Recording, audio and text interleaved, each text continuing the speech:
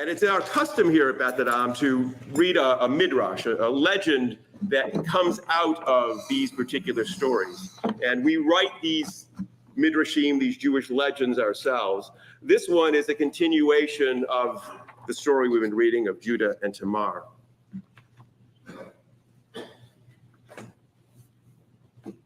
Out of breath, the messenger came to Judah to tell him the news that was stirring about the town. Tamar, your daughter-in-law, is with child. Sighing a great sigh, Judah slumped in his chair. With child, he thought, this is not good. Only ruin and misfortune can come of this. There is more, said the eager servant. She is with child, for she played the harlot. Your daughter-in-law Tamar has played the harlot, the servant emphasized, and she is now with child. The servant stopped speaking, for he wanted Judah to have time to consider the implications of what he said. In the silence, Judah's mind raced. With child, a harlot. She played the harlot, and it is known that she did so. What else is known? What of the father? Does anyone know who the father is? For a long time, that thought simmered in Judah's conscience. The father, will he be discovered? Will he ever be known? Being with child as a result of harlotry brings shame to our family, Judah knew. But that shame will pale if the father of this child is ever known.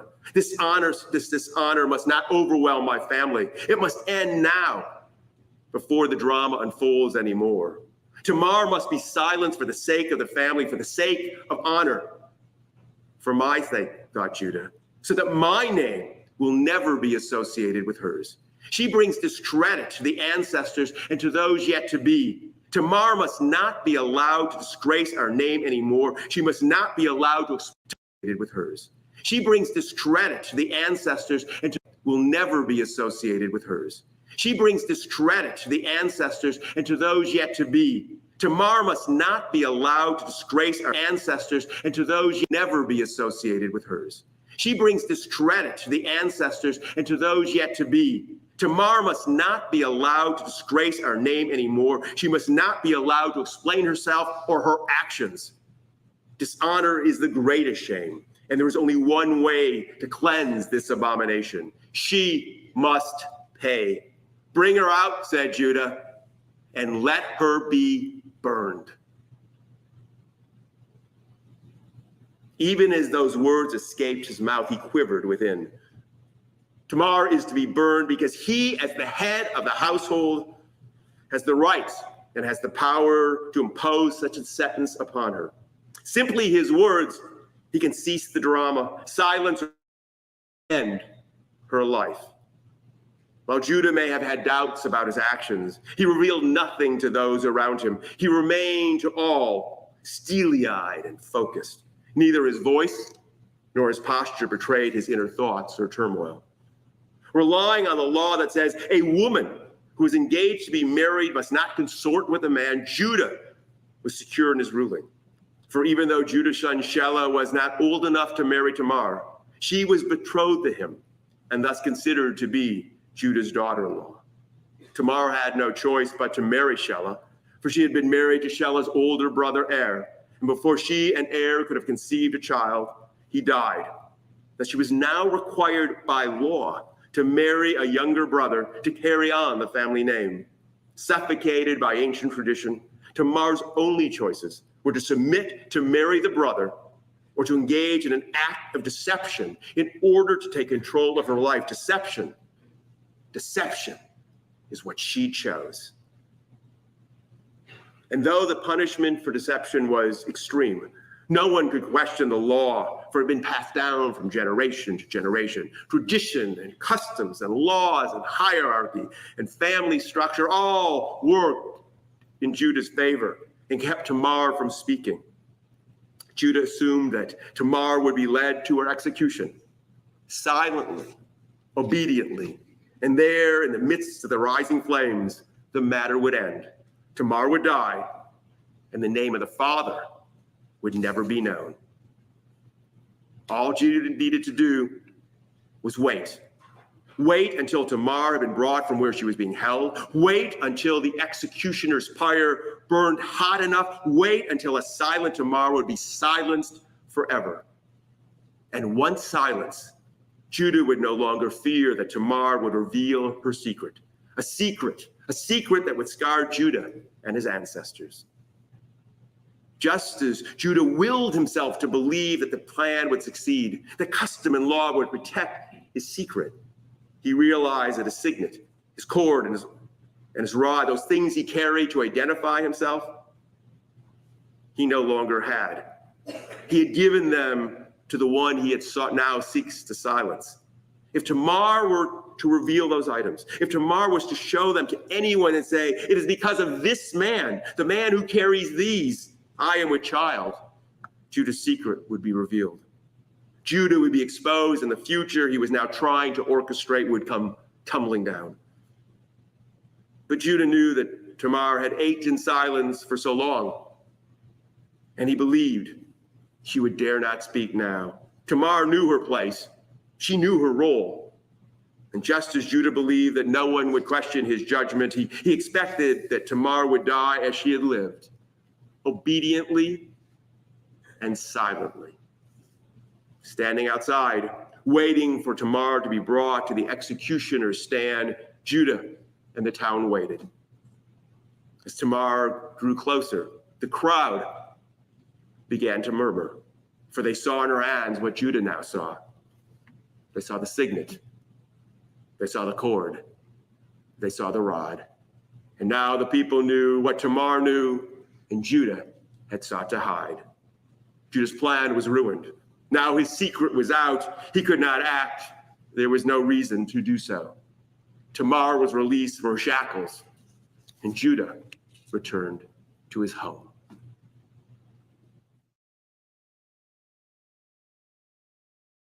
Did you know that animals listen to dominate?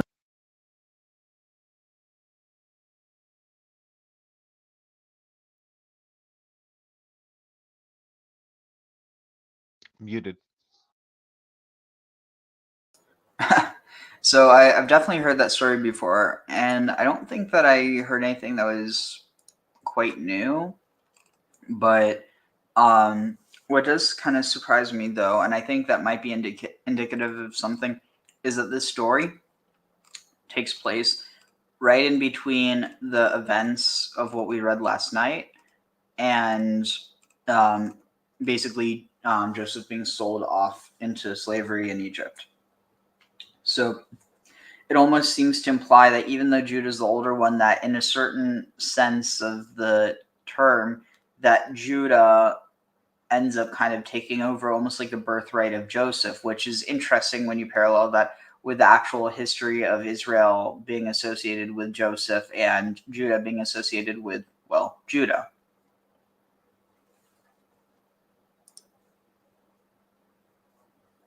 Interesting. It's almost like Judah was bound and determined that he was going to get the birthright that Esau didn't get. What do you mean? Well, the firstborn got passed over, with Esau went to Jacob. And I think that, probably Judah was aware of that precedent, and he was just trying to make sure that he was, on top of the game, in charge. He was the firstborn son that Esau never was. Oh, I see what you mean. It's also interesting because Judah, even though he was the fourth in line, the tradition is that Reuben, Shimon, and Levi both gave up their birthright through their actions. Yeah. And he was bound and determined that he wasn't going to screw it up as well. And he was just a little overzealous to the other side. Tag. Yeah, so here, let's listen to this and we'll get into it a lot quicker than usual. He marries a Canaanite woman. He marries a Canaanite. Oh, okay. We're just starting like with no context. Woman. That's great. Also, here's the link if anyone wants to join. Okay. Rabbi Ronnie, fine. Let's get to it. And sorry. And with this woman, who is the daughter of Shua, they have 3 sons, Onan, and Shelah. Becomes marriageable age. They marry him off to a woman named Tamar. But was evil in the eyes of God and quickly died without children. So in accordance to the laws of the levirate marriage, laws that we learned in Rambam, where a man goes childless, so therefore a brother would marry instead to keep his family name alive. So now it comes up to the next child, Onan. But Onan too was evil in the eyes of God and died at an early age. And she remains a widow. Who's next in line? The 3rd son, Shelah. But Shelah grows up, and it seems very obvious that Yehuda had no intention to marry him off to Tamar. So this is where we pick up the story. Yehuda is leaving his home after mourning for the loss of 2 sons, and she takes drastic actions, Tamar. So let's turn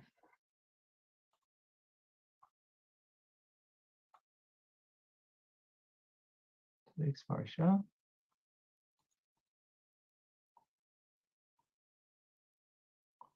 Okay, let's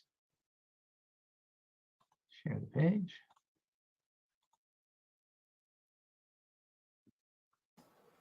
Okay. There we go.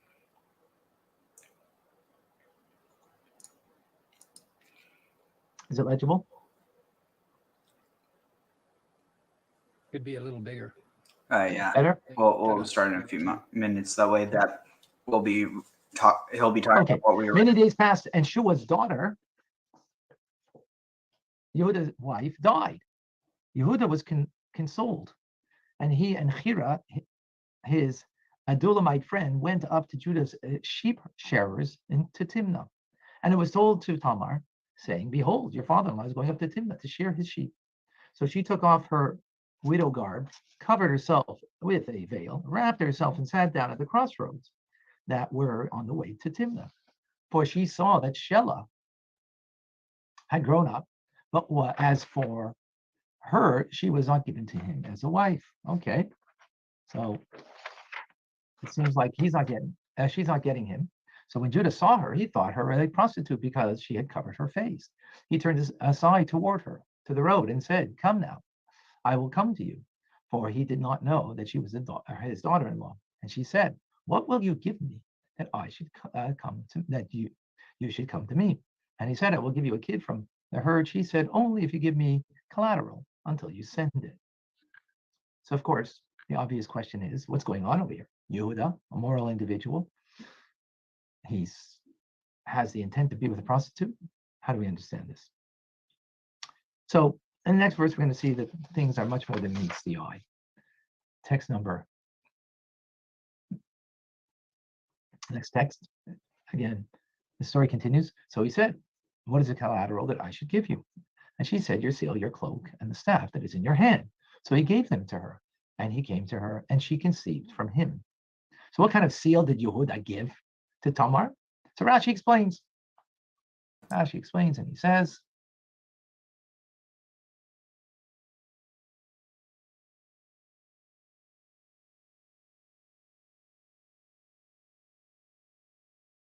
Mute. Dang it. I was saying, we know of someone who would interpret that seal to be a medical suppository, but I think that's obviously not how it's supposed to be understood. I don't think so. Again, I also don't think the takeaway is I'm sort of wondering, are the Bidens Jewish? Because the one brother married the other one's widow. No, I mean, I'm pretty sure that's something that in most cultures is just seen as weird, whereas in Judaism, and I'm guessing there's probably elements of it within Arab culture as well, but that it's not seen as taboo. In fact, it's seen as taboo not to. So you're sort of saying that it's not that the Bidens are particularly, throwing back to ancient traditions. They're just kind of weirdos. You could say so. Okay. I think it's good to distance yourself from the Bidens for your culture. That's a good idea. I think it's just a general good idea to distance yourself from politicians. Yeah, I was going to say, you have to count your fingers after you shake their hands.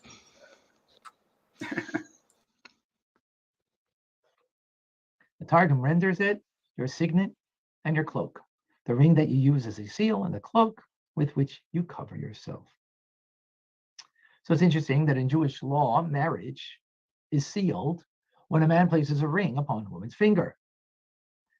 Now, the possibility of marriage is not only with a ring, it can also be done in three ways, as the Talmud tells us: by giving a valuable object, a contract, or by consummating it through relations. So the practice today, though, is doing it with a ring. As we see the Ramah in the Code of Jewish Law, he says, is accustomed to betrothed with a ring, and there is a reason in the Tikkunei Zohar. What's the source for this custom? So some say it's actually the exchange between Yehuda and Tamar. This was the first marriage that was sealed by a ring. So that gives a little added dimension here to what's going on. It wasn't merely that he had time with a prostitute, but rather he made sure to make it legal, as the Bali Tesvis in the Talmud explain. Text number 4a. Some explain that their union was consecrated in marriage. This explains Tamar's wording, what will you give me that you should come to me? So this is interesting. So that in one case, they interpret this to be a marriage, but as we'll get into, there's something much more interesting going on here, and it's alluded to in the title of this video. But let's see here. Baruch et Adonai Amvarach, Baruch Adonai Amvarach leolam vaed, Baruch ata Adonai Eloheinu melech haolam, asher bachar banu mikol ha'amim v'natan lanu et Torato, Baruch ata Adonai noten haTorah. So also, I didn't realize this, but for whatever reason, I was under the impression that it ended here at 33. It actually ended here at 36, so we're going to have to just start from that very end of last part. But Vayikra Yaakov Shisim Lotav Vayasem Shasak Bematana Veyitavel אהל בנו ימים רבים, ויקומו כל בניו וכל בנותיו לנחומו, וימאן להנחם, ויאמר כי ירד אל בני אבל, שאולה ויבך אותו אביו. והמדנים מכרו אותו אל מצרים, לפוטיפס אריס פרעה שר הטבחים. And Jacob tore up or sundered his clothing, his dress, his mantle covering, and Vayesem sack, and he placed sack. Interesting. Sack. Wow. I wonder, this might actually be another cognate. 1 second, I've got to look this up real quick. But any thoughts in the meantime? Do you think this could be, let's see, sack Hebrew, sack. I mean, certainly, I don't know where you're going with it, but that the two sound certainly like they could be cognates. So, let's see. The past couple of weeks, we discussed words relating to Hanukkah, but there was some really good words in the story of Joseph that we skipped. I'll try to cover them in the next few days. The words sack in Hebrew and sack in English have the same meaning, and this is no coincidence. The English word derives from the Hebrew. Large bag, OE sack, West Saxon sek, Mercian sake, Old Kentish, large cloth bag, also sackcloth from Proto-Germanic sakis, secker, but Gothic sakus probably is derived from, what's GK? Greek, I'm guessing, and early borrowing from Latin sacus, Old Frankish sac, Spanish saco, Italian sacco, from Greek sakos, from Semitic, CF, Hebrew, sak or sack. The widespread of the word is probably due to the story of Joseph. Interesting. In the story of Joseph, we find two uses of the word sack. So we find it here where we are right now, and we see it later in the next parsha. So this is fascinating. I'm glad I looked into that, because it's like those little things you could totally it could totally evade you. And you would never know if you just read the English translation and you didn't look at the Hebrew. Because this word, it's not even shock, it's literally sack. Yeah, and if usually my rule is if it's a slight difference in the vowel in the middle of it, it could be a cognate in Hebrew. That's kind of how that works. Okay. Mm-hmm. So we know that they had sacks, but did they have packs? And if so, did they have snacks? And if so, did they have snack packs? I'm obviously facetious. I was going to say, I think they probably had something resembling political action committees, you know. Wait, what? You said it, whether they had packs or not. No, packs. Like a pack that you put on your back, a backpack. Oh, I was thinking political action committees and conventions and stuff. How would that be implied in snack packs? I wasn't going with snack pack. I was just going with a different definition. It was a bad joke. It didn't work. Tag. I mean, hey, there's probably political action committees behind various big snack companies, so you never know. Snack pack could be a big snack. Yeah, it has like R.J. Reynolds and, you know, a bunch of the, you know, Frito-Lay and a bunch of the other snack manufacturers. The snack mafia. All right, so he placed sack on his loins, and he mourned or lamented over his son for many days. And he rose up. And all his sons and daughters. Okay, that's interesting. So obviously here it's got to imply the daughters of his sons because he only had one daughter, right? As far as he knew, he only had one daughter. Who knows how many other prostitutes he visited? I just thought about something. It's possible there's a parallel between the story of Joseph and the story of Baal, and then the weeping that El does for over Baal, and then Jacob does over Joseph. No, I can see that. That makes some sense. And because he returns, I think there might be sign there, but super speculative. Let's see.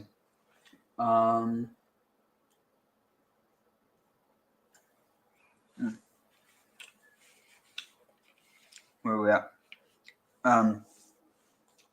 And all his sons and all his daughters rose up and comforted him, and but he refused to be consoled or to be comforted, and said, "Ki ered," because interesting, because ered el bani.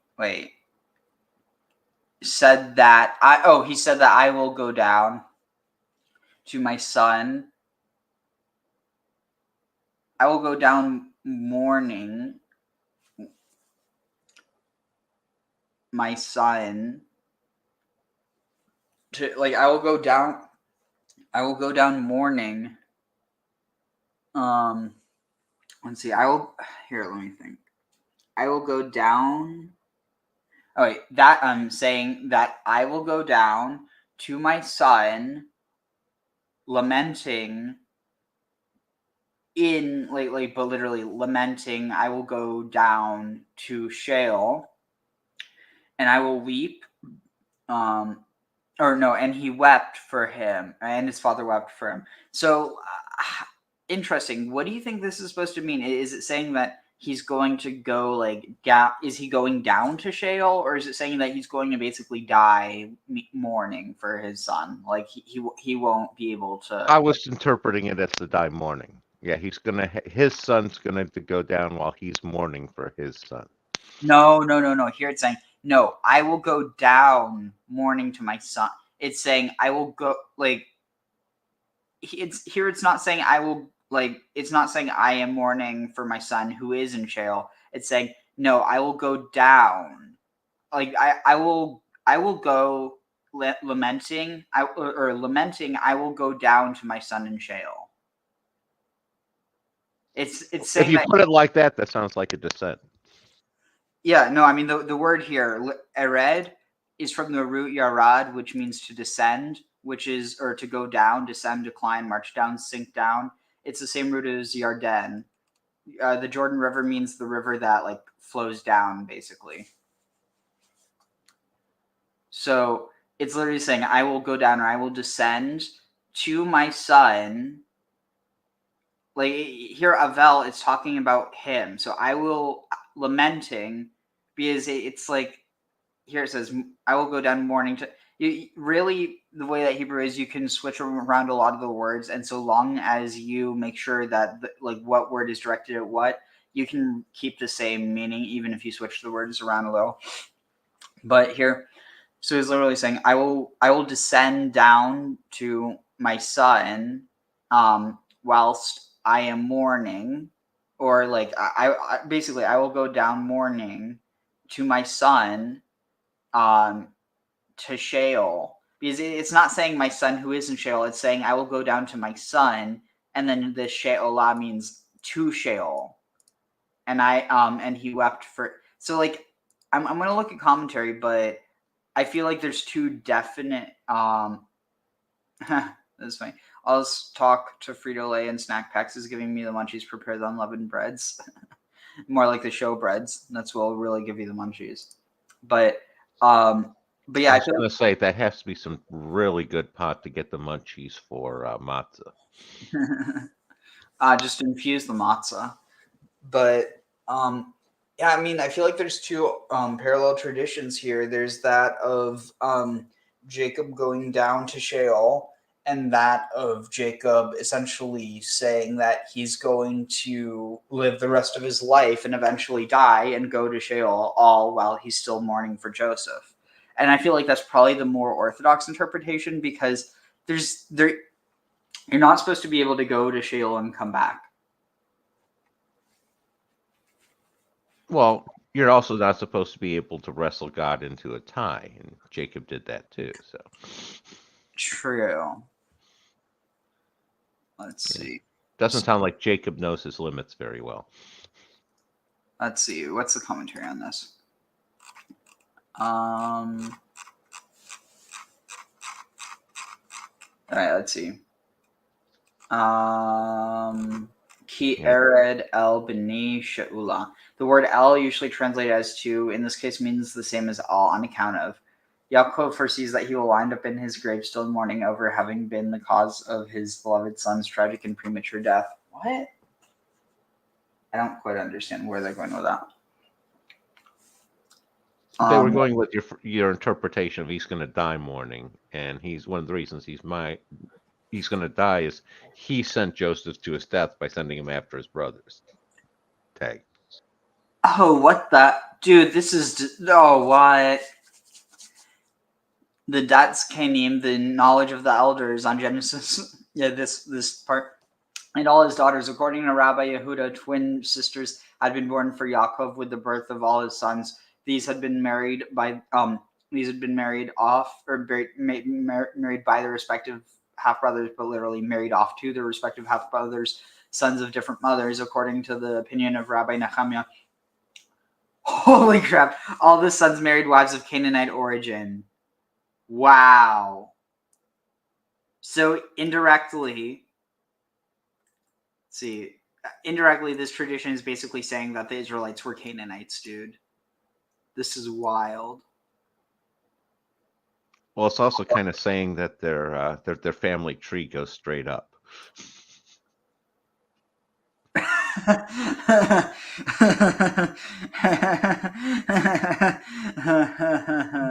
It's not funny. I know. But it's like, dear Lord, it's like you're making up daughters for him having in order just to marry them off to their brothers. It's like, what the hell? Honestly, at this rate, I would not even be surprised if the Irish were part of Israelite.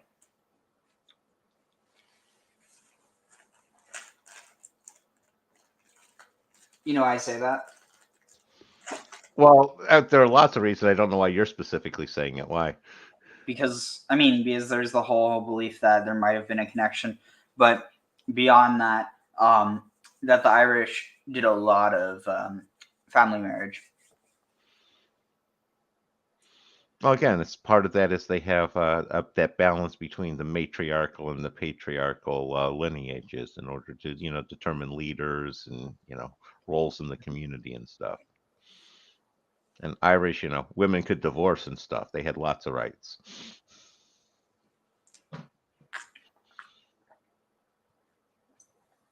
Sorry, let me finish chewing.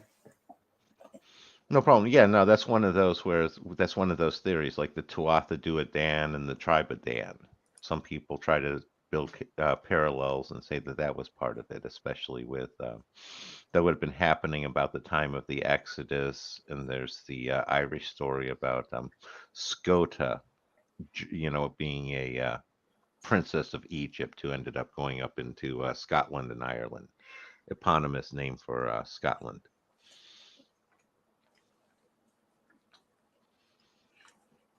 It's definitely interesting. So let's see. What else does this say?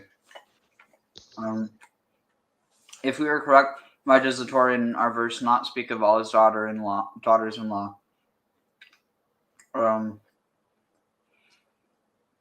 Rabbi Nehemiah, aware of this, would reply that in the whole world, daughters-in-law are referred to as daughters. Interesting. Bereshit Rabbah. Naomi in the book of Ruth certainly is not described as calling her daughters-in-law daughters.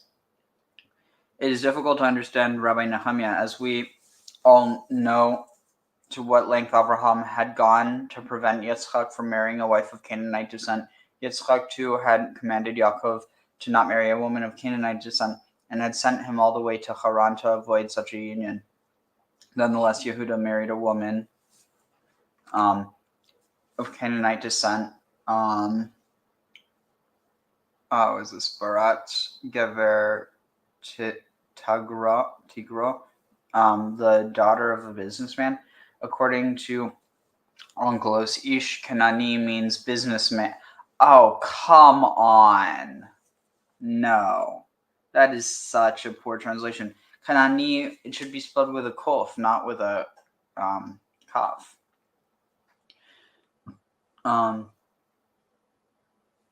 Wait, so what's this saying? So they were,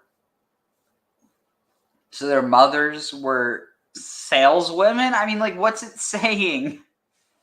Onkelos therefore accept the view of Rabbi Yehuda, who said that the twin daughters were born with all of Yaakov's sons. This is also how we have to understand Genesis 46:10. Vishual ben Shaul ben Hakananites, son of a female merchant, according to Rabbi Nechemiah. Dude, look at the lengths they're trying to go to say they're not Canaanites. It's hilarious. Nope, no non-Canaanites in this family tree. No Canaanites in this tree.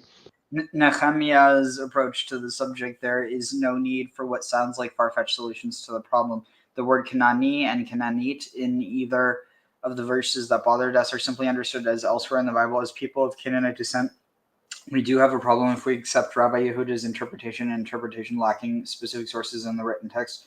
The Talmud Tractate Yuma Folio 28 states that Abraham had voluntarily observed all the commandments in the written and oral Torah, even including the rabbinic commandment known as Eruv Tavshilin, a method of how to prepare food when the day after a festival is a Sabbath. Okay, let's get to it. He's also supposed to have observed the law of Yibum, marrying the widow of a brother who died without having ever had children. Compare Genesis 38:8, where Yehuda, Er's father, gave Er's widow Tamar to Onan, his brother, as a wife in order for him to become posthumously and vicariously a father. If these laws were operative prior to the Torah having been revealed at Mount Sinai to the Jewish people, how would Yaakov have married two sisters while the first sister had still been alive? Also, how could any of the sons of Yaakov have married their sisters?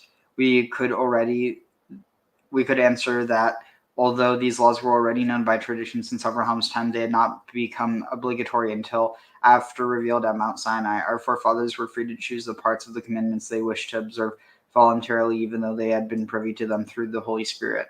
When the Talmud in Psachim, Folio 119, tells us of then the future afterlife, at the meal prepared by God for the righteous, that when Yaakov was being honored, presiding over the grace after the meal, he declined the honor, saying that seeing he had wed two sisters while both were alive, he was not worthy of that honor. Clearly, he considered what he had done as having been improper.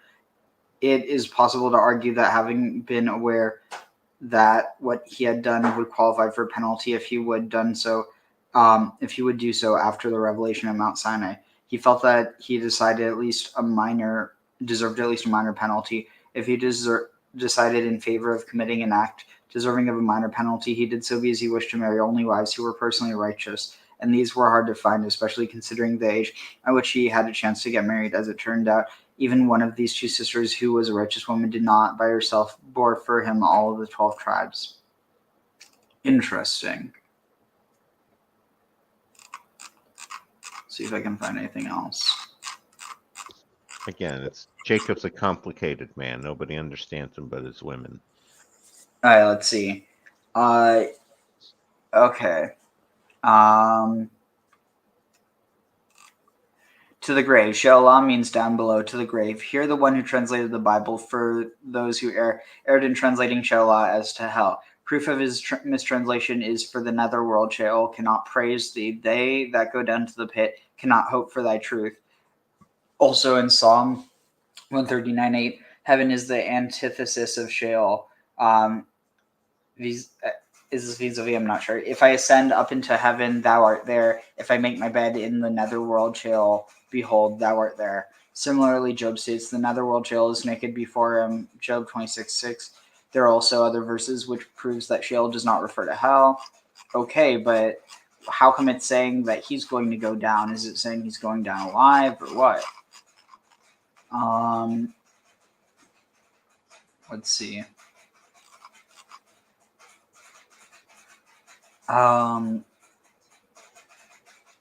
Let's see. The Torah also hints that Jacob did not view his inability to console himself as a sign that Joseph was not dead, though we have a rule that one who is unable to console oneself when the person mourned is not wait, what? Though we have a rule that one is unable to console oneself when the person mourned is not actually dead, the reason Jacob could not accept comfort was that he viewed himself as condemned to descend to Sheol, to purgatory, because of a tradition.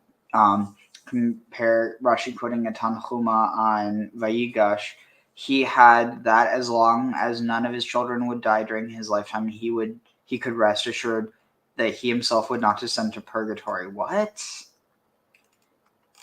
This is interesting, but I'm not going to lie, I don't understand it. Okay, this is interesting. All his sons, these are his actual sons, all his daughters, refers to Dinah and Zerach, the daughter of Asher. He refused to be comforted. Is it just saying the same thing? Interesting. His daughter and daughters-in-law, who were like daughters to him, Rabbi Yehuda is quoted as saying that a female twin had been born with each of Yaakov's sons, and that they marry the respective half-brothers.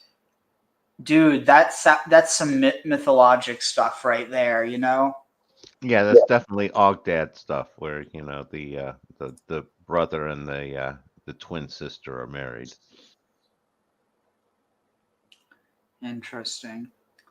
Yeah, I have no clue what you mean by this. Madam CEO of Ho House, what? Anyway, in commenting on the words, Vikol Banotav says that actually Yaakov had only one daughter, i.e. Dinah, but that he wished he had already buried her, as the fact that she had been raped was something he found it hard to live.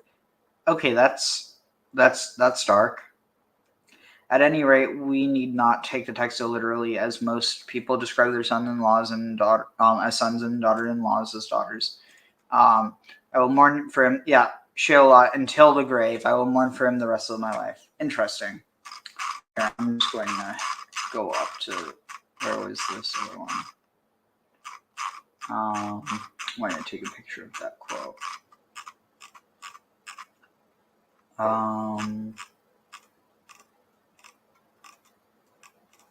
That's just so wild, dude, though, that apparently they married Canaanites, making basically all the children of Israel were by default Canaanite. So, Are you saying you're not buying that they married their twin sister story? no, their twin sisters were Canaanites. That's what I'm trying to tell you. Well, but Jacob didn't marry a Canaanite. No, that's what it's saying. Well, if their twin sister wouldn't be a Canaanite, then would they? Maybe it just means that they were born at the same time, that they were twins in that regard, not literal twins. Oh, okay. I suppose. Again, to me, the site kind of seems like, I don't know. They seem to just sort of be pulling this out of Sheol, as far as I can tell. Hey. Yeah, I mean, it could just refer to two children of Jacob born at the same time. Yeah, but if Jacob only has non-Canaanite wives, the kids aren't going to be Canaanites. Let's see if I can find any of this.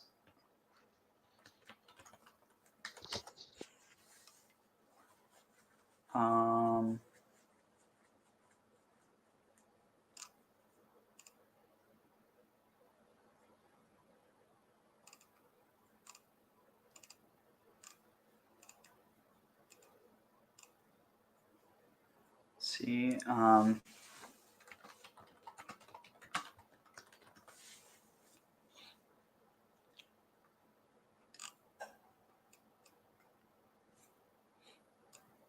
Let's see.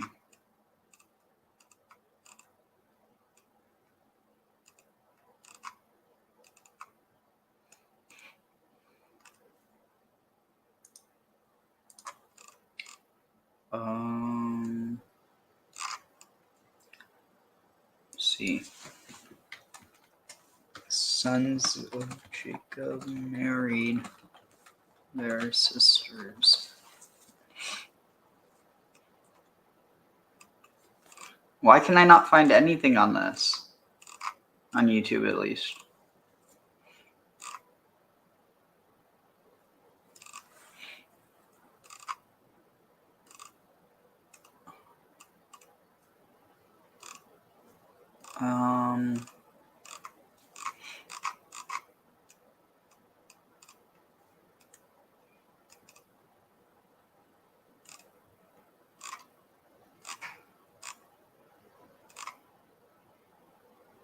Oh, happy 420, by the way.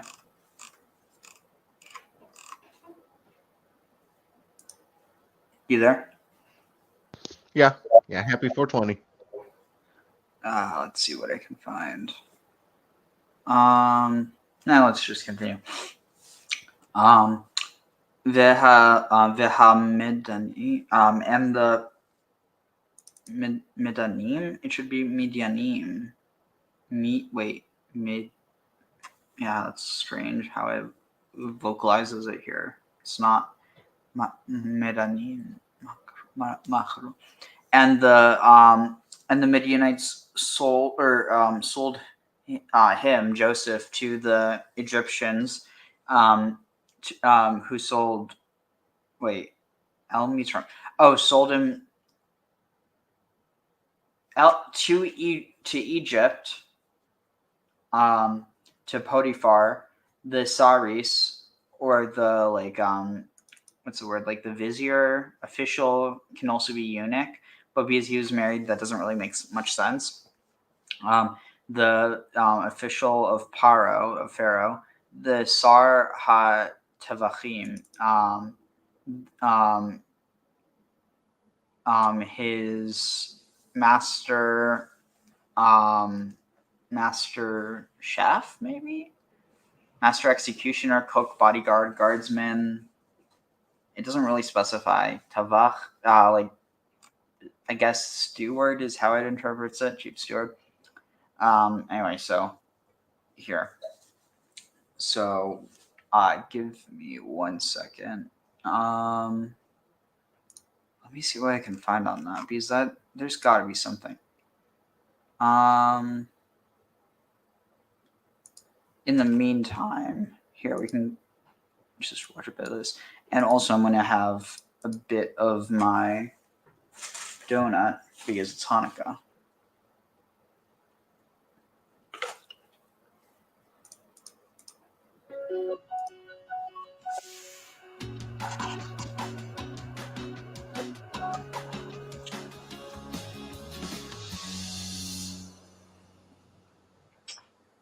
So we said yesterday that Reuven goes back to the what do you call it? And Yosef is missing because the brothers have sold him.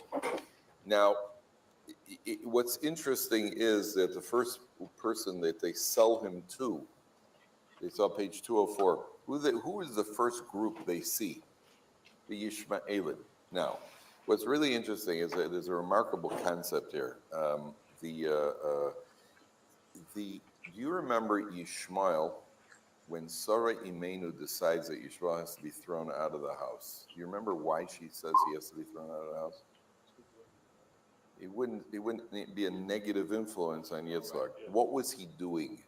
Page 96, top of the page. Vateres Sarah es ben Hagar hamitzris asher yoldu leAvraham mitzachek. She saw he was mitzachek. Now, what is mitzachek? And because he was mitzachek comes from laughter. He was the art school translated as mocking. Mocking is a bold translation. Mitzachek means he was playing around, he was sporting, he was laughing. I wouldn't have translated as mocking, but it's a valid translation. But then look what Rashi says, top Rashi on the right column. Mitzachek loshon avodas kochavim. It's an expression used with idol worship. We find a pasuk that associates it with idol worship. Second line, last word on the line of Rashi, davar acher loshon ritzicha. It's murder. And then he quotes a pasuk to ratify that. And then he says in the second line, davar acher gilui arayos, immorality. So for each one, he says, mitzachek, we find a verse associating mitzachek with idol worship, immorality, and murder. I mean, sorry, Mano takes a look at Yishmael. She says, I don't like it. I don't like that he's either doing it or he's got the potential to do it. But that's what Yishmael represents. Gemara says, somebody who speaks Lashon Hara raises his averas. It's difficult. It says, Megadel Avonos. Averas are like speaking Lashon Hara is parallel to idol worship, immorality, and murder. I mean, them's fight man's words. Right? Well, I spoke Lashon Hara, idol worship, immorality, and murder. Why should that be? If somebody, anti-Semite, pulls a gun on you and says, commit idol worship or I'll kill you, you have to give up your life, right? It says, commit immorality, I'll kill you, you have to give up your life. It says, speak Lashon Hara, I'll kill you. It's like, oh, what would you like to know? You know, personal life, private life, business life, anything you want. You don't have to give up your life not to speak Lashon Hara. So how could the Gemara say, well, if you speak Lashon Hara, it's parallel to the three cardinal sins? I mean, that's pretty severe.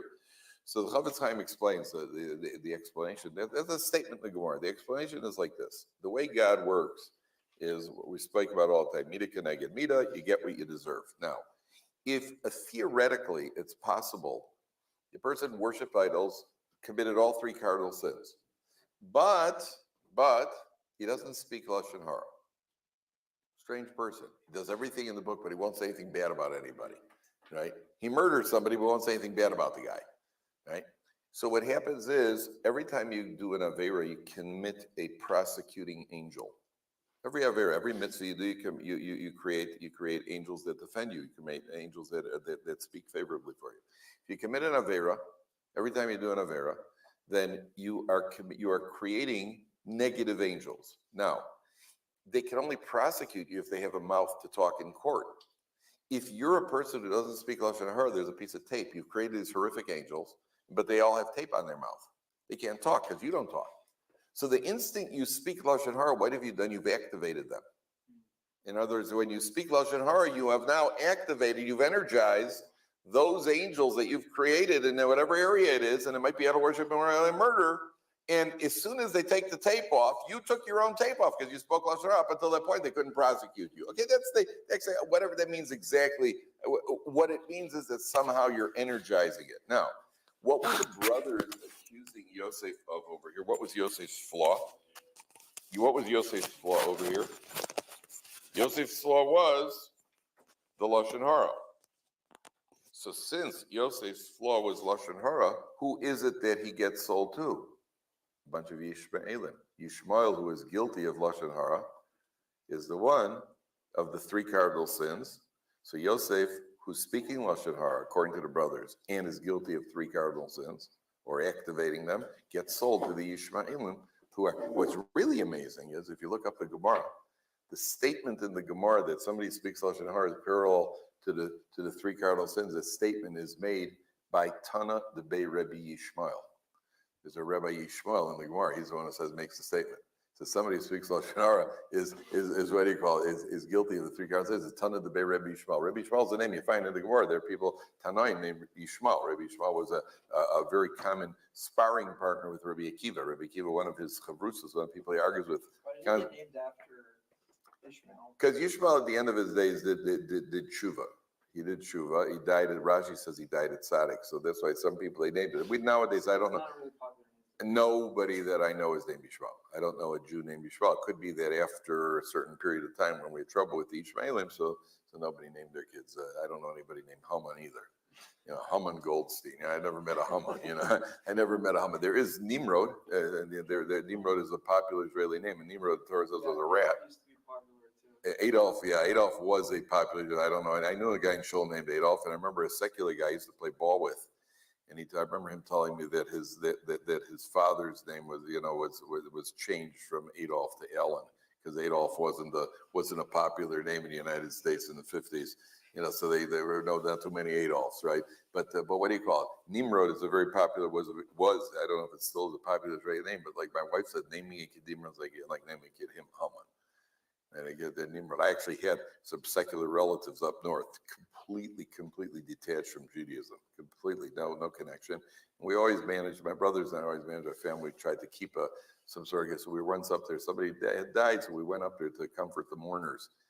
So therefore, their brand of sitting Shiva wasn't quite the kind of informally sat Shiva. And then we were sitting in a room, my brother and I are sitting there, and we're meeting some like distant relatives. Somebody's introducing, and I remember he says, "This is David." He introduces David, and he introduces somebody else. Yeah, this is Guy. And all of a sudden, this little kid comes, a 1-year-old baby comes crawling across the floor and says, "I'm Zen Nimrod." Right? Little Nimrod comes crawling across the floor. And my brother and I did not make eye contact. We just could not make. If we would have made eye contact, we would have either started laughing or crying. I'm not sure which one, but we just. And my mother had told me that there was a Nimrod somewhere in the family. But when you see it, a kid comes crawling, a really cute little kid. There's Nimrod. It's like naming a kid Homa. So you would never get something like that. Reuven goes back. 206, and Reuven is panicked. Get something like that. Reuven goes back. But when you see it, a kid comes crawling, a really cute little kid. There's Nimrod. It's like naming a kid Homa. So you would never get something like that. Reuven goes back. 206. And Reuven is panic stricken because he realizes he's the one who's going to have to go to Yaakov Avinu and let him know. But Reuven also understands there's another reason he's going to be blamed. Why should Reuven feel that he's going to be blamed more than anybody else? Reuven senses that he's going to be blamed over here. Why Reuven more than anybody else? So it's natural that the firstborn is responsible. That's true, but take it a little deeper. What does Yaakov seem to be doing with Yosef all along? He seems, by choosing him and giving him the cloak and everything else, he seems to be making him the man. And up until now, who's supposed to be the man? Reuven's supposed to be the man. And he's making Yosef the man by giving him who's got the most motivation? Who should have, by rights, who should have the deepest hatred? It's Reuven. Reuven says, if anybody's going to be suspected over here, I'm going to be blamed because I'm the one responsible. I'm the oldest one. And more than that, if anybody's suspect over here, it's me who's going to be suspect because I'm the one who stands the most to lose here. Because I'm really supposed to be the firstborn. And therefore, Reuven is panic stricken. So what do the brothers do? Vayikhu es ksones Yosef. They take Yosef's ksones. Vayishchatu seir izin. They shecht a goat.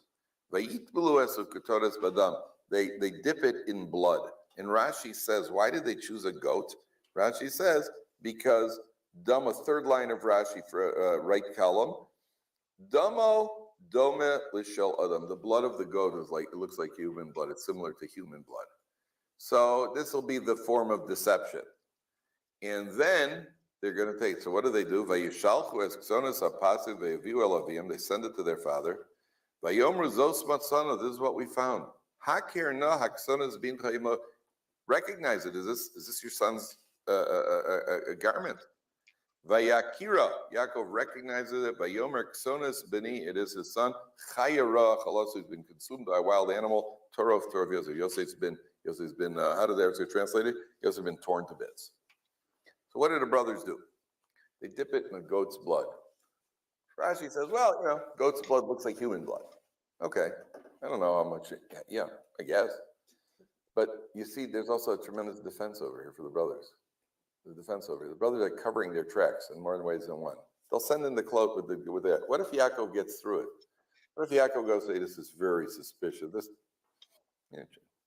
isn't human. This is goat's blood. What if he blows their cover?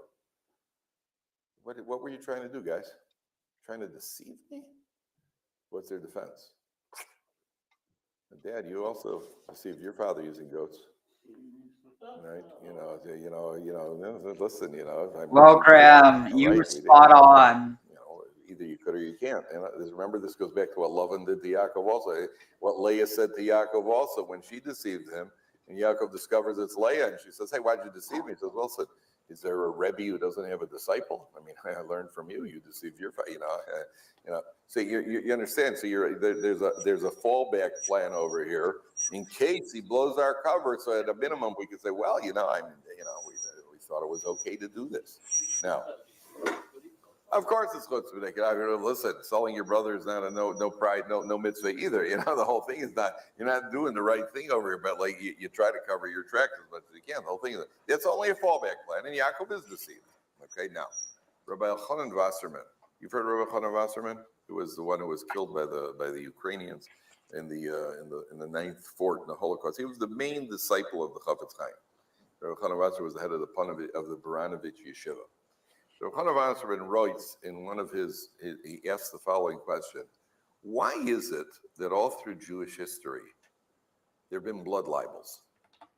So Elchanan Wasserman writes in one of he asks the following question: why is it that all through Jewish history there have been blood libels? What was the nature of a blood libel?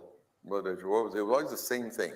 Jews have killed a Christian child and put the blood where? In the matzah. Pesach was always that there were blood libels against Jewish communities. There have been blood libels all through history. As recent as, I think, 1950 in Russia, there was a blood libel. And it's always the same thing. The Jews have killed a Christian child and taken the blood and used the blood. Now, you stop and think about the ridiculousness of that claim. Number one, Jews don't kill. Number two, Jews don't use blood, human blood. And number three, of all things, Well, he should specify Jews aren't supposed to kill, rather murder. Like, there's killing in self-defense, but the point is Jews aren't supposed to murder. But Jews also aren't supposed to worship more than one God and aren't supposed to do plenty of things. And because Jews are human, they inevitably do some of the things they're not supposed to. Definitely, but again, it's pretty clear that a lot of the cases of blood libel, a lot of the cases at minimum, were based off of just hysteria. In a lot of cases, there was real justified anger, but the problem is they took that justified anger and then they redirected it at Jewish communities. Because, in a lot of cases, there were children who were killed. The thing is that people just look to the outsider in order to blame them, rather than, in a lot of cases, there's a lot of evidence that sexual abuse was probably bound up with a lot of these cases, and it's possible that some of it goes back to the Catholic Church, and so they just covered it up. And again, not to say that this was some institutional thing that the Catholic Church was trying to blame Jews with a blood libel. They actually actively tried to fight against it, but you had individual Catholic priests who were trying to gain power and influence and used blood libel in order to do that. It was basically I've got an insider story. It's basically like the equivalent of tabloids or the bottom of the barrel conspiracy theories that are so obviously fake, but it draws in enough people and you're able to make money off of selling people that. Yeah, a child's gone missing. Go find me a Jew. Yeah, they did it. Yeah. whole thing matzah. You ever been in a matzah baking factory? Matzah baking factory. Look at a box of matzahs. There's ingredients: flour, water. That's what it says on the box. There's nothing in, no preservatives, no salt, no sugar, no nothing. And people are absolutely in a matzah factory when you're baking matzahs, hand matzahs. You have to scrape your fingernails between each set of matzahs. They're so careful that nothing mixes in. Of all the ridiculous bloodline, of all the ridiculous, what do you call it? In the fame, right? Absolutely ridiculous. And they've persevered for a couple thousand years. It would also be red. What's that? Yeah, we're right. So if you told me, the Jews killed the Christians, they took blood, they put it in the chalt. Okay, who knows what goes in the chalt? Yeah, it's got that brownish color. Yeah, it's got that brownish color a little bit. I've seen stuff in chalt that it's unidentifiable. Okay, so they put some blood in. All right, okay, they put it in the gefilte fish. If you're ever missing your shoes, check the gefilte fish. It got ground up and tossed into the gefilte. Who knows what they put in? The matzah of all things, the most ridiculous thing, there was one of the most famous blood libels, and I think it was in 1912. There's a little Jewish man named Mendel Bayless. Mendel Bayless looked like he stepped out of Jew. So this is actually really wild, but there actually had to be, there were rulings in medieval Europe that it was acceptable to use white wine for Passover wine. because there were people who were saying that the red wine that Jews were using for Passover was the blood of Christian children. And at the end of the day, how are you going to prove to someone that it's not? Because like it's really messed up. But if someone truly believes that, they're not going to listen to anything you have to say. And the only way they'd be able to tell differently is to drink it themselves. And if they believe that it's blood, they're not going to drink it. So ultimately, you're kind of just at an impasse. It's something that lives in their minds, but only in their minds. Whereas with something like white wine, it's like, oh, how on earth are you going to say there's blood in this? And then, of course, knowing, today's culture, people would find something else that they would say is in the white wine. But like the point is that it's easy to see a connection between red wine and blood, especially because it's something that the Catholic Church literally indoctrinated into people. And I don't think it's inherently bad. It's only inherently bad when you start using that in order to say that other people drinking wine are drinking blood of humans. But it's like, oh no, but we who literally believe that this is the blood of a human and also God, like that's totally okay. But whenever we accuse someone else of drinking blood and they aren't even drinking blood or believing they're drinking blood, all of a sudden, there's no way to dispel those myths just because of the way that it hooks into people's minds like a parasite, like the idea itself. No, definitely you're onto something there. And again, I think they're taking a different approach with the white wine because, like you say, it's not like it's hard to argue that they put something in it. I think the approach they take instead would be those Jews are using the white wine and as just a shield because they turn around and at midnight have a dark evil one with the blood at midnight. They just have a second one later. I think that's the way they go, Ariel. Let's be real. They were just having Bloody Marys. I'm joking. You didn't have tomatoes until the quote unquote discovery of America. But no, I mean, it's honestly so wild what people will believe if someone gives them a reason to believe it, even if it's not a legitimate one. Oh, and just the the mental circles and that they'll jump through in hoops in order to try to justify that belief. Yep. Yeah. They put it, the matzah of all things, the most ridiculous thing, there was the one of the most famous blood libels, I think it was in 1912. There's a little Jewish man named Mendel Bayless. Mendel Bayless looked like he stepped out of Jewish Accountants magazine. A little guy with round glasses, couldn't kill a fly. And Mendel Bayless was accused of killing a regular blood libel. So they had the famous Bayless-Mendel trial. Eventually, he was acquitted. So Mendel Bayless was on trial.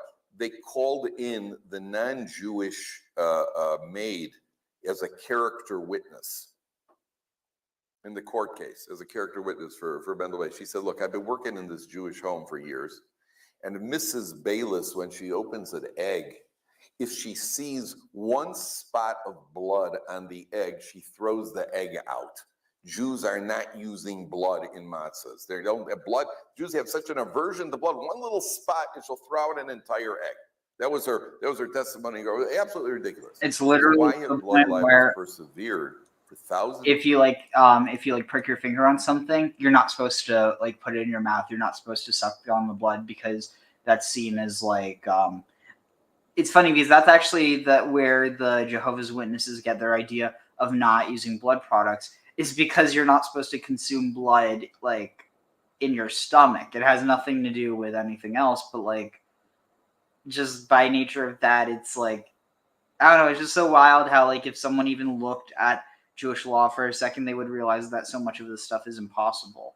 And then, I mean, you could always argue, oh, well, it's a group of Jews who aren't following Jewish law, but it's but the accusation that people always make is, again, well, at least traditionally has been against Jews who are following Jewish law and accusing them of not following God's law and, implying that, oh, they're not right with Jesus, therefore they're following Satan or something. There's all this ridiculous bullshit that people will come up with. Well, I thought one of the points was that no Jew follows Jewish law entirely, right? Well, I guess technically there's some who do, but realistically, yeah, it's impossible. And that's why there's Christians who think, well, because it's impossible, therefore you shouldn't try at all. Yeah, it's like the Old Testament, the Hebrew Bible is a story of, Jewish people who are supposed to be following God's law, they don't, and then they face the consequences. Basically, fuck around and find out. I told you not to do it. You did it. Now you're going to find out what happens.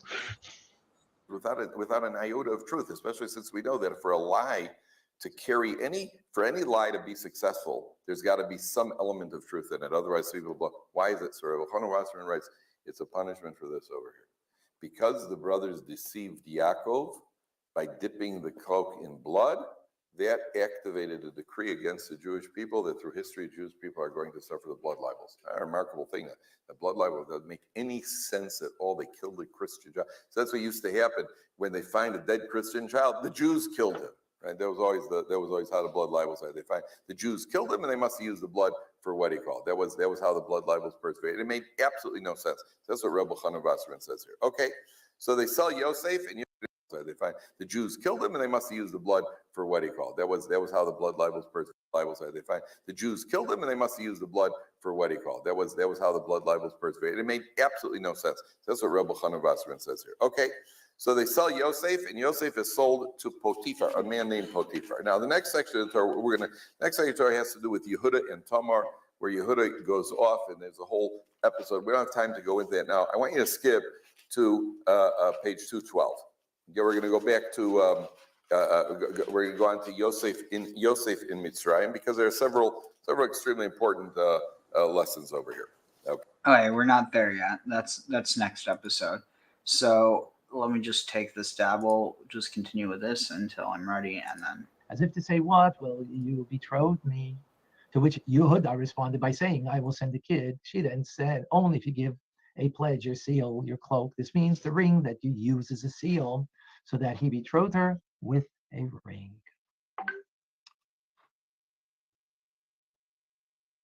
And as Rebbe explains, that many see this, or some at least commentators see this as our common day mitzvah that we do with a ring. This is the source. This week's Sikha, the Rebbe says, Balatesa suggests that Yehuda betrothed her with this ring, that by giving Tamar his signet ring to Judah, Yehuda betrothed her. This serves as a source for the custom to betroth with a ring. The Talmud actually records a conversation between the two. And Yehuda asks her, "Are you an idolater?" She says, "Are you not an idolater?" Actually, the Hebrew word. I have to take a look. A non-Jew says, "No, I'm a convert."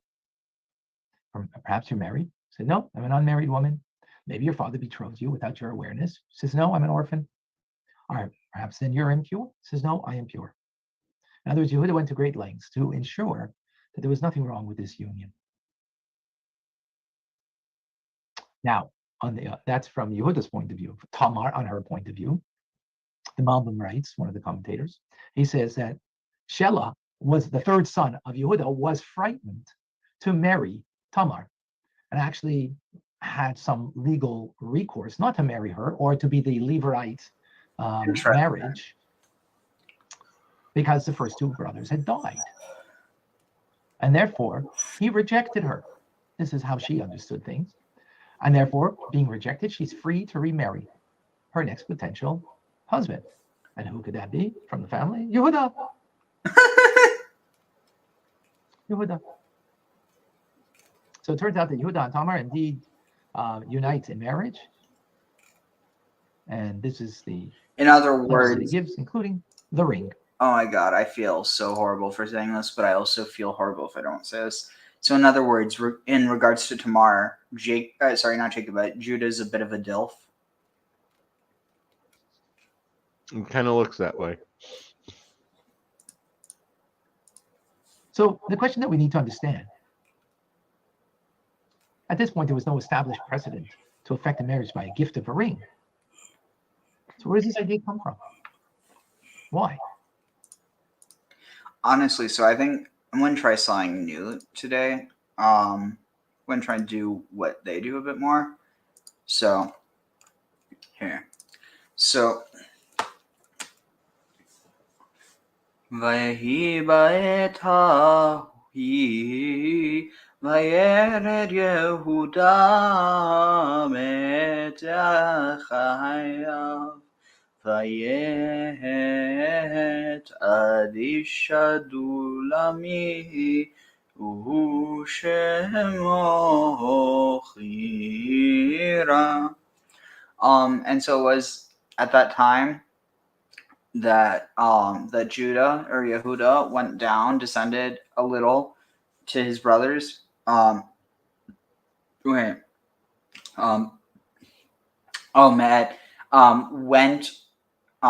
from his brothers.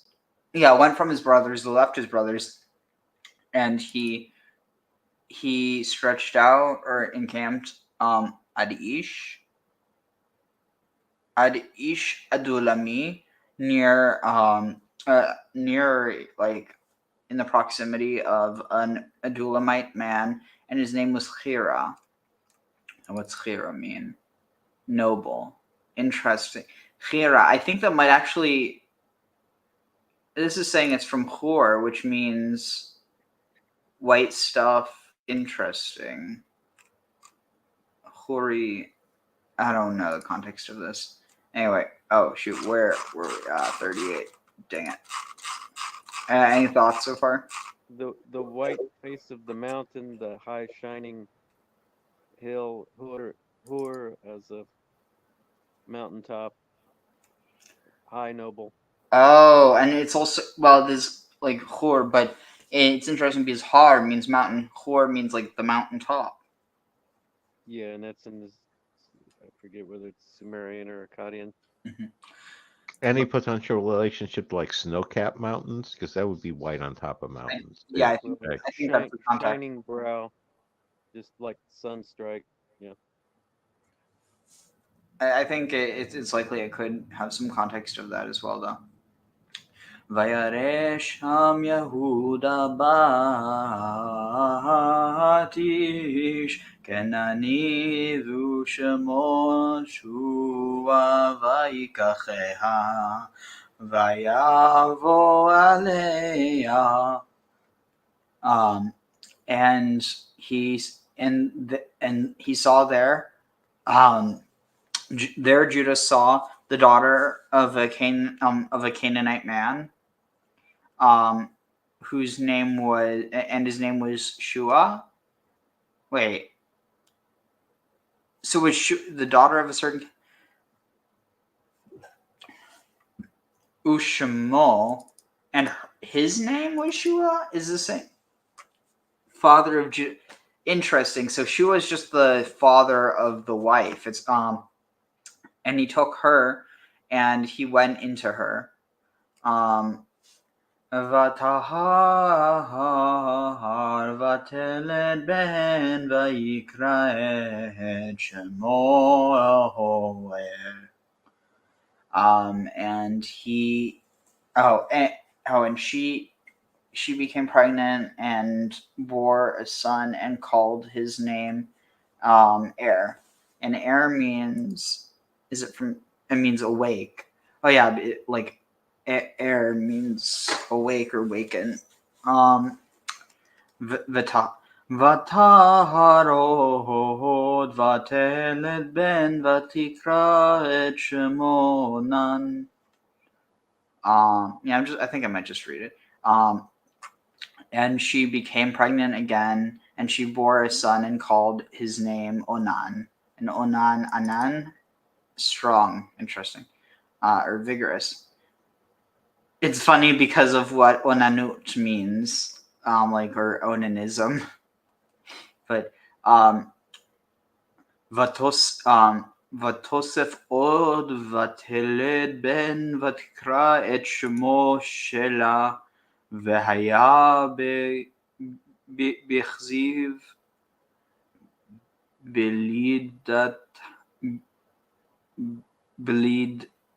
blidta oto.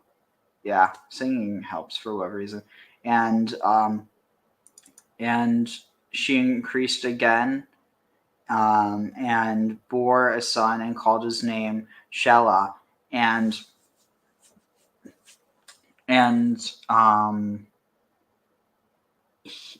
was at Kaziv when she bore him. It's weird that it says he was at Kaziv when she bore him. V'haya. It could just be and she was. I don't know why it says he was. Anyway. Vayikach Yehuda yishaler bechoro u'shema Tamar. And Yehuda took a wife for his firstborn, and her name was Tamar. And Tamar means palm tree or date palm.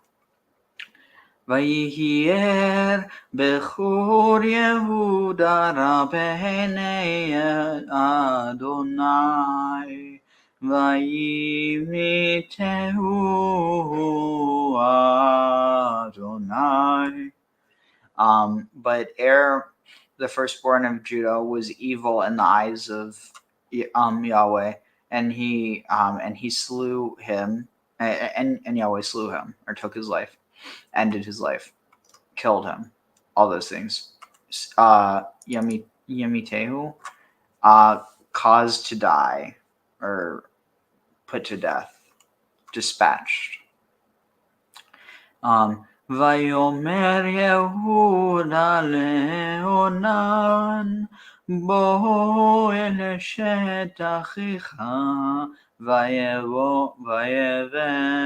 ota vehakem zera leachecha. And Judah said to Onan, go into the wife of your brother and perform levirate marriage, or what's the word? Do the duty, yabam. Do your duty to her and Hakem, and cause and provide. Stand up. What is this? Confirm, ratify, establish, impose, erect. To cause to rise the seed, to cause the seed of your brother to rise. Interesting how it translates. Was that the evil brother that was dispatched? What? Was she the widow of the evil brother that was dispatched? Yeah. Let's see, what's this say? In a mysterious manner. And raise seed to thy brother. The son will be called by the name of the deceased. This is Rashi's language, but this is not true. For in the time commandment of the Torah is likewise says, and it shall be that the firstborn that she beareth shall succeed in the name of his brother that is dead, that his name be not blotted out of Israel. And yet the brother-in-law is not commanded to call his son by the name of his dead brother.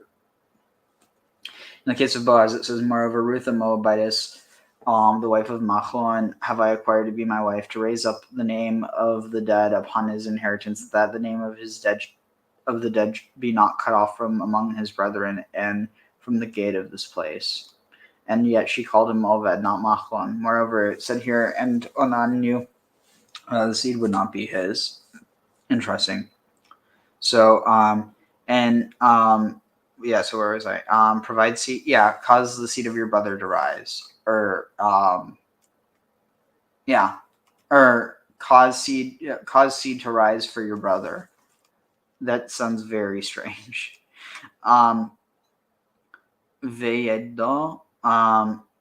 Vayeda Onan ki lo yeh hazara v'haya imba eleshet achiyav v'shichet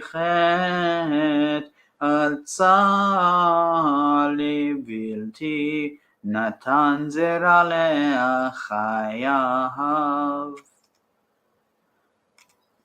And Onan knew that he would not be that the seed would not be his, and he was he was if if he went into the wife of his brother, and so he spilled it onto the ground so as not to give seed to his brother.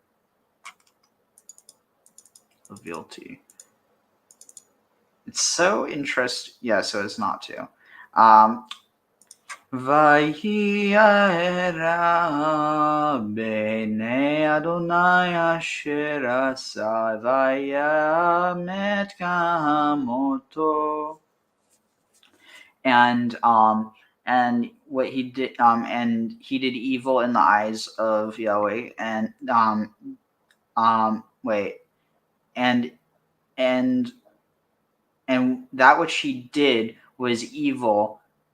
That which he did was evil in the eyes of Adonai, and he died also him, and he killed also him. It's interesting. For whatever reason, the sons of Judah are getting singled out by God. Dispatched in some mysterious manner, unspecified. Yeah. Vayomer Yehuda letamar kalato shevi alamana bedavi ad yigadal shela beni ki amar fen yamut gam hu kechayav vatelech Tamar vateshev bet avia. And Judah said to Tamar, Kalato Shavi, remain as a bride, almana, a widowed bride. To his daughter-in-law, Kalato, remain as a widow in the house of your father, until my son Shelah grows up. Because he said, lest he also die. And he said, lest he die also, he like his brothers, and he went to Tamar and returned her to the and so Tamar went and returned to the house of her father. Vayirbu hayamim v'Tamar bat Shua shet Yehuda vayinachem Yehuda vayahal gozezei tzeono hu v'chirarehu ahadu lami timnata.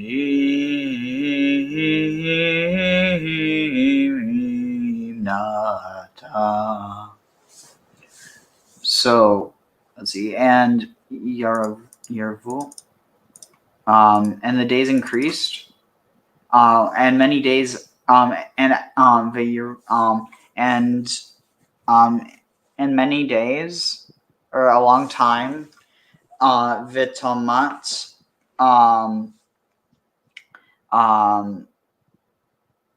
Vitamat bat Shua, the daughter of Shua, died, the wife of Yehuda, and Yehuda was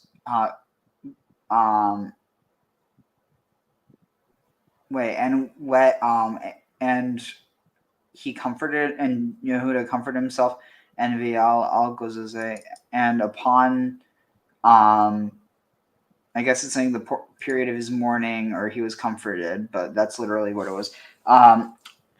Judah Judah went up to shear the sheep flock, and he and 𝐅𝐉, his friend, his companion, the Adulami, they went to Timnatah. They went to Timnah. It's interesting though how this is not just Timnah. Oh, because it's already Timnah, so it has to become Timnatah in order to say that to go to Timnah. ויוגד לתמר לאומר הנך מכל תמנתה לגוז צאנו. And Tamar was told, and it was told to Tamar, saying, "Behold, chamicha." What is this? Cham? Interesting. This is fascinating. Apparently, cham can also mean father-in-law and husband's father. It doesn't only mean hot or warm. So cham could also mean father-in-law or husband's father. But anyway, your father-in-law is going up to Timnah to shear his flock. Vetasar bigdei almunota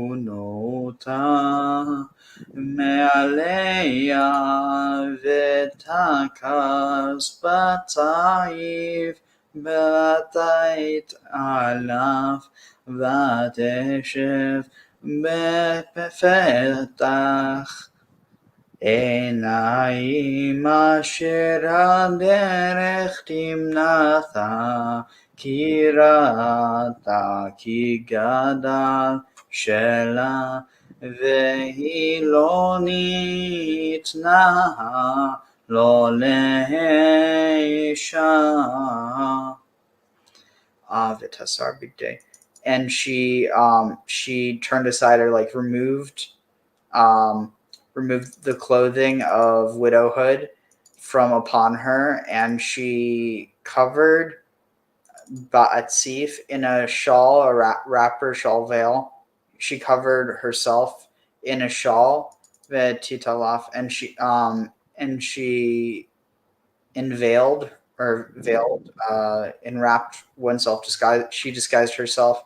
And she, Teshev is saying, she dwelt at the entrance, bepetach einayim asher, at the, what is this? At the opening of the eyes? Oh, wait, Viteshev, and she remained, or she left aside, bepetach, at the entrance, or at the opening of einayim, of the eyes. I wonder if what this is saying is that, I'll bet you there's a translation that here what it's saying is that rather than that she sat down at the entrance to einayim, yeah, I'll bet you others say in an open place or at the cross. What? No, come on. This could also be, let's see. I feel like this could also be a reference to that she had her eyes uncovered, but the rest of her face was covered. Are you getting that as well, potentially? Yeah, that makes sense to me. And was it possibly a temple? What do you mean? Temple prostitution? I can neither confirm nor deny that. I'm not going to comment on that, and I'm going to hold off on any comments on that until we get to it. But you might be onto something. And by that, I mean you are onto something. Opening of the eyes seems to be a kind of an enlightenment idea. No. That what it's saying is the like the opening, not literally opening, but the like petach means like to open, or the like in this context it means the entrance of the eyes. But like within, it's right after talking about being veiled, so that's why. Let's see.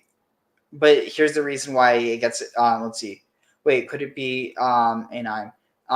So and No, so here it understands it to be, and she dwelt at the entrance of a Naim that was on the derech, on the path to Timnah. So that's why it gets interpreted that way, but I feel like it could be a double entendre. It's kind of like a prostitute in the window. Because Ra'ata ki gadal, because she saw because she saw that Shelah had grown and she was not given to him as a wife or for a wife. Wait, did I read that? Yeah, I read that whole thing.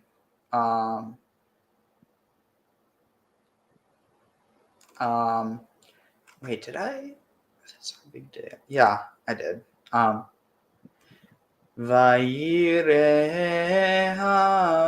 Yehuda vayachashevea lezona ki kista panea.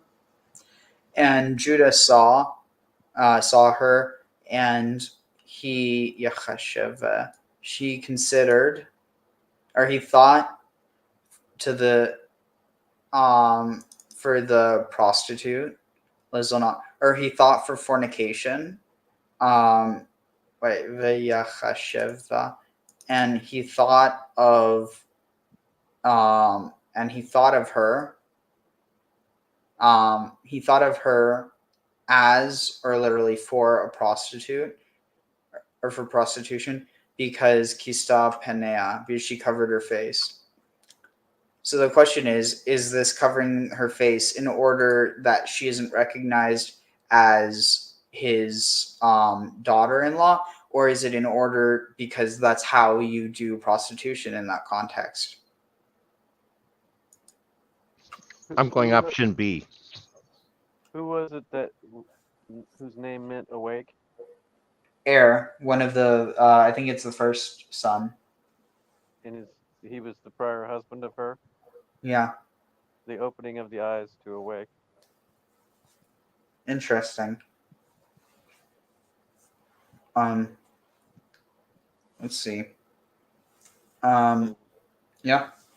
Whether that could maybe relate to like Eastern Gate or something, Sunrise District. Yeah, I'm not sure. But here, I need to give my voice a tiny break and drink some water. Why does Judah marry her with a ring? And why is this then serving as the source for all Jewish marriages thereafter? Again, according to some of the commentators. So what we're going to see in the signet ring that Yehuda gave is rich of symbolism that explain the idea of two halves of one soul that are reunited to become as one. Two opposites, male and female, unite and become one. And we will also see how this reflects it, not just in a relationship with another through marriage, right, between male and female, but also how that reflects in our lives of a weekday and Shabbos, and how those two things also come together as one. All right, are we good? Any questions?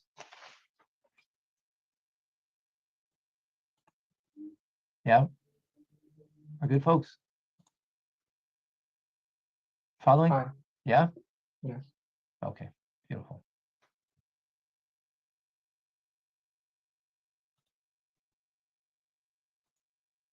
Okay, so let's return to Tamar's question. When Yehuda asked, what is the pledge that I should give you? She didn't say a ring. She said a seal. The Hebrew word for a seal is chasimcha. The conventional word for a ring is a tabas. So why she ask for a seal? Why not for a ring? Now we're talking about a signet ring. So it's a ring with a seal. What was the value, the importance for her to have a signet ring that has a seal as opposed to just a ring? What is the significance? So let's back up a moment. What happened over here in this union? What did this produce? Ultimately, it is the forerunner of Mashiach.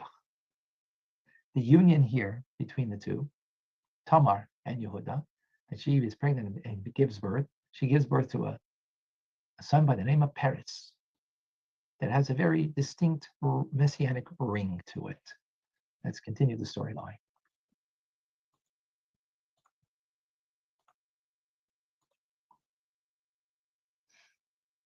So the parsha continues and tells us the time of her birthing, behold, there were twins in her womb.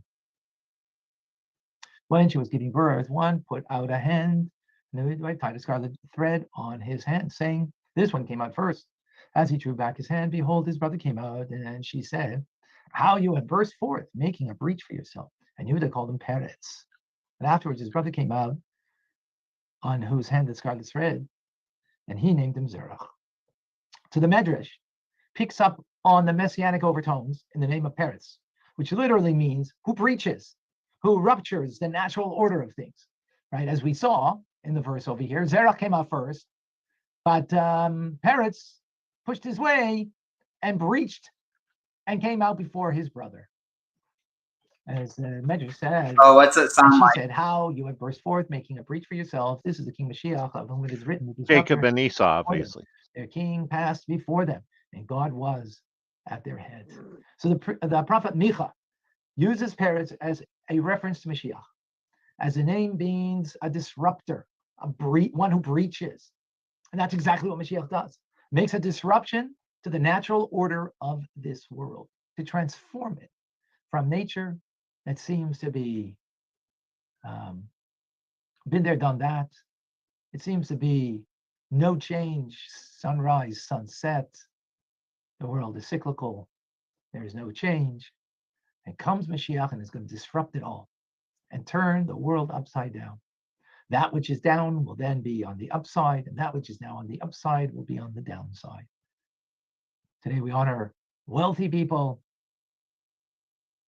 in money, and we frown upon humble people of soul. But that will be all turned around. The humble of soul will be on the top, and the wealthy will be on the bottom. That's the disruption of the world that will come. So this relationship between Yehuda and Tamar was no casual engagement, a meaningless one. It was just, a fling of the night. It wasn't.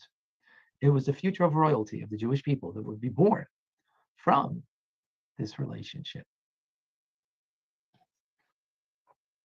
So let's understand a little more deeply what went on in that relationship, which is really indicative of all relationships. So we've learned Chassidus, and we know about the 10 divine attributes. Right? There are two realities, the feminine and the masculine. Our world, where Mother Nature is seen to be in control, is referred to the power of Malchus, the last of the 10 divine attributes, and that is a feminine power. Right? It's the godliness that's found within the dimension of the limited world that comes from the feminine power of Malchus. It's like the nether mother that comes down to take care of her offspring. It's the Shekhinah that comes down to take care of creation. That's a feminine power, feminine energy, godliness within the world. But then there's a form of godliness that's beyond this world. It's called Zerach. Literally means small faces. It's often the abbreviation of Zoh. Zoh, Zerach. That's the way the world is seen from God's perspective, which is supernatural. It's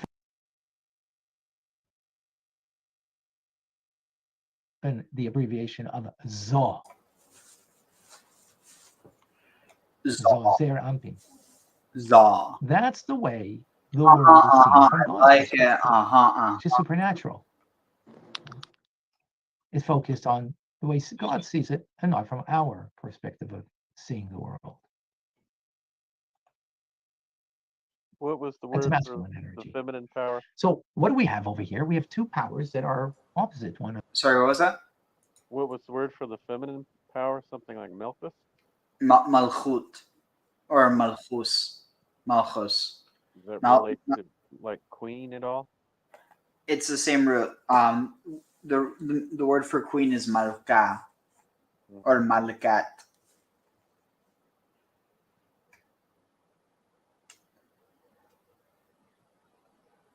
But yeah, like Malka is queen, Malkut is kingdom, and what was it? But the name for the feminine is Shekhinah.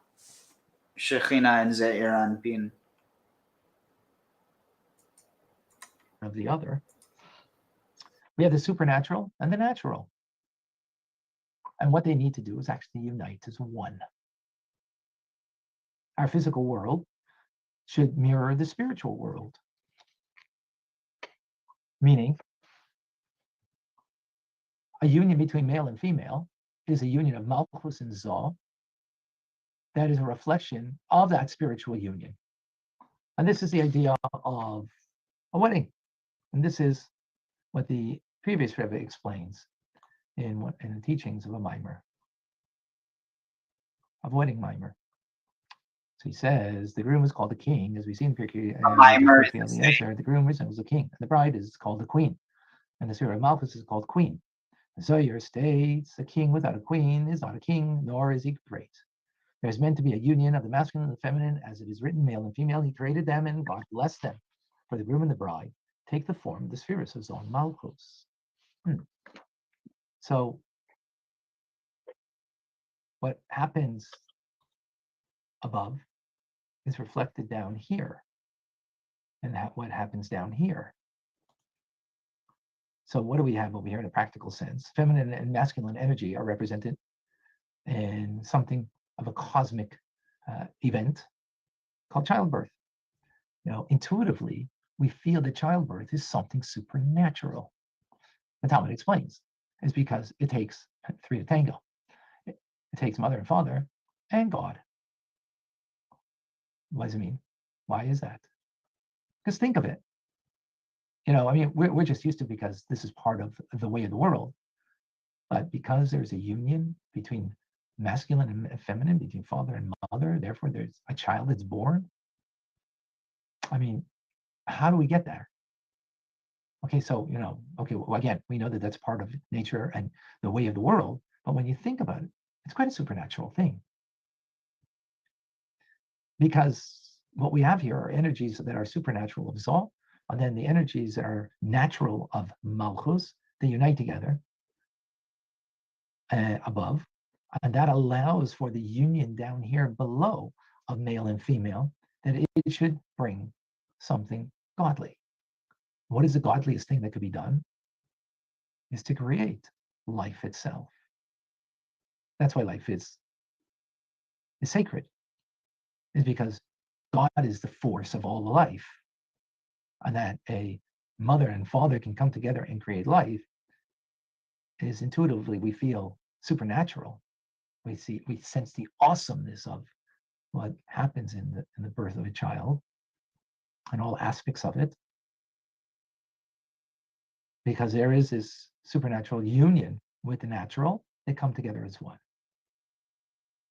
And that's the important point over here. It's not just like, wow, this is a miracle, but it's a miracle that's happening in a natural manner, right? There's miracles that break the rule of law, and then there's miracles that are engaged with the rule of law. And that's really, in a sense, what a birth of a child is. Something supernatural, awesome, beyond, and yet within nature itself. Let's bring this all back to It's actually a little bit terrifying. We said that they named their child Peretz, right? And this is the son that will be the progenitor of the ultimate redemption of Mashiach. Because what are we talking about over here is a union between supernatural and natural. That's the uniting of Zoh and Malchus. And this is what Yehuda and Tamar embody, that union. And how do they make that union? Through the signet ring, because the signet ring is a combination of signet and ring. Let's explain. A ring is perfectly circular. which shows on the natural cycle of life, how everything repeats itself, right? Everything repeats itself is, in a sense, been there, done that, because I was at this point in the circle, that point I've experienced every point in the circle. That's the idea of a ring. And that's why a ring in Hebrew is called matbeya, which comes from teva, nature. Ring represents the cycle of life that is nature repeating itself. But Tamar didn't ask for a matbeya. And that was one of the questions we asked. Why did she ask for a ring? She asked for a signet ring. She asked for a chaisamcha. I want your seal, the seal that's on the ring, the signet ring. The seal, that represents a godly energy that transcends nature. The ring represents nature, the cycle of life. The signet is a godly energy that represents that godly energy that transcends nature. Let's understand. The signet, what is it? That's the stamp, right, on the ring. That's the authentication of, this person. I'm giving the stamp of approval of my ring, right? That's authenticating that it's, coming from the king. It's coming from whoever is authentic. Also, it is kind of interesting. So that on one hand, you have, so here, let's go back to it. But on one hand, you have, let's see, where is it? Let's see. Here it is. Yehuda. Yud Hey Vav Hey. Take out the Daled and Yehuda becomes Yahweh. Now, Tamar means date palm. And that was a symbol heavily associated with Asherah. So it's like there's clearly some mystical stuff that you can draw here. And I mean, I'm a bit willing to go beyond what most people would typically interpret because, I'm not afraid to be quote unquote heretical. Well, Even I believe though, the date palm also being associated with Tammuz. Tamar. maybe, I mean, like within that context, yeah, but generally is associated with Asherah just because of the connection with trees, like in a unique way that other gods aren't necessarily, but specifically because of the sustenance it provides and also the shade. Yeah, and then the older tradition of Tammuz seems that her name Tamar may relate to also being date palm. I don't know because the Tammuz is actually from Damuz. Yeah. Cognate. No, but like the argument is that Tammuz was actually the like later Aramaic name for the like older Damuzid or Damu. Yeah, the traveling. And it could even also relate to maybe Aten. I don't know. It's beyond my area of expertise. Yeah, I saw two different areas worth noting here. One of them is the signet is carrying the clear indication of being the male component here. The ring being nature and the female, and then the signet on top being the male component. And that strong parallels to the whole logos concept with the idea of the signet being imprinting and the logos being imprinting on reality. That's one angle. And the other one that I noticed is parallels to the Egyptian myth of Ptah giving his authority over to Isis in his old age. Again, it's not as strong a one, but I noticed some parallels there. Tag. And then the Yeah. other two items were a cord and a staff. Yeah, I think so. I like the crop and the flail. Yep. And that would be, again, a little bit of an Egyptian tie as well. I don't know because I haven't even gone to Egypt yet. I mean, it's also possible because you also have those motifs within. I mean, you have the measuring rod, which that could be a reference to the cord, or the what was it? Flail. No. What was it that Zero asked if it was said that there was that? The crop and the flail, just the cord and the staff. Yeah, Staff. the cord and the staff is a reference to Babylonian ways of measuring lands. And Could the, be. I was. Oh, go ahead, Zero. and the bludgeon or crook of rulership. Yeah, but where does it talk about? Because there's a separate word for scepter than there is for staff.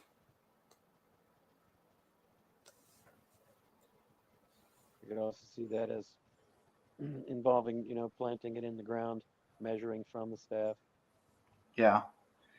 Anyway, let's see where we. I was going to say my last comment is I wouldn't sit there and rest too heavy on anachronism since they're talking a whole lot about camels. And Canaan was part of Egypt pretty much at that point, right? It had been back and forth. I mean, it certainly had been at some point in there. I don't know if it was a specific. Again, it depends when Jacob is living. They already know what Egypt is when Joseph goes there. Well, Abraham had already been there. Okay, well, there you go, even further back. Anyway, here I'm gonna read maybe like 5 and 5. I'll just make it faster. So, ויתעלה אל הדרך ויאמר הבה נבוא עלייך כי לא ידע כי כלתו היא ותאמר מה תיתן לי כי תבוא אלי ויאמר אנוכי אשלח גדיזים מן הצאן ותאמר אם תיתן ערבון עד שלחך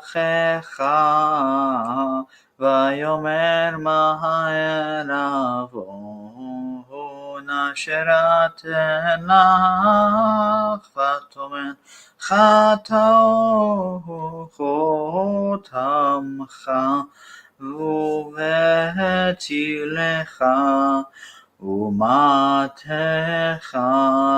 אשר בידך ויתן לה ויבוא עליה ותהר לו ותקם ותלך ותשא צעיפה מעליה ותלבש בגדי אלמונתה וישלח יהודה את בגדי העזים ביד רעהו העודולמי לקחת הערבון מיד האישה ולא מצאה.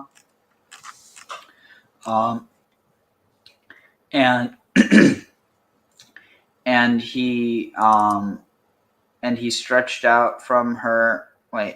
He interesting.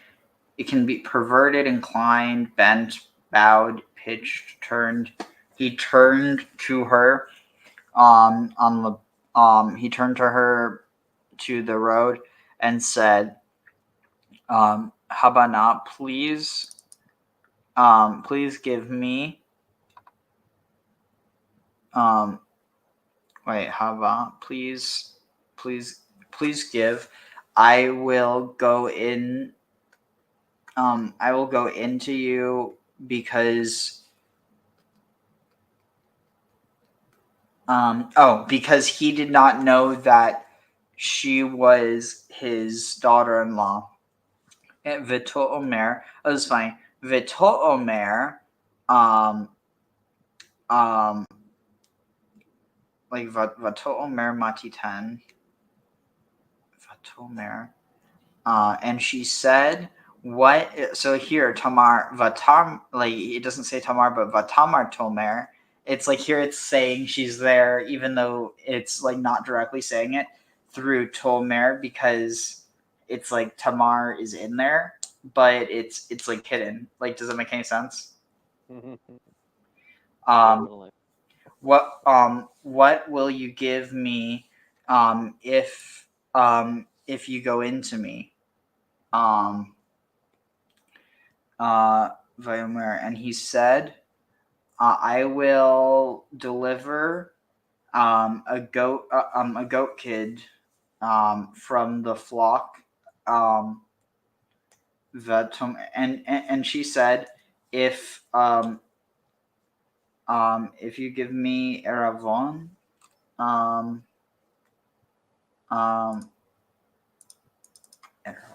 pledge security, like insurance or collateral. And she said, if you give me collateral until Shelcha, you have sent it, or you have delivered it. And he said, what is this pledge or collateral? And that I can give to you. And she said, your seal and hetilech and your cord or thread, twisted cord. Yeah, it says as measuring line or for fastening. So yeah, it's definitely being associated with land, potentially saying like give me this which represents your land, or I don't know, and v'matecha, and your staff that is in your hand. And he gave it to her, and he went into her, and she became pregnant. Vitaka, and she what's that? And she got up, or when she got up and went, Vitasar, and turned or took off Seifa, the veil from upon her, and wore the clothing of widowship. And Judah sent a goat kid from the hand of his friend Adulami to take the insurance from the hand of the woman, and he could not find her. So it's interesting. He's like, "Yo, bro, can you spot me? I want to sleep with this prostitute." And so his friend's like, "Yeah, you can use one of my sheep." That's funny. Any thoughts? So, where does this tradition of the veil indicating prostitution come in aside from this story? I think I'm pretty sure it actually has to do, well, Because now it's understood as this symbol of modesty, the opposite. And why wasn't it already then? what do you mean? The modesty of hiding one's beauty with the veil. It's not necessarily about modesty. It can also be about ritual purity. Symbol of the hymen. What? No. It's the veil they get. You know. I mean, maybe on a certain level, but just more directly, this idea of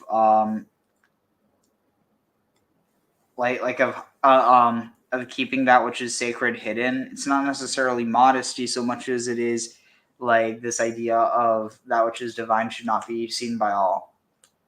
Well, and to not wear it is immodest, is sharing and tempting,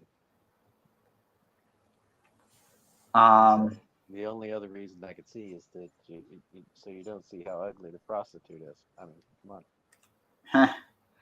on. You don't get turned off when there's only one body part you're really concerned with. So this is where it gets really interesting. Now, I did have a quick comment. I'm assuming that he's using his friend's sheep for collateral and not using his friend's sheep instead of the prostitute tag. Yeah. Oh, dude, come on. Of course you know the answer to that.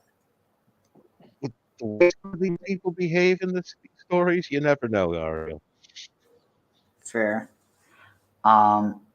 Let's see. So here's where it gets really interesting and answers your question, Zero. וישאל את אנשי המקומה לאומר היק הקדשה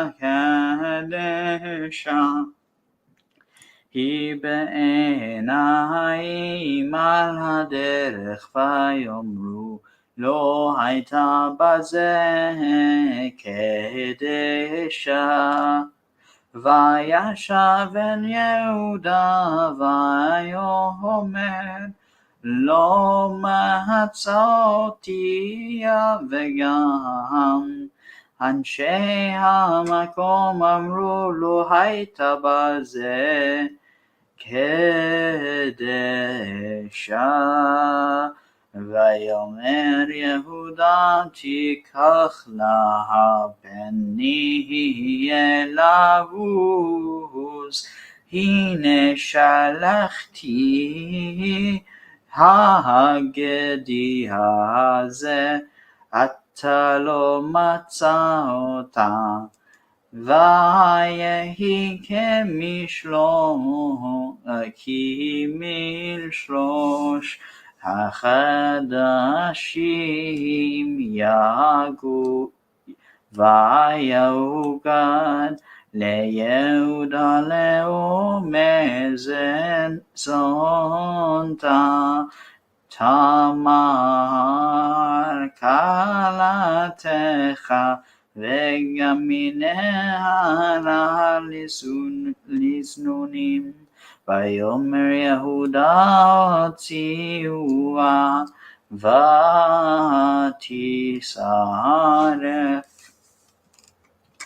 היא מוצאת והיא שלחה אל חמיה לאומר לאיש אשר אללו אנוכי הרת ותאמר הקרנה למי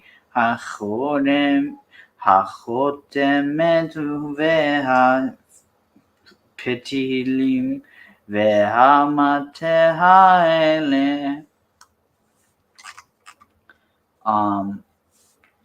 and let's see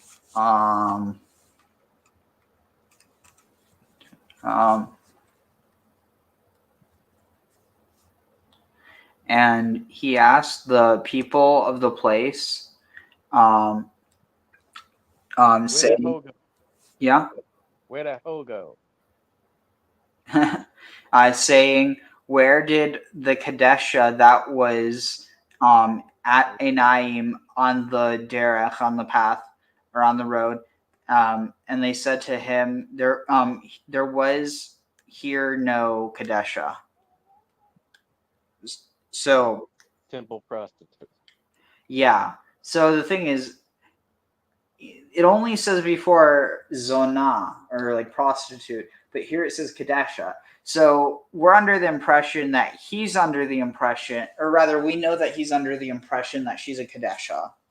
So if that's the case, why would Judah, such a righteous and, modest father of the tribe of one of the tribes of Israel, why would he not just sleep with the prostitute, but why would he sleep with the Qadesha? Yeah, some pagan punani. So let's see what the commentary is on this. That's got the Qadesha merged with the temple prostitution, not just holy women. Let's see. Weeping for Tammuz is said at some point there at the temple. Let's see. So Rashbam on Genesis 38 on 21:1. Qadesha, the harlot, a woman who is always ready to have sexual relations with any male. The male equivalent of the term is found in Deuteronomy 23:18, where the Torah instructs the Jewish people not to tolerate this phenomenon, and in Kings 1 Kings 14:24, where the presence of such male prostitutes is acknowledged with the words "V'gam Kadesh Haya ba'aretz," and any Kadesh that is in the land. A phenomenon which surfaced immediately after the death of King Solomon. Interesting. Qadesha, according to Rashi, means a woman who is devoted to mikdashet, and who is devoted to and who is ever ready for illicit intercourse. And That's so that word, say deshet, kadesh. What's that desh? The at is the feminine part, right? so the root is kadash. Mm-hmm. And then Shoot, 1 second. I'll be right back.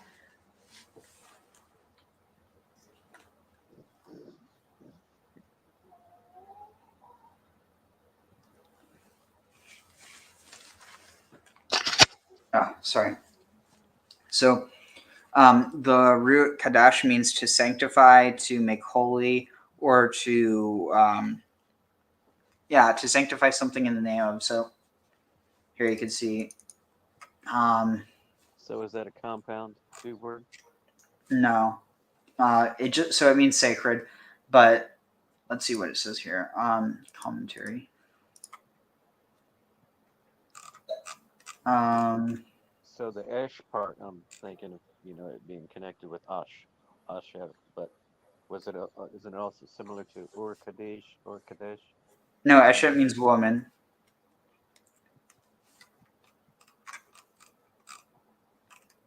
What you say, esh? Eshet means woman. Okay, so yeah, asha. Let's see. And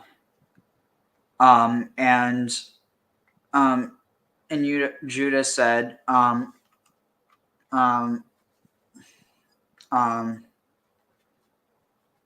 Judah said, tikachla, tikach, take it for her, nihia, so that we, lavuz, hine, so that we are seen, lest we are seen in despisement or held in contempt. Shalachti, he sent his the clothing. He sent the kid. Hagidi, Shalachti. I sent her this goat kid, and you did not find her. Okay.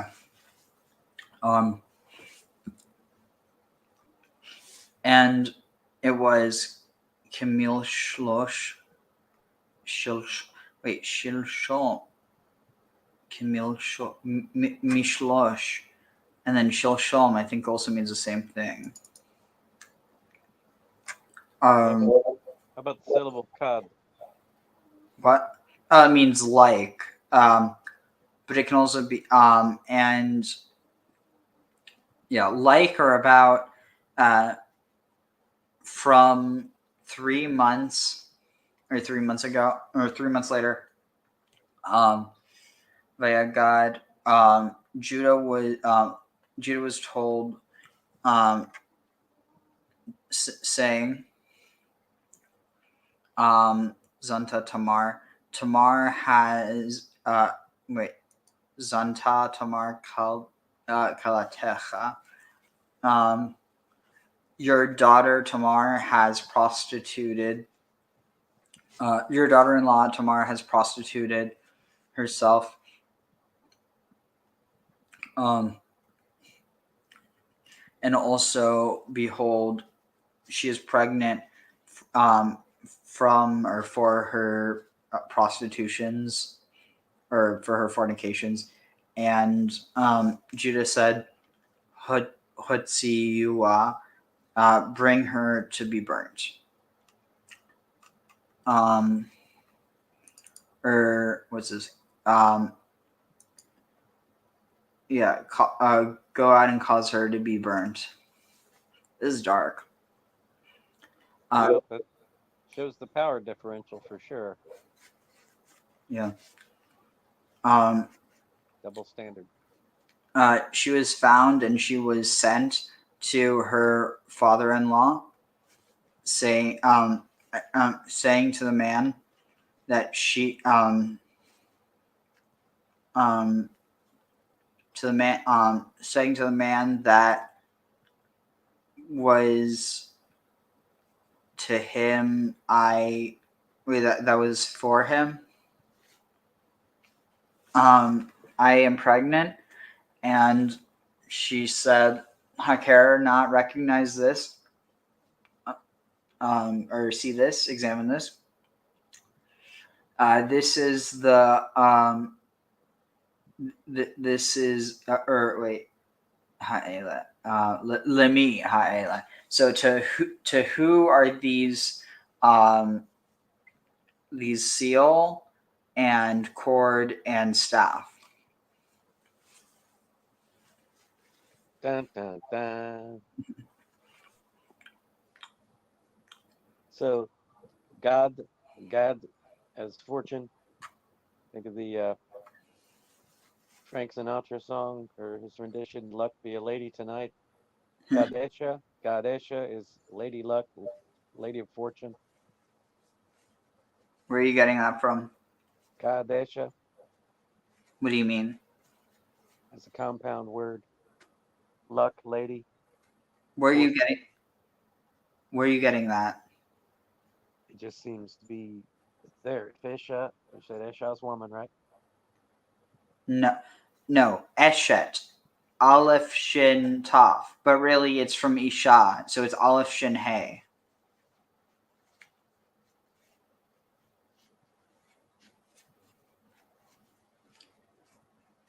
But wait, what was the first word you thought?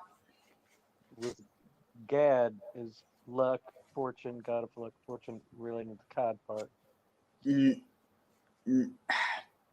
I mean, not anything I've found. The thing you have to keep in mind is that that there is no C in Hebrew, like I mean, the closest thing to a C there is a kaf, and it wouldn't be a kof. The the thing is that like the connection between like God and Cod potentially would have to be through C and G being connected. Like for instance, Gaius and Caius being the same name, but you don't have any similar phenomenon in Semitic languages. The closest thing you have is Gimel and Daled potentially being connected, Daled and Resh being connected. But should it be Qadesh or not? If it's no, it's Kaddish, Qadesha. Yeah, not. But what I'm saying is that God has nothing to do with it. Say not worried about the letter C, but the sound K. And the same articulation. Articulation of K is G when you add the voice. Except it's not, because it's not Qadesha, it's Qadesha. A little more of a click. It's as different as as Aleph is from Ayin. They both can be used to make a similar sounding, but at the end of the day, it's the difference between A and Al. Yeah, so it's subtle enough for there to be overlap. Yeah. I really don't if you can find a connection between that. There's really the thing is that in Semitic you don't have that connection. That's something that happens as a result of Latin. But also, presumably. but also the lady of luck or the lady of fortune or of fate in the Semitic world, her name was Ashima.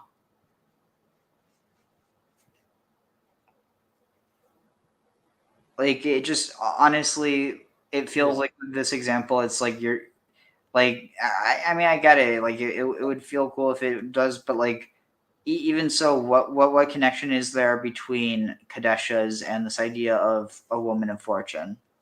So Esha is lady, Isha. Isha.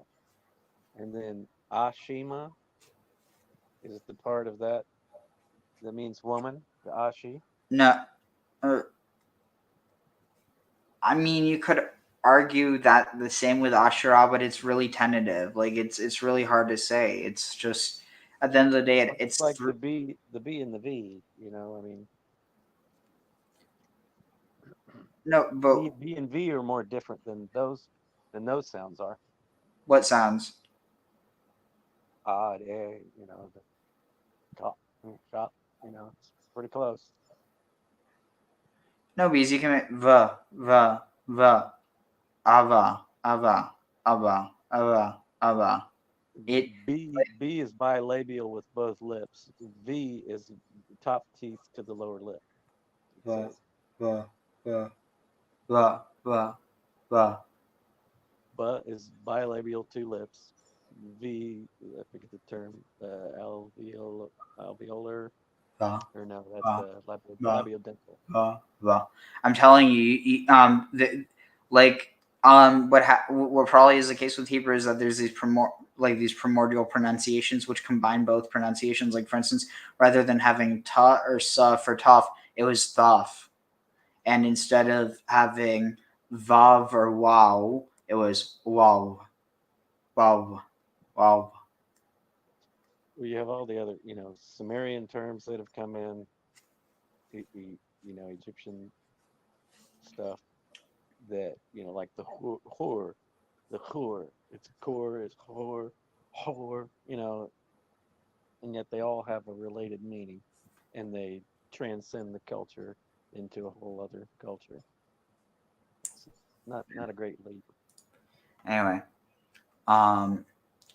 ויקהל יהודה ויאמר צדקה ממני כי על כן לא נתתיך לשלה בני ולא יספו לדעתה ויהי בעת לידה והנה תאומים ובטנה ויהי תאומים בבטנה ויהי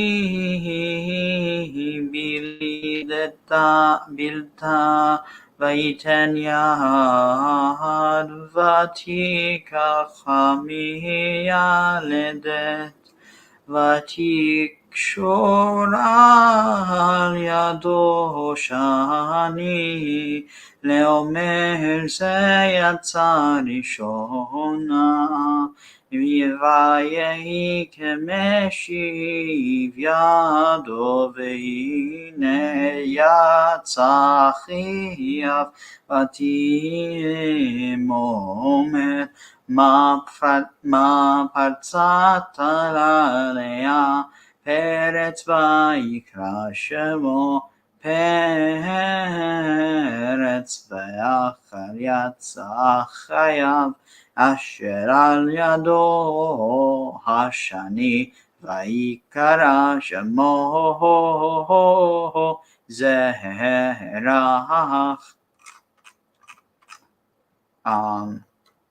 Let's see.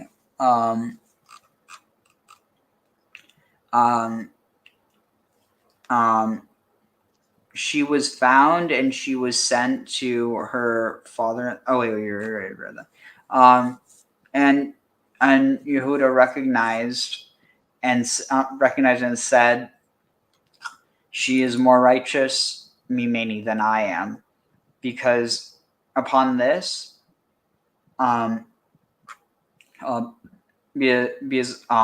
because upon this, because as like as upon this, I did not give her to Shelah, my son, and did and Vilo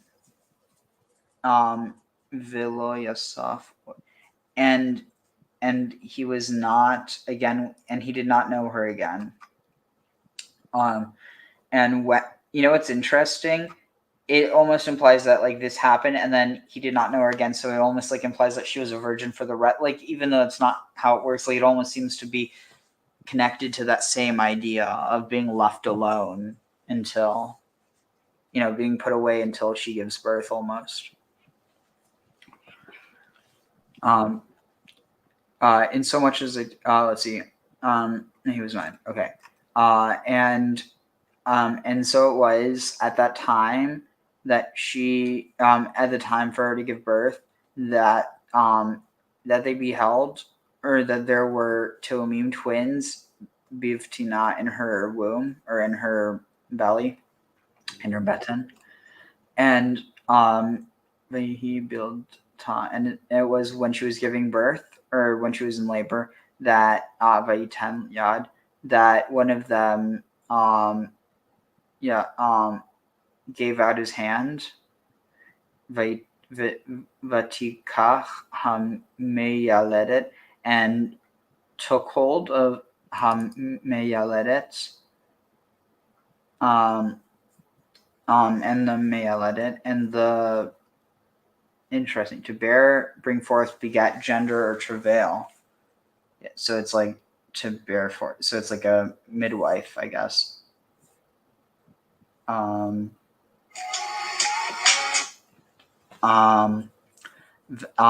Vitikshor al yado, and the what's her face, midwife, for the person helping with childbirth, tied upon the hand or arm of the second, saying, "This ze yatsa rishona." This is the first.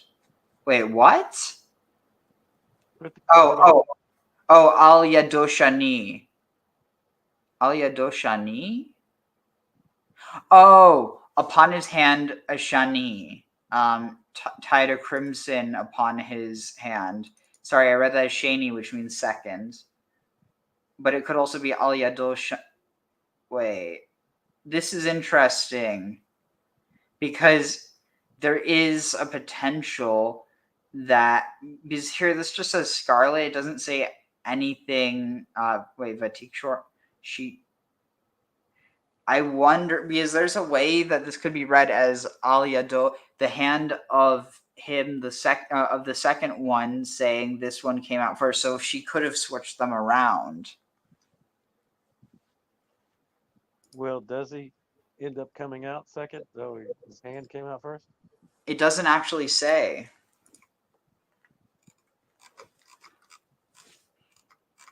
I mean, let's see. It's not the first thing that's supposed to come out, be a breach kind of a thing, but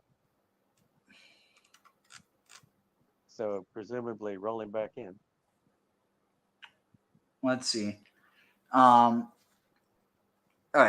a scarlet orachaim on Genesis here. Al yado shani leomer, a scarlet thread on his hand, as though to say, the midwife had a sudden flash of Holy Spirit and did something without being aware of its true significance. By tying shani, scarlet thread, around his hand, she indicated that the baby was shani, the one born second, though it had left the womb first.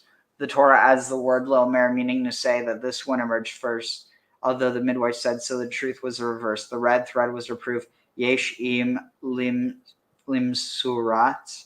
That there is a distinct significance to the spell, to the spelling of a text, as well as to the accepted way of reading it. Interesting. The scarlet clearly indicating blood. At first, I was thinking it was something to do with the umbilical cord. Yeah, kind of cord. It's interesting though. I wonder, like what this thing with First coming last. let's see. Let me take a picture of that. And it was Mashav. When he and so it was as he returned his hand, and behold, out came his brother. And she said, "What a breach, Alea Peretz. What a breach you have breached for yourself or upon yourself."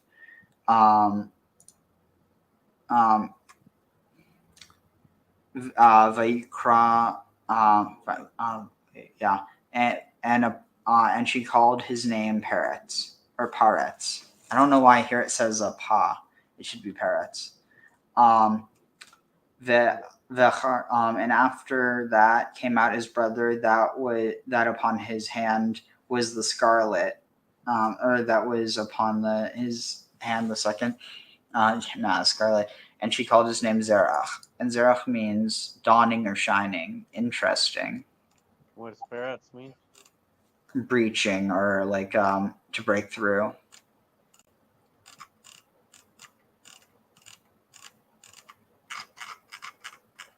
And then we're just going to do one more chapter because it's real quick. And then that will have, I think, 2 more parts or not next chapter, but let's see. So it's 39. So it's to Zerach.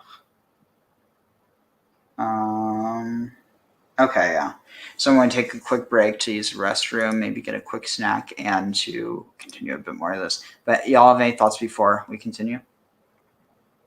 Just with the linguistic thing I've seen in some of the Sumerian stuff, they'll have these, simpler root words that, you go along and you learn, especially the early god names and things. And then later, there's a compound form that makes no notice of the roots that are compiled together, and it has a different name applied that you can conceptually see the relationship, but they've dropped that original, compound straightforward way. And so I've seen that occur as far as the transmutation of what the meaning or the conventional phrase or meaning that's put to a word that belies the earlier form. Yeah. Yeah, I was gonna say, just find it very interesting stuff, and whenever you have twins, there's clearly a deeper significance. You just have to ferret it out. Tag. Yeah, and it goes back to the early proto myths. Definitely, yeah. Thinking, right? There's the truth of that person. So ultimate truth can only stem from an absolute God that is unchanging and unbounded, never changes. And this is hinted to in the Talmud.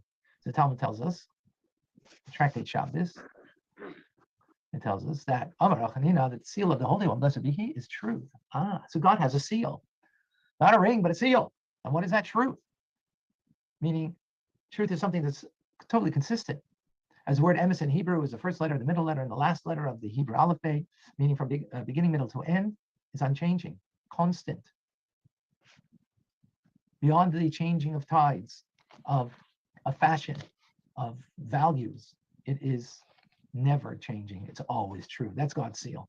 That defies nature, which nature is bound by its rules and limitations. So what do we have here? We have the ring and the signet of the ring. We have the ring that represents the cycle of life, nature, and then we have the signet that's part of that ring, right, which is then representing the transcendence of nature, the truth of God. And God is not bound by the natural law. Of course, He's the creator of it. And what we have here is a unique combination of the two that come together. Beyond nature, with nature. Zoh and Malchus. So as we explained, divine attributes of God, the emotive attributes beyond creation, and then Malchus, which is the source of creation, the godly energy that is focused in the limitations of creation. And those two unite together in above to bring into this world the infinite and finite united in this world. That's what Yehuda and Tamar did by having relations, by bringing the infinite and the finite together in a child called Peretz, who Peretz breaks out of the limitations of the nature of this world, as is indicated in his very name, that he breaks the rule of law. He should have been the second one out, but kind of jumped out in front, right? And this then is the signet ring that she says that I need to have in order to make this relationship happen. The ring that represents the cycle of life, the signet that represents, as the signet represents who belongs to. A ring is just a ring. You can never tell necessarily who belongs to. But when it's a signet ring, so then, right, you know who belongs to. And in this instance, in the metaphor, the ring is nature, God's hidden, matbeya, nature, the hiddenness. But when it's a signet, it's not hidden anymore because the truth of God is beyond nature and therefore is revealed. Where? In nature. Of course, this is the difference between the two names of God. Shem Havaya, Yudke Vavke, Yudin Vavanahe, which is Haya Haya, past, present, and future is one in one name, because that's God as he transcends. And that is the divine name of God, that is the truth and the seal of God.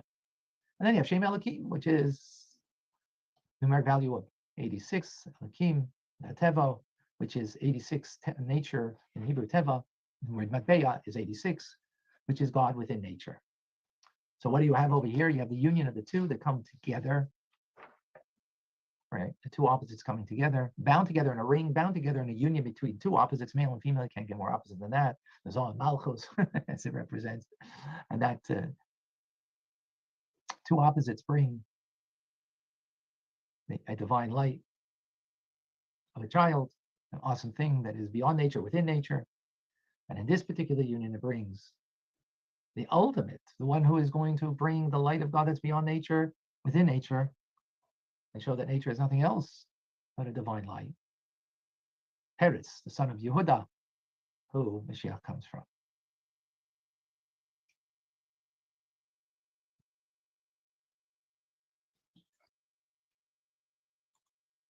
Is that clear? At this point, you should not be comfortable in your skin. You should be jumping out of your skin with what we just learned. Like, this is awesome.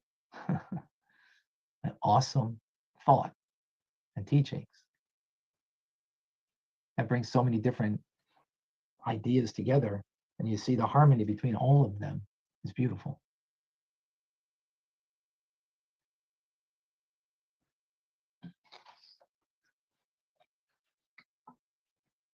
Clear? We're good? All right. Amazing. Yes, Papa. Okay. All right, let's go a little further. So we're speaking about Zon Malchus, two opposites, infinite and finite. Male, masculine. The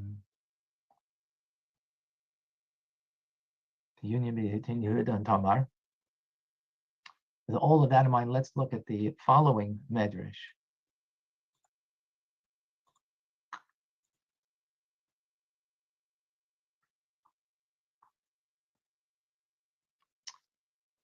Rabbi Shalia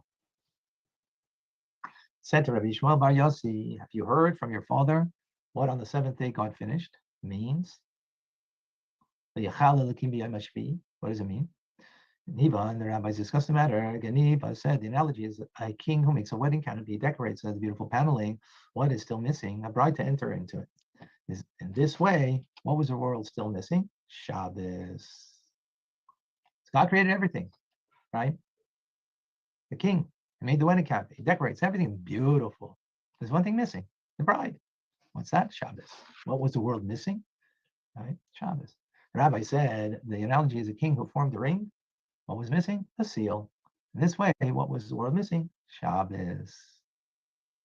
So God finished creating the world at the very moment Shabbos began. There wasn't a moment, it wasn't like God created the world, took a little, took a little break, and then Shabbos came. No. Right from creating the world, the 𝐤�𤤉𤐁, God ended, immediately comes Shabbos on the split of a hair. So obviously this implies that Shabbos is not just the termination of work that happened before that, but Shabbos is also an active task. As Reb Shalia wants to know, what did Shabbos do to make the world complete? It wasn't like there's a world called 6 days that you work, there's a dog-eat-dog race that you got to be a part, then you got to jump off the world for a day. It's called Shabbos. No. It wants to know, what did Shabbos give to creation? Not what did Shabbos give merely for, removing yourself from creation, right? So, you need time off, you need vacation, you need to get away. Your boss is enough already. The children, it's too much. You need to get away.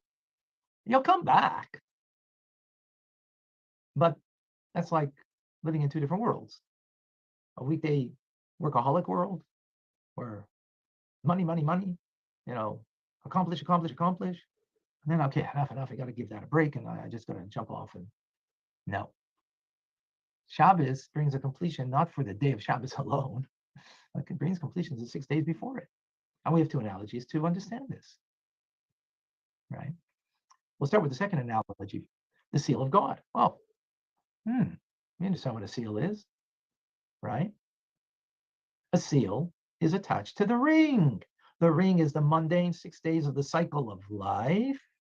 Attached to it is the signet ring, is the stamp, the seal of God, the truth of God, meaning that it's a reminder, Shabbos is a reminder, not that I just need to get away from the world. No, that the world is not really a mundane world, that is a jungle, that it's a rat race, and I've got to, be on top of that.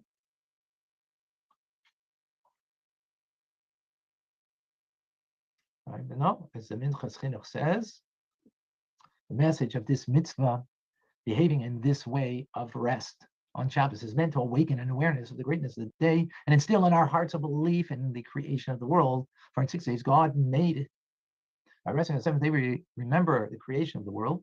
But when we sit back down on Sunday, the people ask us, what inspired you to rest? The answer is that in 6 days, God made. With this, we'll strengthen our once true faith. So what the Qadesha is doing, he's tying in the 6 days of the world of the week. When we return to a regular ring of life, the cycle of life, we will return to that. We need to bring the perspective of Shabbos with us. That Shabbos is part of that world. That the peace and tranquility is part of it. As during the week, I could feel broken. Shabbos, I'm whole and complete. So really, I have to take a Shabbos with me that I'm whole and complete. That's a signet ring of God Almighty. That just like the signet ring tells us who is the owner of that ring, because it's his stamp. So likewise, that when Shabbos affects us properly, we can go into the world and then the world will know who's our owner. God Almighty, the truth of God, still reflected in me and a part of me, right? Indicate what the signet is? As we explained previously. The divine energies of the male and female above, Malchus, the feminine divine energies, and Zoh, the masculine divine energies, they come together as one in the signet ring, as we explained. So Shabbos and the weekday flow one into the other. So God finishes, Shabbos comes immediately, because one is to complement the other. Come as one. We're not fractured people, and therefore we have one kind of life for 6 days, and then we have to drop off that world on the seventh day. Or like when we go on vacation, we throw off the shackles of the rat race that we live in, and now I'm in peace and tranquility. No, it's got to be one flowing into the other. And of course, this is also the first analogy that the Medrash gives of the wedding canopy, that the king prepares the wedding canopy, everything is set, but then you need the the queen to come. You need the Kala to come, and that's of course Shabbos. And of course, the common theme of Shabbos that we sing Friday nights, the Chadoidi, come my beloved, to greet the bride, the countenance of Shabbos, we shall receive. Imagine how sad it is that you set up a wedding canopy and the bride doesn't show up. So likewise, God creates 6 days and Shabbos doesn't show. We're out to lunch on Shabbos. We're out doing lunch on Shabbos with our friends because that's when we can have time to do lunch. Or we're out on the golf course on Shabbos. Or we're out, shopping on Shabbos.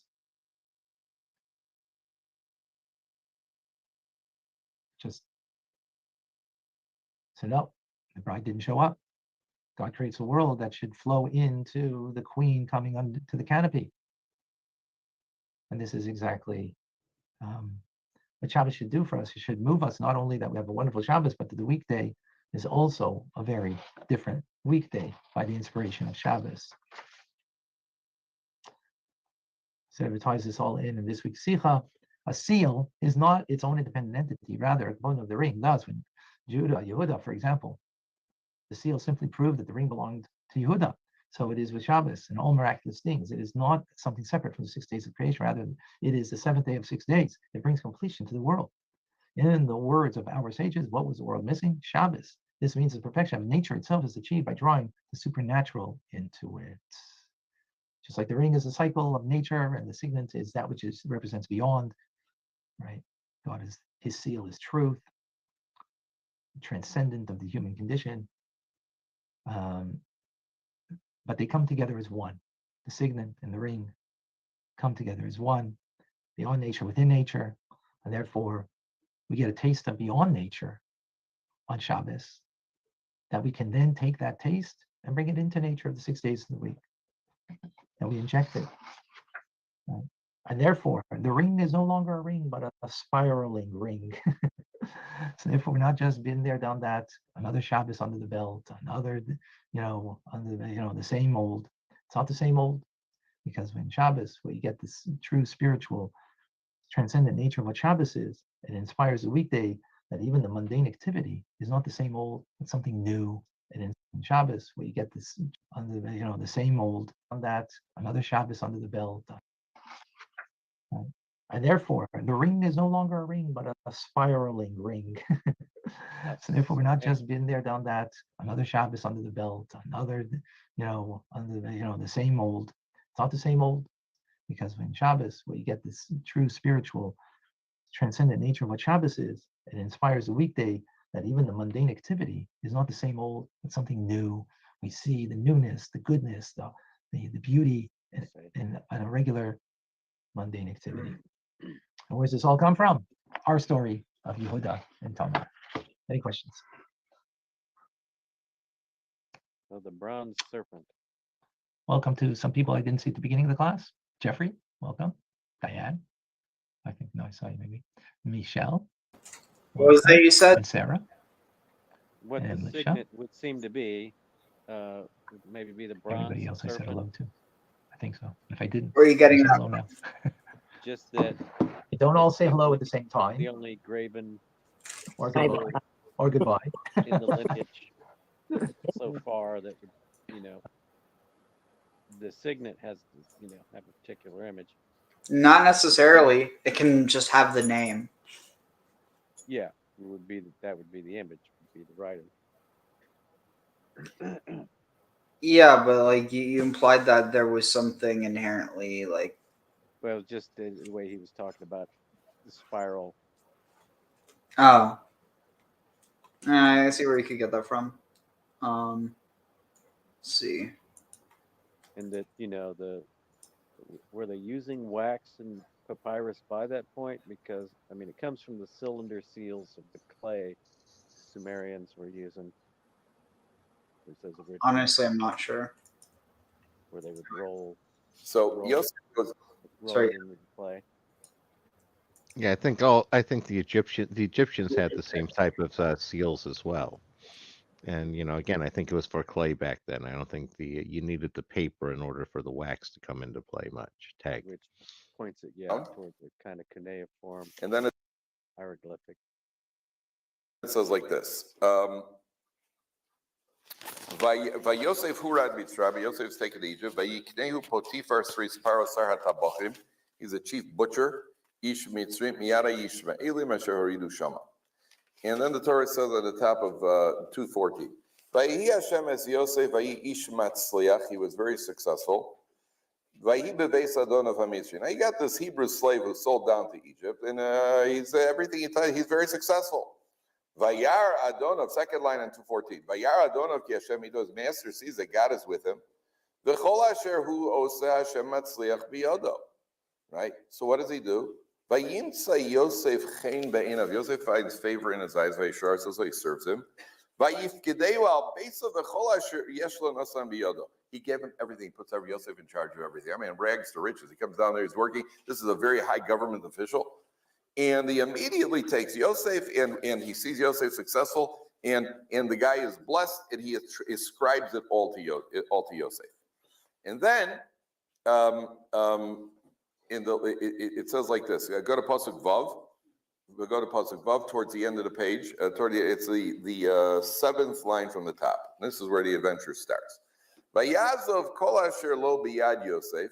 He leaves everything that he has in the hands of Yosef. I did not withhold anything from him, other than the bread that he ate, the bread that he consumed. That's the only thing he withheld. Now, what is this bread? Take a look at Rashi.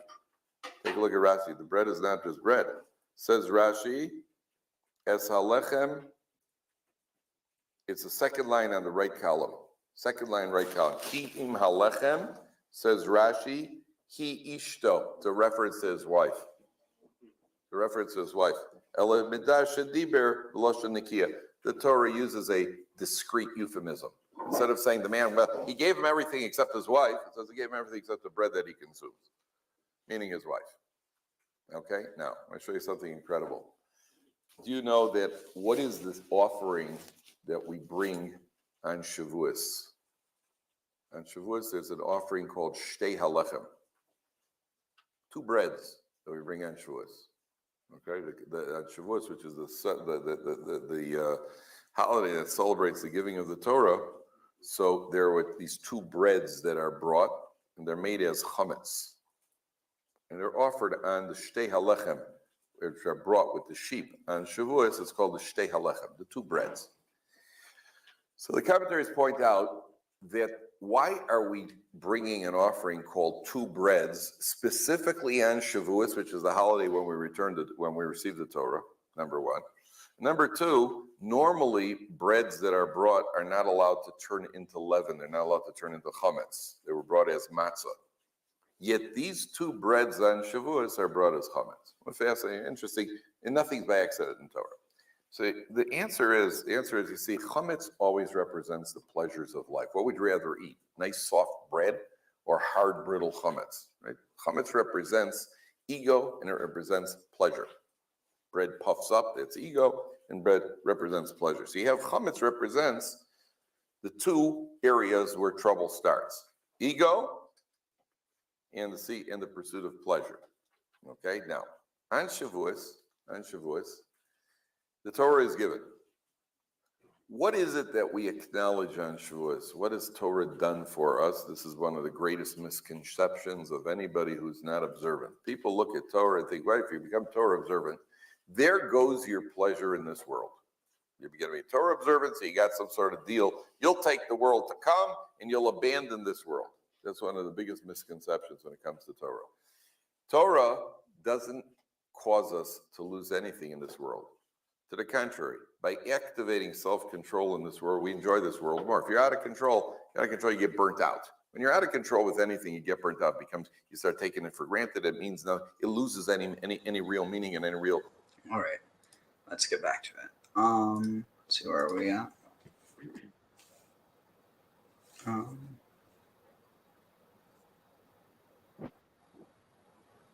Let's see. One moment.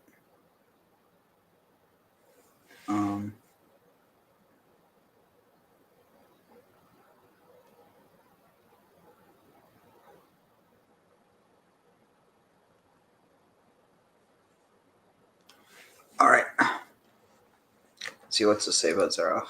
Brightness, trust alluding to the crimson thread. Okay. So we're going to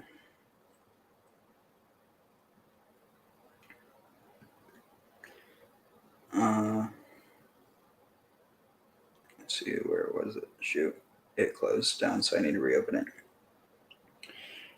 Genesis 39. Okay, so it is until 6. Okay, so that's really quick. I don't get why there's like one that's 30 lines, and then there's another that's just 6 lines. It's pretty hilarious. Vayeshev hurad Mitzrayma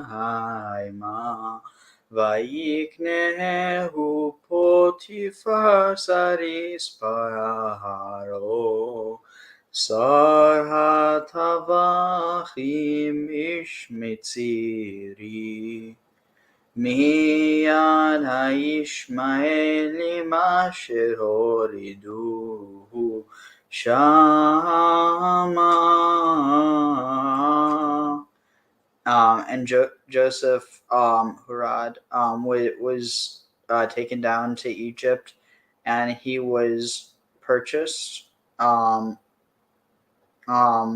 Potiphar, the saris of Paro, the servant or the official of Paro, the Sar Hatavachim, the master of executions potentially, or bodyguards or cook. I mean, guards, it's really uncertain. Probably, maybe executioner, I don't know.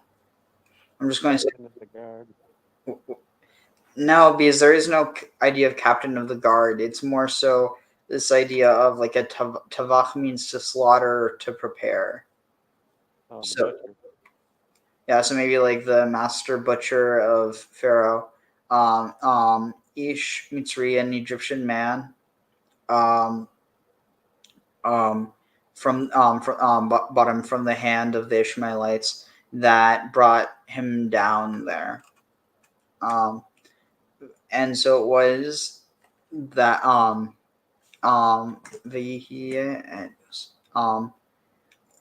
and the Lord Vayeshev at Joseph, and so the Lord was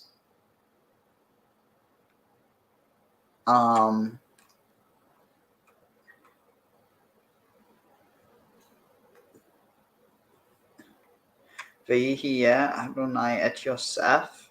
It's weird. It almost feels like it's saying, and the Lord was Joseph. But it's Vayeshev Adonai et Yosef.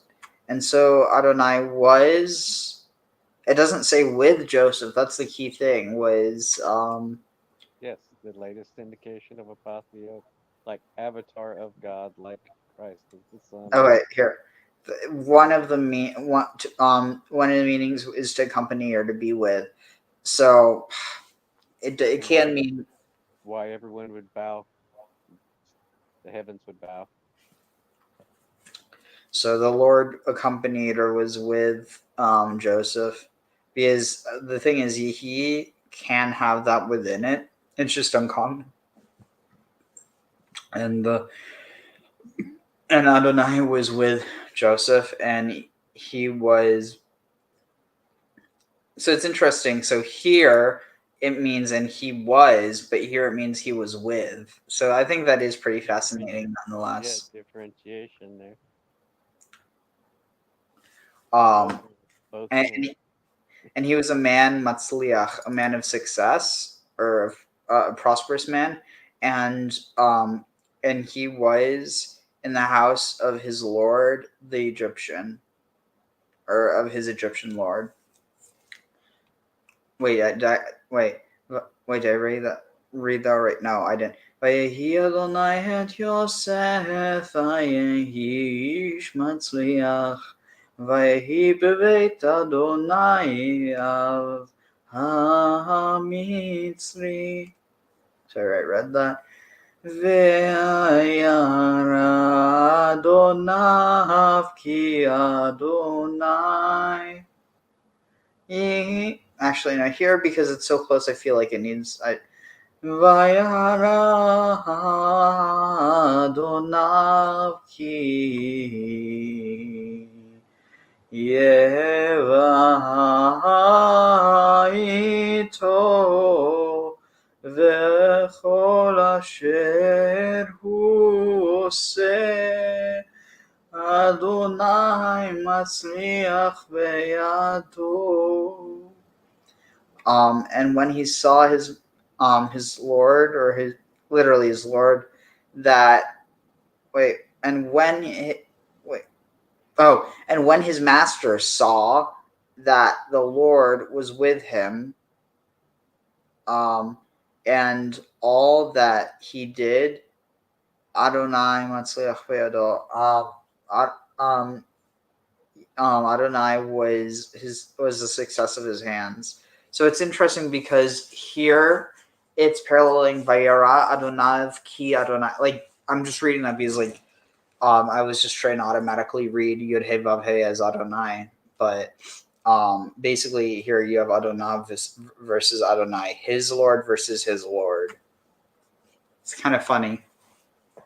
You also have the same parallelism with Esther referring to the king, and the king being actually a reference to the king, which is the king in the skies. Let's see, where are we? It's interesting that it says success to everything and undertook one literally by his hand, like the Adonai was his success, or the success of his hand. I feel like that's a better translation. I mean, it's a more literal translation, but I feel like it also has more real oomph to it, if that makes any sense. Any thoughts? I was wondering about the slightly earlier part with Peretz, and what's the name for Don boy? Peretz and Zerach. Say it again because you just warbled out. Peretz and Zerach. Zerach. Zerach. And is there any deeper etymology on that Zerach relating to dawn? I mean, so Mizrach is the word for east, and Mizrach from the dawn, or from the dawning of the sun. But Zerach, I mean, it has to do with the rising of the sun. What part of it means sun? No part. It means Zerach. It means to rise. Okay, just rising. Okay. Peretz, can it relate to the be'er, the bore situation? The what? Boring. Be'er. No, not connection. Peretz, farats. It's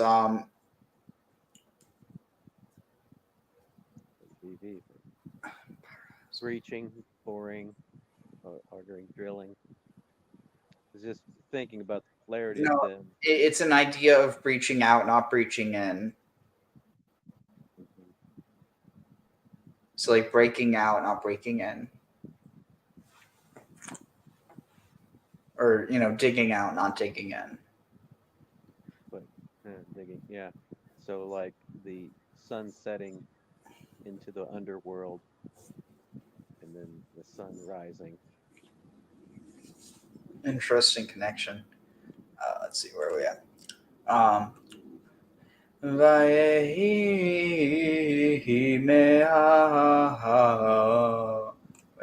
Vayehi me'az hifkid oto beveto ve'al kol asher yesh lo vayevarech Adonai et beit hamitzri biglar Yosef vayehi birkat Adonai bechol asher yesh lo beveit uvasadeh. And so it was from when Hifkid, from when the Egyptian put him in charge of his house, and upon all that that he had, he was blessed by Adonai and the house of the Egyptian on account of Joseph, and he was Birkat Adonai. He was the blessed of Adonai, b'chol asher yesh lo, and all that was his, and all that was his in the house or in the field.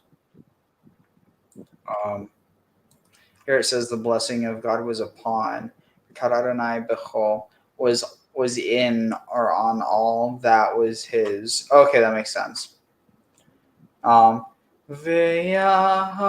Wait, that's weird. 39 goes until. I could have sworn. Oh, is that? Wait one second. Give me a moment.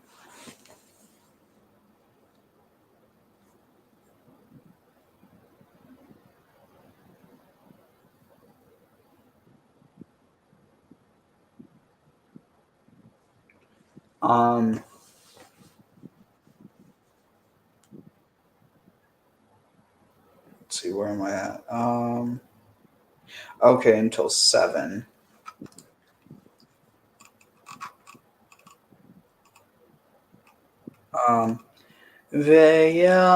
ויעזוב כל אשר לו ביד יוסף ולא ידע איתו מאומה כי אם הלחם אשר הוא אוכל ויהי יוסף יפה תואר ויפה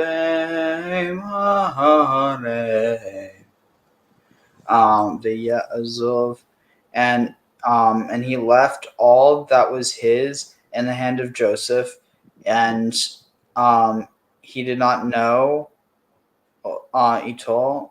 He did not know. Wait, and he did not know. He did not know Itol.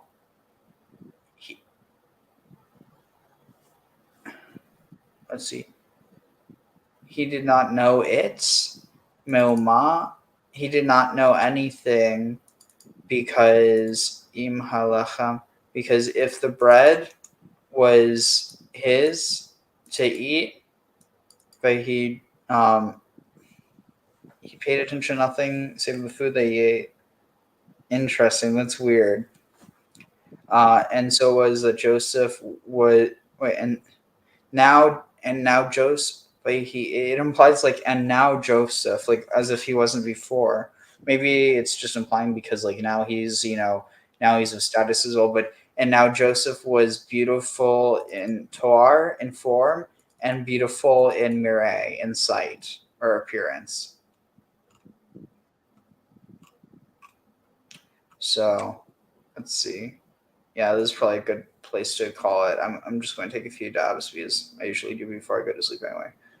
So, y'all have any comments before we listen to a bit more of that one discussion? What was that one video? So what was the part about the nothing? Oh yeah. Let's see. Let's look at the commentary. And he paid no attention to anything save the bread. This means his wife, but scripture uses here a euphemism. And Joseph was of beautiful form. As soon as he saw that he was ruler in the house, he began to eat and drink and curl his hair. The Holy One, blessed be he, said to him, your father is mourning, and you curl your hair. I will let a barrier loose upon you. Let's see. Commentary. The narrative continues to relate that Potiphar went a step further by leaving all his possessions in Joseph's church, by which it meant without any written record or inventory of the items in question. And this, what's this sound like you? What's that sound like to you, Graham? A really bad idea. Oh, I was actually thinking of a contemporary thing. I don't know. What are you talking about? I mean, come on, take a guess. I'm not hitting the connection, Ariel. I'm sorry. I'm kind of tired. I don't know, just the idea of leaving all your possessions in someone else's hands. Blank check. Yeah.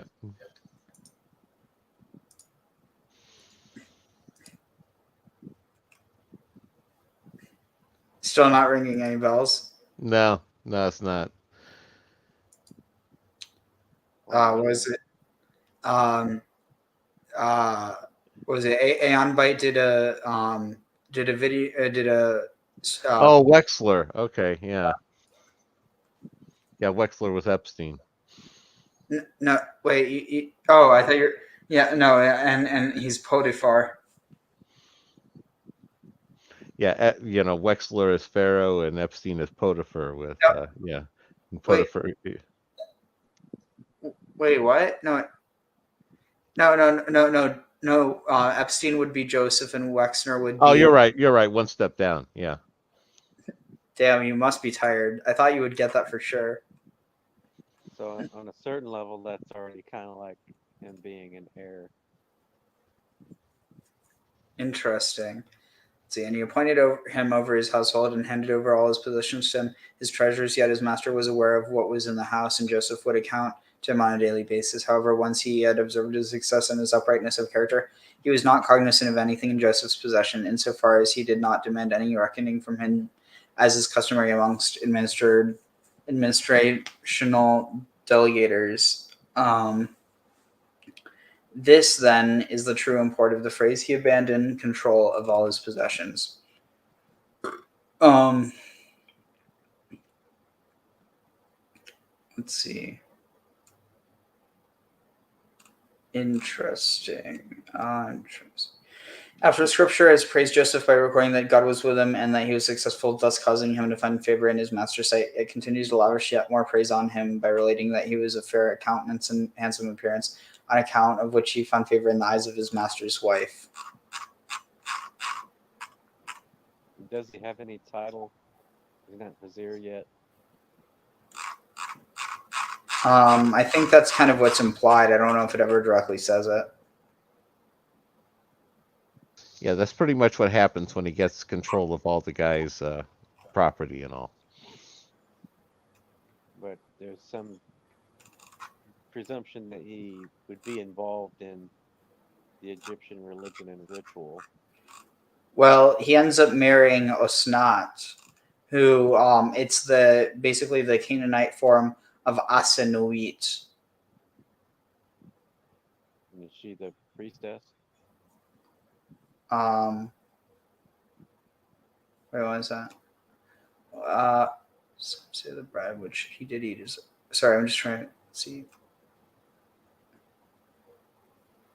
Oh, interesting. Joseph was of beautiful form like his mother. Sorry, you were asking? The rulers are priests. And so he would be in right. the priesthood at that point, right? I mean, state religion, Let me see what I can find. Let's see, what's this? Asenuit. That's where Aten seems to relate to Adonis.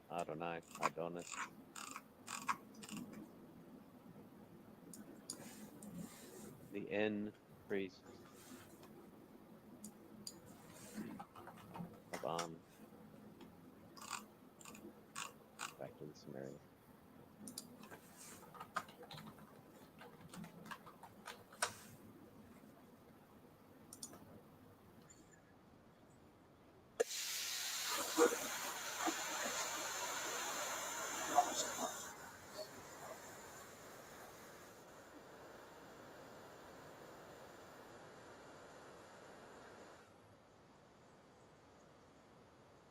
Powerful enough for a virtual flight simulation.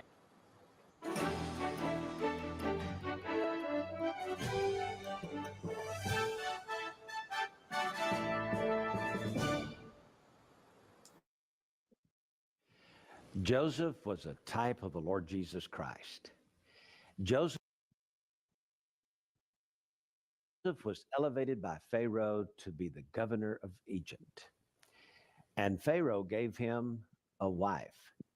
Her name was Asenath, and she was the daughter of the priest of On, more typically called Heliopolis. Now, Gershon has written an article about Asenath. It's called The Mystery of Joseph's Egyptian Wife. We're going to talk about it on today's Prophecy in the News. May I say that the article appears in our February edition of Prophecy in the News magazine. Gary's going to talk about this symbol of the woman throughout the scriptures and throughout history. I guess beginning with Asenath, maybe going back to the Garden of Eden and ending up with Mystery Babylon. It's going to be a fascinating subject. Gary, tell us about Asenath. Well, JR, we've got a lot to talk about today because we're going to be talking about Egypt and Joseph's tour in Egypt, if you will, from prison to absolute power under Pharaoh. And JR, Egypt in the Bible is a type of the system of the world. That is this evil, satanic world system. Egypt is the very symbol of that. In Genesis 41:44, we have Pharaoh saying this, and Pharaoh said unto Joseph, I am Pharaoh, and without thee shall no man lift up his hand or his foot in all the land of Egypt. Pharaoh put Joseph in power. In charge. Absolutely in charge of the land. The verse 45 says, and Pharaoh called Joseph's name Zaphnath-Paaneah, and he gave to him to wife Asenath, the daughter of Potiphera, priest of On, and Joseph went out over all the of Potiphera. Verse 45 says, power. Pharaoh called Joseph's name Zaphnath-Paaneah. Verse 45 says, and Pharaoh called Joseph's name Zaphnath-Paaneah, and he gave That's interesting because that means his face or her face is treasured. Priest of On, and Joseph went out over all the land of Egypt. In other words, he became the governor of the land of Egypt with a wife who was the daughter of the high priest. Now, JR, when you think of the high priest of Egypt, but king of On, Pharaoh called Joseph's name Zaphnath-Paaneah, and he gave to him to wife Asenath, the daughter of Potiphera, priest of On, and Joseph went out over all the land of Egypt. In other words, he became the governor of the land of Egypt with a wife who was the daughter of the high priest. Now, JR, when you think of the high priest of Egypt, that's not very Christian. Yes, that was the pagan religion. Neither were the Israelites. Yes. And they weren't trying to be Christians. Son, right. Helios meaning sun. And so he was primarily a worshiper of the sun god. Yes, he was. And his wife, by the way, is called Asenath or Asenath. And in Coptic Egyptian, that name flatly means she who is of Neath. That is, at birth, her father gave her the name Asenath, which means I'm devoting you or placing you under the protection of the goddess Neath. So right from her very birth, Joseph's wife became a pagan daughter of Egypt. So tell us about Neath. Who is Neath, and what's the meaning behind that? Well, Neath is the goddess of the Egyptian city of Sais, which in that day was the capital of Egypt back in the 8th dynasty. Now, that is the 8th century BC. And Neath was a pagan goddess who protected the city of Sais. She stood up as a protectress. And so the Egyptians viewed her as a strong, powerful warrior goddess. Now, history tells us that Neath and the goddess Athena were exactly the same. Athena protected the city of Athens. And similarly, and a little bit later, after Athena came Minerva, the goddess that protected the city of Rome.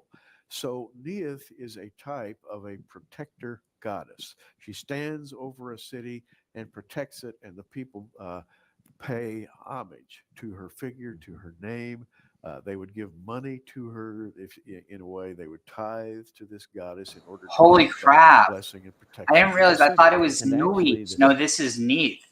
And Neith, goddess of creation, wisdom, and war. Holy shit. That's a knot. Yeah. Yeah, could be. And again, he's also missing the connection with Amun Ra, which when you're dealing with Amun, that's the god of the unknown, and very similar to Yahweh in the sense of has no image tag. Wow. Okay, so listen to this. Wait, where is this? Oh wow. She was also one of the 3 tutelary deities of the southern cities of Letopolis, Esna, and Esna. Her name in Hebrew is Osnat. Esnat, Osnat, so similar. Symbolism.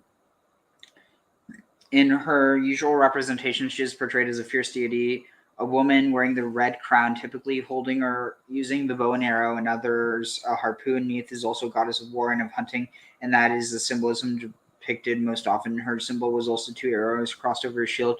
The hieroglyphs of her name are usually followed by a determinative containing the archery elements, with the shield symbol of her name being explained as either double bows crossing one another intersected by 2 arrows, usually lashed on bows, or by other imagery associated with her worship. Okay, is there anything?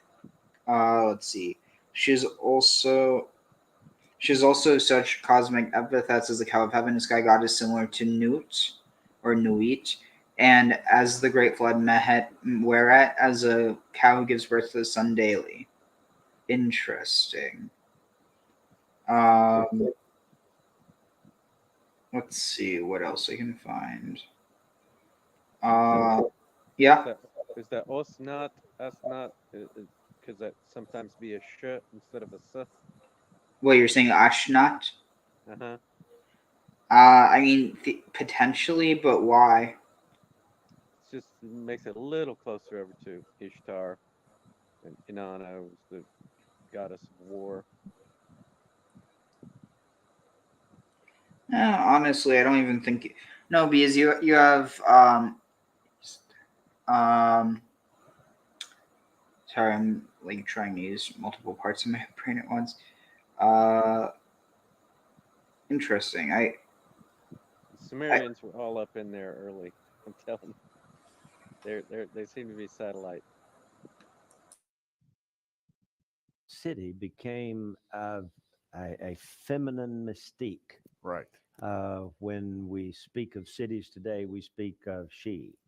Yes, we do. In the feminine form. When we speak of planet Earth, we speak of her in the feminine form.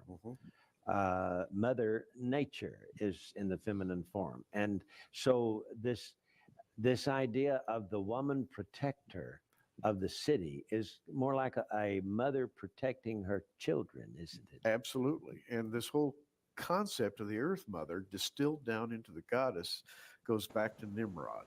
Nimrod was documented. Oh, come on. It goes further than that. Originated the system Come of on. gods and goddesses, Baal and Ishtar. What a Nimrod. Ishtar became the Ashtoreth of the Canaanites. Ashtoreth was a Astarte, you dumbass. And people came and worshipped her in those little groves, and They're Christians. All this stuff blends the same. Jesus made it irrelevant. Of the Canaanites, and by the way, when Israel apostatized later on, took up the worship of Ashtoreth themselves, even to the point that they would commit their children to Ashtoreth.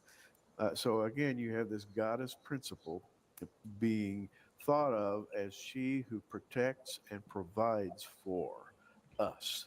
JR, that's absolutely 180 degrees opposed to the biblical model, which is it though? That Jehovah God is our provider and our protector. One of his names, El Shaddai, is the name that he put over the house of Israel. El Shaddai means he who preserves and protects and provides for. And he is a he, not a she. Yeah. So you had Israel divided. Oh, you sweet summer child. What do you think Shaddai means? it does have to do with nourishment, but not in some spiritual woohoo way. It literally has to do with this idea of taking out your breast and suckling a child, which, I mean, I guess theoretically a man could do, but knowing these people's beliefs on gender roles, I know 100% that they need that to be a woman, in which case, is God a woman? What is a woman? Is God a woman?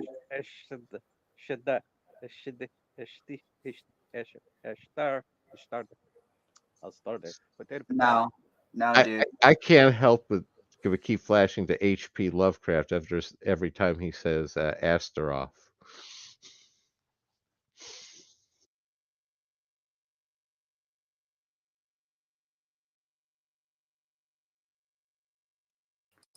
But no, dude, like, you're not going to get anything significant if you just try to change El Shaddai into Eshdai. You've got a feminine association with the syllable. Yeah, but what I'm saying is that, like, that doesn't mean anything. Like, you Astaroth, Astarte, Ishtar, Asherah, they're all goddesses, so we know they're not Yahweh, so they're definitely wrong.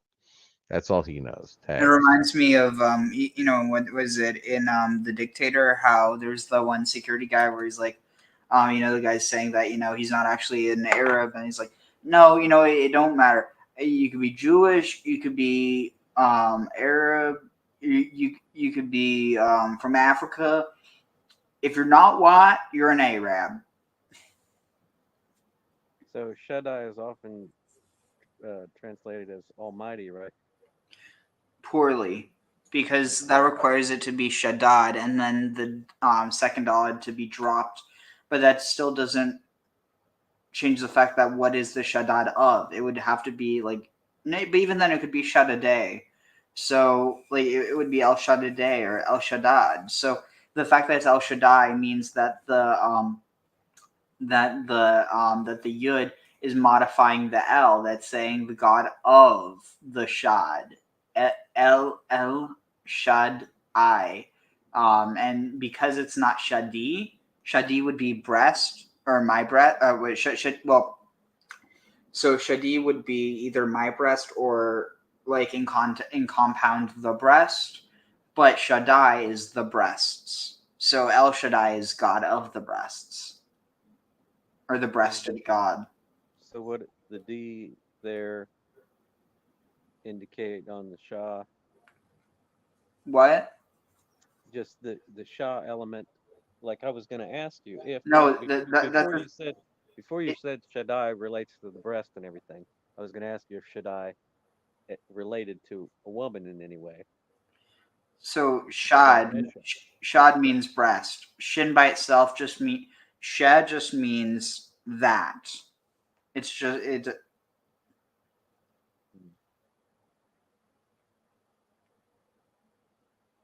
Any other questions? You there? Not for me. I'm good. Yeah, you were kind of dropping out for a second. The connections get lost over time, and it's just like fossils left in the language. And there's clearly, drift that occurs with vowels and consonants across space and time.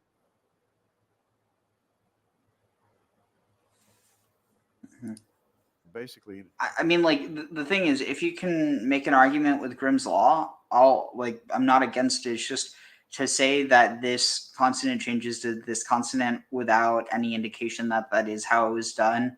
It's like it's really hard for me to buy into that.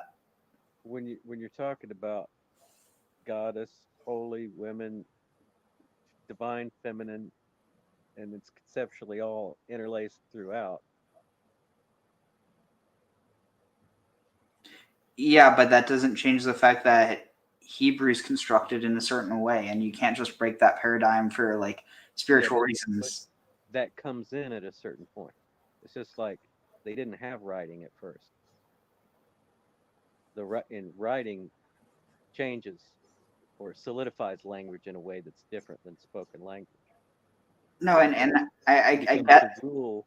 It becomes the rule that everybody starts conforming to, but it was originally just an indication of what was happening verbally. I mean, by their tradition, can you really say that they didn't have writing first? Because, they're saying that Moses wrote the Torah, and you can't write something unless you have writing. Yeah, but if it's an oral tradition before that, and the Hebrew alphabet doesn't exist till what, 850 BC or something, and it's derived out of the hieroglyphs, which are images relating with syllables. Yeah, again, there's a point at which via the Sinaitic script, yeah. with all written language, it's a verbal language was first, and you can see just how people can't even say fentanyl. Everybody says fentanyl because they know the word Tylenol. So there's this new drug around that's killing everybody, and everybody calls it fentanyl. Like it's immediately transformed as soon as it's coined. Again, Eisenhower with nuclear. Yeah, and now that's supposedly an accepted, pronunciation. Like, is there a nucleus of a cell? Oh. Yeah, I see what you're saying, but like, for instance, like you have a change of Mazarot to Mazalot. But that's because Raz and Luz are closely connected. You see it in multiple languages. The thing is, I've never seen any evidence of a consonantal shift from a ga to a ka in Semitic. But I might be wrong. Actually, let me look this up. I might be wrong. Yeah, I mean, people change things to something more similar to something they already know. They do it constantly. They say similar instead of similar because they know the word simulate or simulate. Like it's all over the place. And so if it's basically with the same oral articulators, then it's an accent.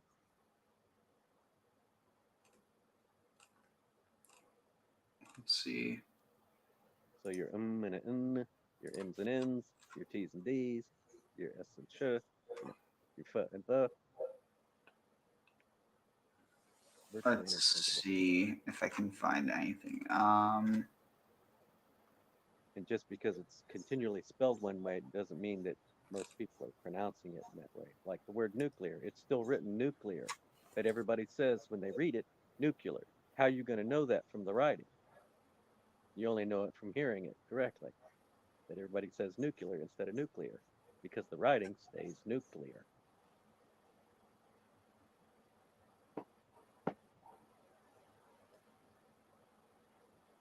Until Mark Twain comes along and starts writing again like people are actually speaking.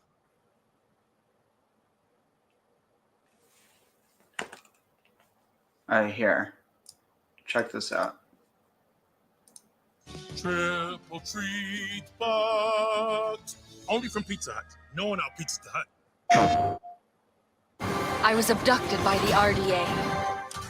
Now that I'm... Consonant shifts in Semitic languages. If any of you have ever encountered Hebrew, Aramaic, or Arabic, or just even two of these languages, you probably noticed the s, d, and ch are consonants. I will not address vowel shifts in this video because they're just too damn complicated.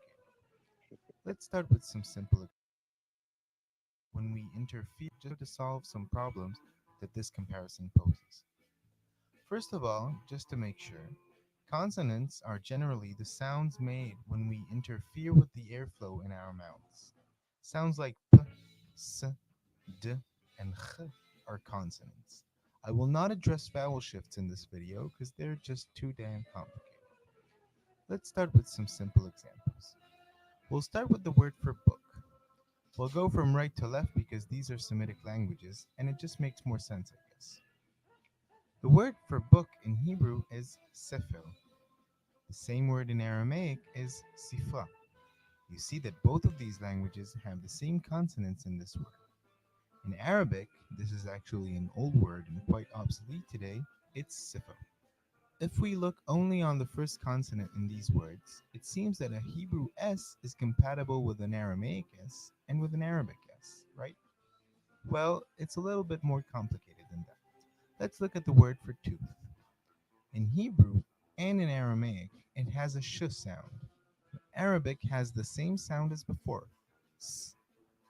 So actually, what we need to do here is to assume that Arabic S comes from two different origins. One that is equivalent to the Aramaic and Hebrew S, and another that is equivalent to the Aramaic and Hebrew sh.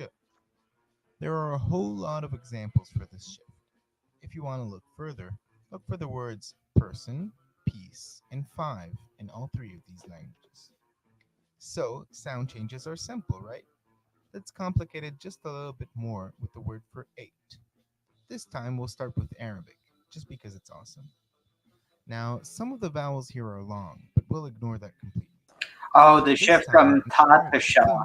like in the word thin, is equivalent to t in Shmona. Aramaic and sh in Hebrew. So actually, the picture is just a bit more complicated. Hebrew sh also came from two separate origins. The one that is reflected in Aramaic is much, much more complicated than this. It includes around. Now, you've probably noticed I'm using a lot of numbers here. That's because numbers are a decent way of comparing languages. Most Semitic languages did not borrow words for numbers from other languages, but rather retained their own original words with their own original sound changes. So let's look at the word for the number 6. If we look only in Hebrew and in Aramaic, it all makes sense.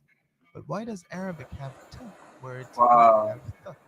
Should we assume another consonant that, just like the Arabic th, is equivalent to the Hebrew sh and Aramaic t? Here we see the first problem.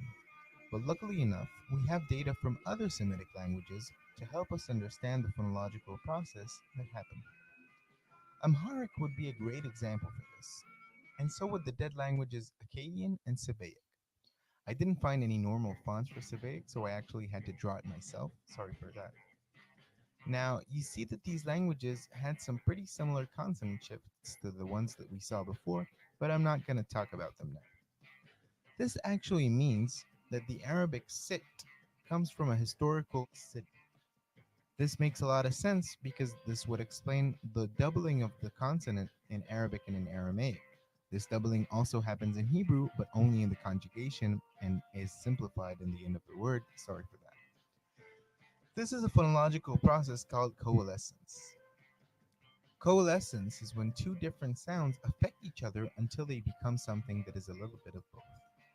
Basically, T has three important features. It's a voiceless, alveolar stop. Voiceless means we don't vibrate our vocal cords while pronouncing it. Alveolar means we pronounce it by touching our alveolar ridge behind our front teeth with the tip of our tongue. Stop means that the stream of air is completely blocked when we pronounce it. Stop touching our alveolar cords while pronouncing it. Alveolar means we pronounce it by touching our alveolar ridge behind our front teeth with the tip of our tongue. Stop means that the stream of air is completely blocked when we pronounce it. Sorry for all that linguistic mumbo jumbo. What's important is that it got its voicelessness from the th, its stopness from the d, and its alveolarness from both. Coalescence is one of the things that can happen when a language can't handle two consecutive sounds for various reasons. Now that we've established the origin for the word 6, we can see another thing that happens if we go back to Arabic. This time let's look at the word for sixth and add two other dead languages, Ugaritic and Egyptian, which is actually not Semitic, but it's somewhat related and can help me get this point through. I actually have never studied Egyptian, so I really have no idea what this S is cognate to in Semitic. Sorry. What happened in these words? We can see that in all of them, two different but somewhat similar consonants became the same one. This is called long-distance assimilation. Long distance because these consonants are not actually together but have something that separates them. In this case, almost the whole word. These are just two examples for how we can solve problems that pop up when we compare cognates, which are etymologically equivalent words from different languages. I'm sure it happens all over the world, but Semitic languages are obviously the best example because they're the coolest. That's it for today. Thanks for listening. Don't forget to subscribe for more linguistic videos. Till the next time, I'll share with you some secrets about how to compare cognates and solve problems. I won't give away any answers here, but here.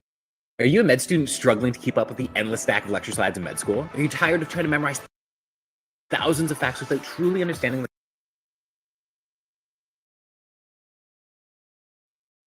What was the term?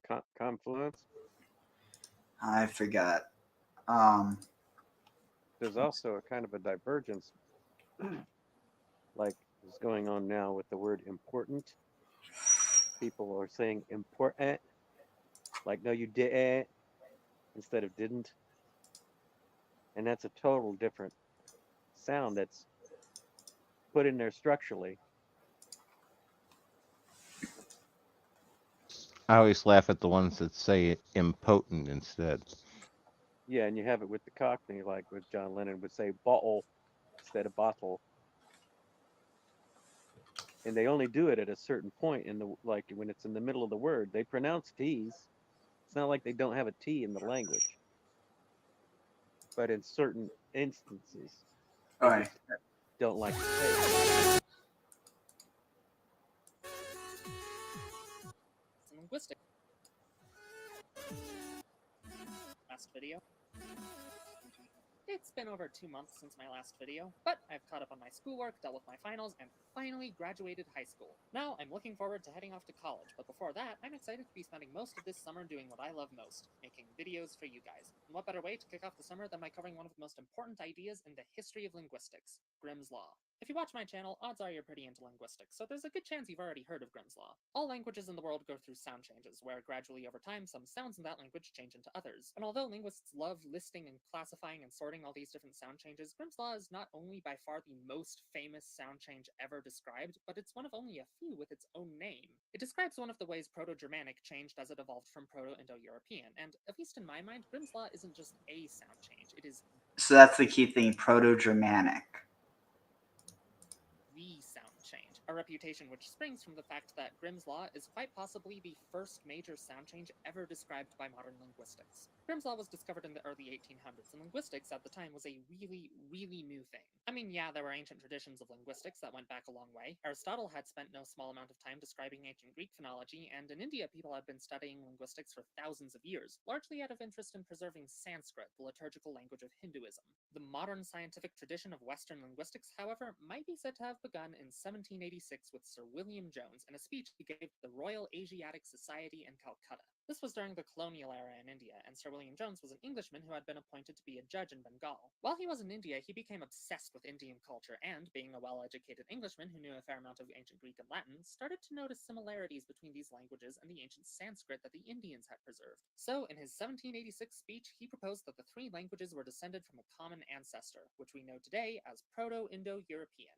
Now, this wasn't the first time someone had noticed similarities between languages and proposed a common ancestor. Back when Latin and ancient Greek were still spoken, the Romans noticed that the two languages were pretty similar, and some thought Latin was descended from ancient Greek. Later, during the Middle Ages, the idea that every language in the world was originally descended from Hebrew was the norm. This comes from the idea that Hebrew was the original language spoken by Adam and Noah, and that other languages only appeared when God caused them to diverge in the whole Tower of Babel story. However, it was Sir William Jones that started the trend in Europe of systematically comparing the vocabularies of different languages to try to figure out if they were related or not, and it was only a few decades later that Grimm's Law was discovered. Now, because there are written records of ancient Greek, Latin, and Sanskrit from way earlier than other languages, these languages had changed the least since they had branched off from their common ancestor, Proto-Indo-European. So it was mostly from these three languages that linguists originally figured out what sounds Proto-Indo-European had to begin with. What linguists reconstructed was that PIE had 15 stop consonants. P, T, K, K, Qu, B, D, G, G, Gu, B, D, G, G, Gu.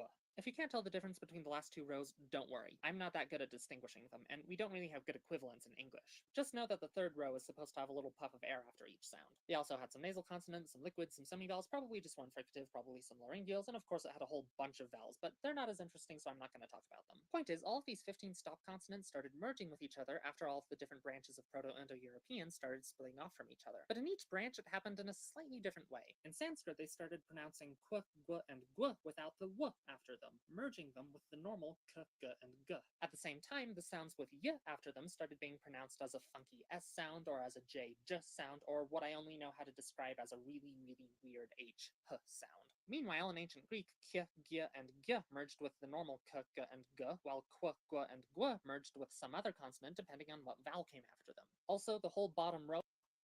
Meanwhile, in ancient Greek, k, g, and g merged with the normal k, g, and g, while qu, gu, and gu merged with some other consonant depending on what vowel came after them. Also, the whole bottom row of breathy sounds with puffs of air changed from b, d, and g to p, t, and k. Again, the difference from the first row is only that they're more breathy. Finally, Latin merged its y-ish sounds with its normal ones like Greek, but kept the w-ish ones. It also got rid of its bottom row by not making it breathy anymore, merging it with the second row. Now, as you can see, there was a lot of changing around of sounds, but for the most part, the sounds in the different languages tend to match up with each other, or at least to something really similar. Now, when you compare Greek, Latin, and Sanskrit words to Germanic words, you'll find a whole lot of cognates. You have Sanskrit nama, Greek onoma, Latin nomen, and English name. Sanskrit mam, Greek eme, Latin me, and English me. And Sanskrit, Greek, Latin, and Old English all had moose as their word for mouse. But at the same time, you have a lot of situations where the oldest three languages would have similar words for something, while the Germanic languages would have something completely different. Sanskrit pitar, Greek pater, Latin pater, English father. Sanskrit traya, Greek tres, Latin tres, English three. Sanskrit I mean, pari, it makes Greek pari, sense. Latin per, English far. For a couple of decades, as the idea of Proto-Indo-European started to catch on, But the thing is, this is all addressing Indo-European. until Grimm's Law was discovered by Danish linguist Well, yeah, Rasmus that's why Rask. everything's Rask specific noticed that the there, but it's older than Proto-Indo-European that. b, d, g, and gw That's just one corresponded to the very much first not point where breathy it's noticed Proto-Germanic b, and d, g, documented. and gw, while And the then it's PIE not b, always d, g, and consistent. gw corresponded to the Proto-Germanic p, It- t, Yeah, g, Grimm's and law gw. is And Grimm's law is finally, the Indo-European PIE rather p, than t, Semitic. k, and gw corresponded to a completely Yeah, new but set of sounds. F, there's th, clearly ch, and hw. Later, the more h and relation. qu sounds You know, would you could become h and put qu it at in the Tower English. of Babel, So but basically, the third row became the second row, the second row there's became the relation first through all row, the and the different first row systems. became a Sumerian is completely new supposedly row. language Also, the isolate, k sounds merged and with yet the there's normal all k kinds sounds of like in Latin and Greek. Now, I can already hear you screaming, but words if loaned in Rasmus one Rask direction or discovered another. it, why is it called Grimm's Law? Short answer, I'm not sure. Longer answer, the credit for discovering it often goes to a guy named Jacob Grimm. You probably know him as one of the two Grimm brothers. Yeah, it's the He interesting wrote ones like, fairy tales, but he was Khoisan with also one of the global earliest linguists clicks in that, modern German. By publishing his they're book, on their Deutsche own Grammatik, page, he basically definitely. founded German And linguistics. they're In this book, supposed he to talks be about the the sound shift, older and this is tribe often cited as genetically. the discovery of Grimm's Law, even though Rask came first. This sounds So, like unfair, the but from what I can Bushmen are tell, it isn't completely unjustified, because from what I gather, oldest Rask basically just made a genetic. big table of what consonants corresponded to what in modern languages, while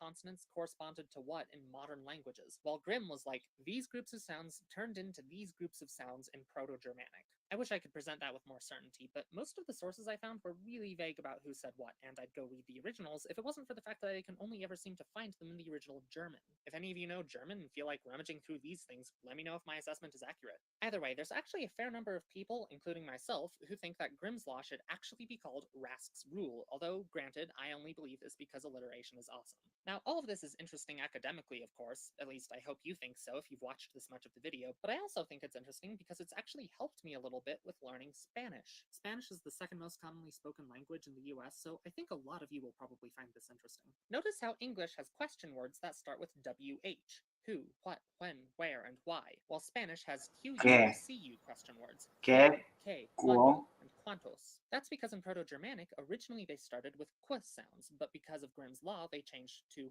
qu and later to hua. Grimm's Law also explains house versus casa, lips versus labios, foot versus pie, for versus por, cat versus gato. This sound change may have happened thousands of years ago, but you can still see its effects in the two most common languages in the US spoken today. Now, the video is about to end, so this is usually the part where I mention my next video. Problem is, I actually have no idea what my next video is going to be about. I have about a dozen different competing ideas, and the list And is so you only can end growing. up with So catch me in a week or two for a video that will probably different have something forms. to do with linguistics. Yeah, but again, like if you can find something that addresses this in Semitic, then that's another thing. But until then, I just feel like it's really hard to speculate on that. Yeah, well, like the Sumerian and cuneiform system was around for thousands of years before the Yeah, alphabetic system was. I get that, but what I'm saying is, have you found any research on that? it's kind of a whole esoteric field that's only now becoming kind of mainstreamed. I mean, everybody just thinks about the alien aspect, and that's the way it's mostly put forth. Wait, what? No, but dude, this is like well established within Proto-Indo-European and European languages, and in Indo-European languages. So there's there's nothing inherently occult about it. I mean, there's a lot of people who have even speculated, common convergences for both Semitic and Proto-Indo-European.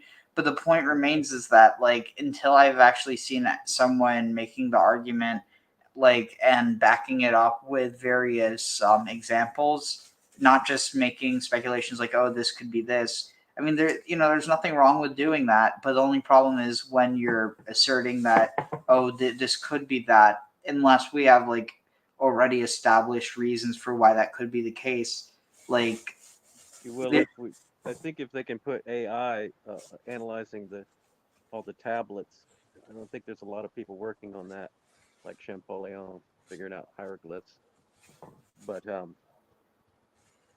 I mean, when the conceptual connections are there, you're not always going to have all the links in the fossil record, as we would call it.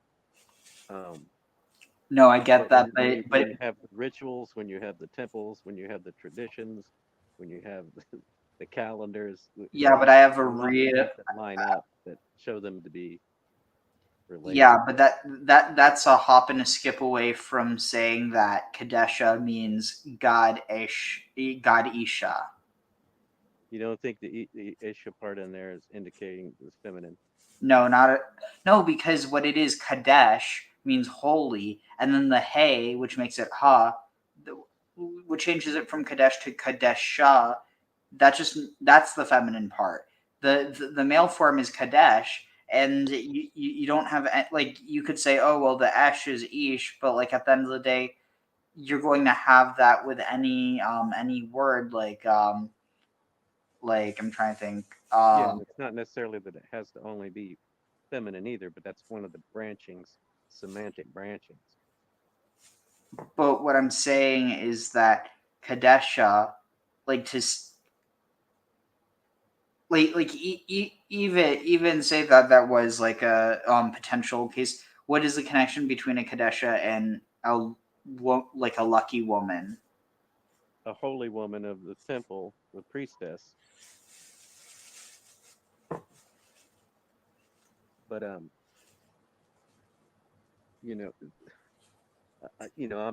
not putting all my stakes on that particular example.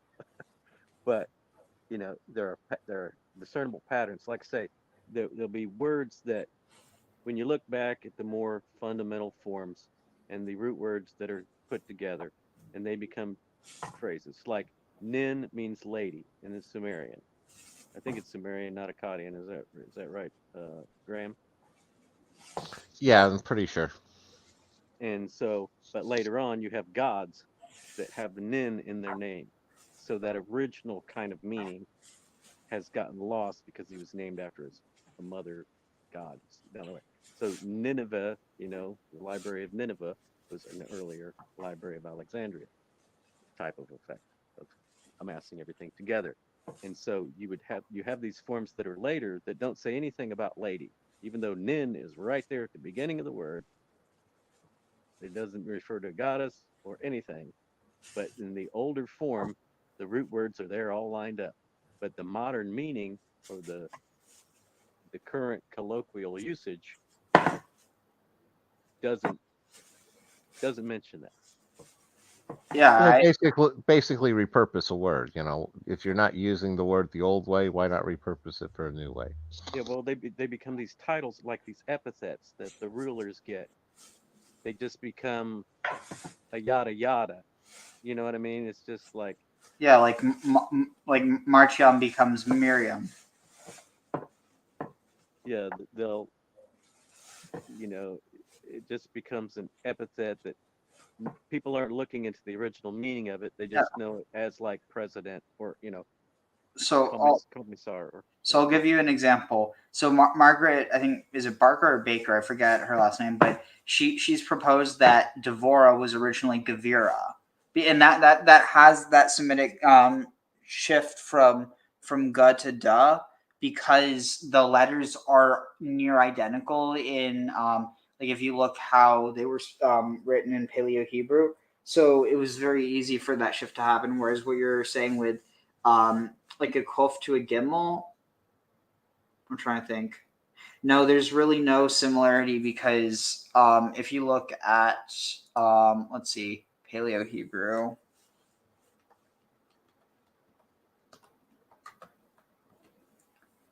Here, check this out. Images. Oh, shoot. What is this? Wait, what did I just do? And then Yeah, I'm looking forward to when they reconcile Paleo Hebrew with the the Ugaritic alphabet in cuneiform and like the Biblios, syllabary and stuff. So, look at this. So this is Gimel, and then this is Dalet.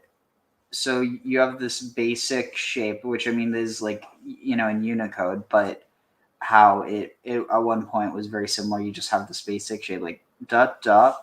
Like if you get rid of this part of the Dalet that makes it a triangle, it just becomes a Gimel. And likewise, if you add the triangle here, the Gimel turns into a Dalet. Whereas with a Kof, this is Kof, this is Gimel. There's no way these two letters are going to get confused in being written down. Whereas the letters have changed forms. Whereas, look at this, with Kaf, there's a better argument for Kaf and Gimel to be confused because they have this weird sort of angling. Yeah, but see, what you get is something, one that's become the winner. Often the sound had 7 or 8 different symbols that were used, and then it finally gets codified toward one. And so there could have been a confusion at an earlier point that looks totally different. That's a different symbol, but the same sounds. Yeah, I mean, here you can also see like similarity between these. I mean, the way you get the letter A out of the ox head, it transforms, it spins. That's a little more direct. But I mean, there's sometimes it's a whole other symbol that was used, and it just falls out of favor. A different one is used. Yeah. I know. Well, again, the English language has paired a bunch of letters over the years.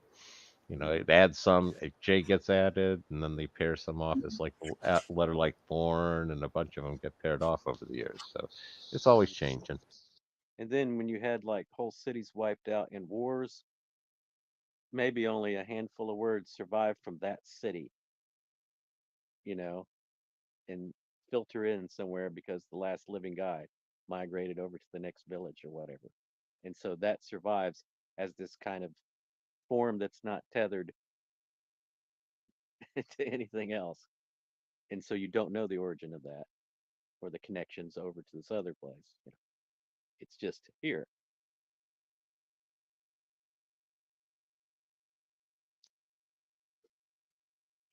Potential to give a person any satisfaction or pleasure.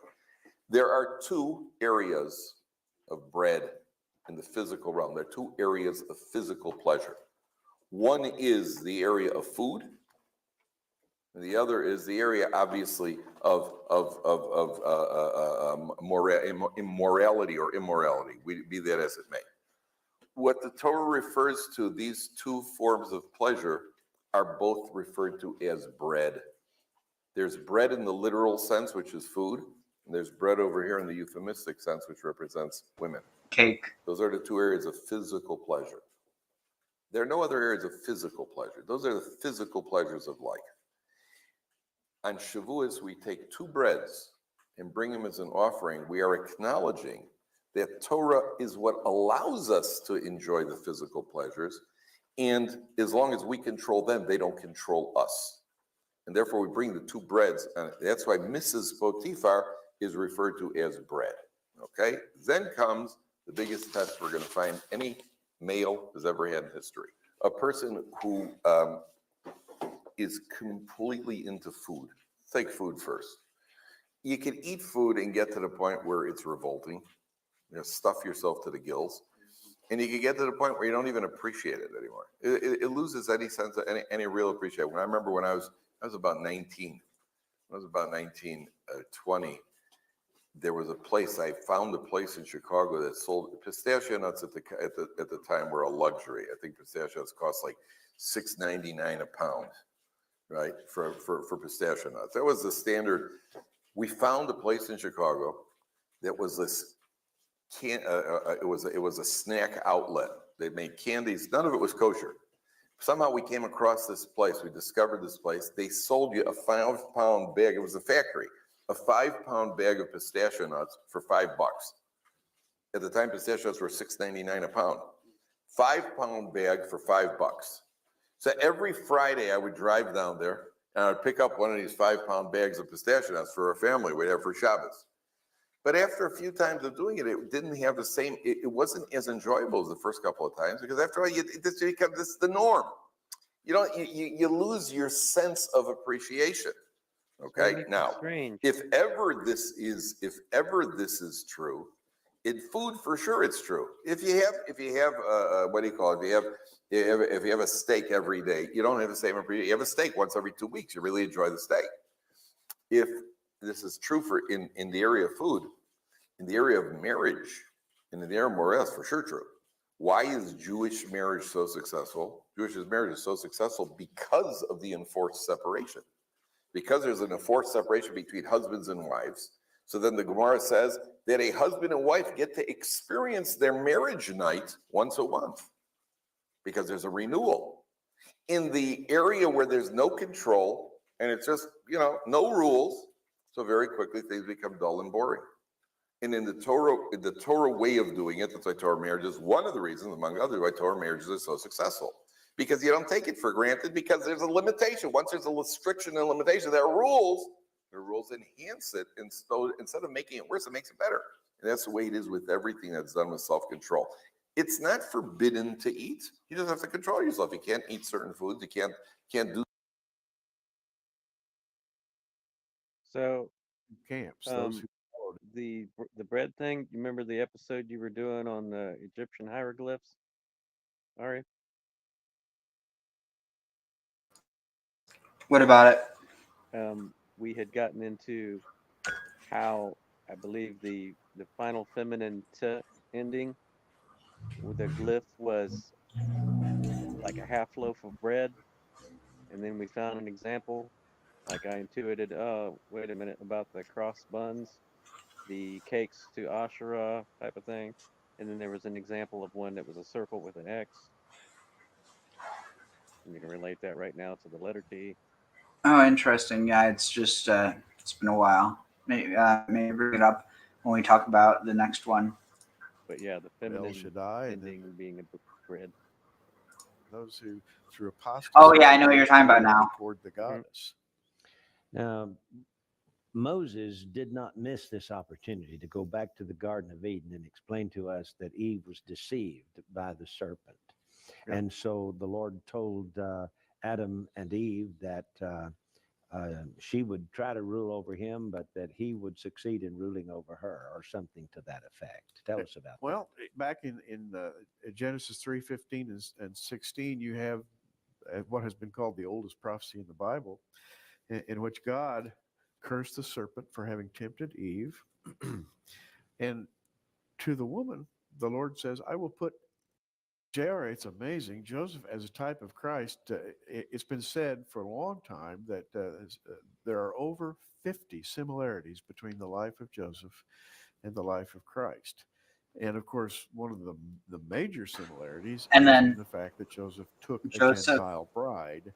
In essence, what he did was also Joseph was the name of Jesus' father, devoted to the goddess, and he redeemed her unto himself. And she became the mother of Ephraim and Manasseh, two big names in the tribes of Israel, by the way. A lot of prophecy written concerning Ephraim and Manasseh. But that redemptive typology is a huge story, because it takes us all the way over to the book of Revelation if you follow it completely through. So Joseph, in redeeming and marrying her, redeemed her out of idolatry. Yes. Egyptian worship of the sun god, and basically brought her into the fold of the house of Israel. Right. And of course, Joseph is figures large in the nation of Israel. The rabbis have even said that a Messiah will be a son of Joseph. There'll be two Messiahs. One is Messiah ben Joseph. The other is Messiah ben David. And so he actually being a type of Christ, takes this Gentile bride. Our Lord and Savior Jesus Christ came to this earth in his first advent 2,000 years ago, died on Calvary in order to take a Gentile bride. He came into his own, and his own received him not. Their eyes were blinded, their spiritual ears were deafened, as God told Isaiah it would be. And because of the falling of the Jews, the Gentiles had the opportunity to be saved. So here we've got all the cities of the world, which, by the way, were fortresses. They were all fortified with big walls to protect them from enemies, and towers periodically set around the city. It was a fortified city, and that became the view of the cities, and they took on a feminine mystique about them. And it is our job with the gospel of the Lord Jesus Christ to go into all the world, beginning at Jerusalem, Judea, Samaria, and to the uttermost parts of the earth, going to the cities and redeem the people. JR, this theme is so woven into Scripture that it's astounding. For example, in 16th chapter of Acts, when Paul and the others go to the city of Ephesus, they encounter a cult there. One of the seven wonders of the ancient world was this great temple of Diana of the Ephesians. Diana of the Ephesians is one of the identities of the ancient Neith. She's a municipal goddess who protects the city of Ephesus. She is depicted with a tower upon her head, a little fortress tower. It's called the goddess of fortresses. And it looks like it's made of brick or rock or stone or something like that. So Or in it Hebrew, wasn't just a Magdalim. fancy hat. Oh, no. It was actually looked like a tower. And so she, as a fortress goddess, was association the with protector judgment? of the city of Ephesus. What? Any association with judgment with Diana? What do you mean judgment? Well, I'm thinking about Dina judgment. Oh, And potentially. The high gods, I mean, that's often, I mean, like with Mithra, where you swear an oath, and all about the sun god who could see all, you know, so passing judgment, righteousness, all of that.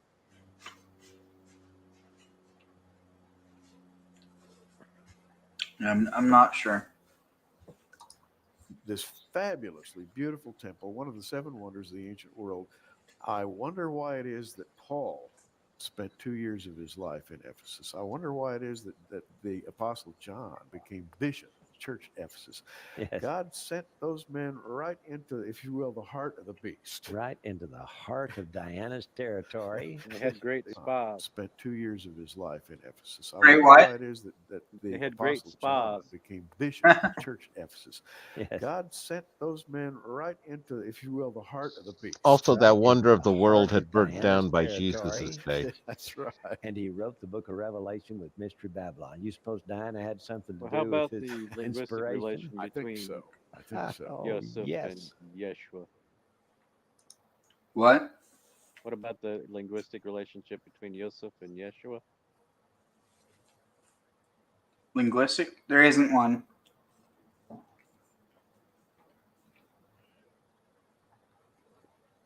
What's the meaning of each? Yosef is from Yasaf, which means to gather or to increase, and like Jesus or like Yeshua is from Yehoshua, which means Yah is Yahushua, like God is the Savior. That's it in Hebrew? Yeah. I mean, like so is that what Joshua means? Yeah. And I've heard relation to it relating over to healer with in relation to Jason, like doctor. I don't know. In fact, Mystery Babylon is called that great city. Right. There it is. It's So, amazing. This goddess figure. And what's amazing, JR, is that if you begin to look at this aspect of the Bible, this is a very rich part of Bible prophecy. It gives you a great deal of insight into the discernment of what one of the greatest mysteries of the Bible, Mystery Babylon the Great, the mother of harlots. Now, starting back in the days of Nimrod, you had the goddess mother. She was called Astarte. She was called Ishtar. In Egypt, she was called Isis. Don't forget Asherah. In Asia Minor, she was called Cybele. In Rome, she was called Fortuna. Ceres was one of her names. In Greece, this mother goddess figure then became the parent of the municipal Got left out protector again. goddess. And that would be Neith and Athena and Minerva. And JR, there's a big rest of the story because we haven't talked about the latest incarnation of the goddess, but we'll get there in just a minute. You remember Rahab? She was a harlot, and her house was on the wall of the fortress of Jericho. She may have been one of the big reasons why Jericho was there, because of plying her trade. She was a harlot. And if you will notice, a member Solomon of the royal house of Judah took her as his wife. He redeemed her. And she became the mother of Boaz, who married Ruth. And from Ruth came Obed. Obed married and had a son named Jesse. David's father. Dumbass. I can't remember his name. Having a slight mental block. Yes. And I Okay, understand. maybe he's not a dumbass. Maybe he's just. But anyway, here we've got Boaz, Obed, Jesse. Got it. You. Jesse and David. So we have, Boaz was the seventh generation from Judah. And he was the son of Rahab, the harlot of Jericho. So this idea of redeeming the harlot, or redeeming the wife, or the woman, redeeming the fallen woman, Gary, is the message throughout the Bible. That's why Israel was called the wife of Jehovah. That's why he got his wife at the best little whorehouse in Texas. And that's the reason why the church was called the bride. That's why he got his wife at the best little whorehouse in Texas. Looked like Dolly Parton. Bride of Christ. Now, this is a mystical union. We don't understand it all, but to me, it's the saving of the fallen woman from the Garden of Eden all the way through until the rapture, and Jesus comes back. As soon as he destroys Mr. Babylon, we see Jesus coming back in power and great glory. And who's with him? His wife. His wife is with him. Well, JR, back in the old days of Rome, Ovid referred to Minerva as the goddess of 1,000 works. Plato wrote about Neith, again, the goddess for whom Joseph's wife is named. Plato says in Egypt, in that part of the delta where the stream of the Nile divides around the vertex, there is a city, a district called the Saitic. The most important city of this district is Sais, from whence came King Amasis, writes Plato. The city was founded by a goddess whose name is Neith in Egyptian. And according to the people there, she's called Athena in Greek. They are very friendly to Athens and claim to be related to our people somehow or other. So here's Plato back here. Wow. Writing about the goddess. Yes. And the fact that the people of his city, state, nation were kin to those folks over there. That's kind of interesting. It is amazing. Now, here we get into something I find fascinating, because when we get into the goddess, JR, she does not disappear at all. As we get into the medieval era, moving on into the modern era, she pops up again. In just a second, we're going to tell you how. When Nimrod established this goddess worship, he was probably looking at those goddesses, those human women who became goddesses, having married those fallen angels. So yeah, really, and what you're saying, and it's true that the world system is founded on that false goddess worship that was brought by the Nephilim, the battle of the gods, the Titans battling with the Olympians, the women goddesses constantly seeking to curry favor with the gods of heaven. All those ancient myths basically form a foundation of the system of Mystery Babylon the Great, the mother of harlots, still alive and well today. And JR, here's an example of how Minerva still lives. Another name for Minerva is Europa. Yes. Europa was a Mycenaean goddess, and she was abducted by Zeus in the form of a bull. Now, we have Europa evolving into the goddess protector of Europe.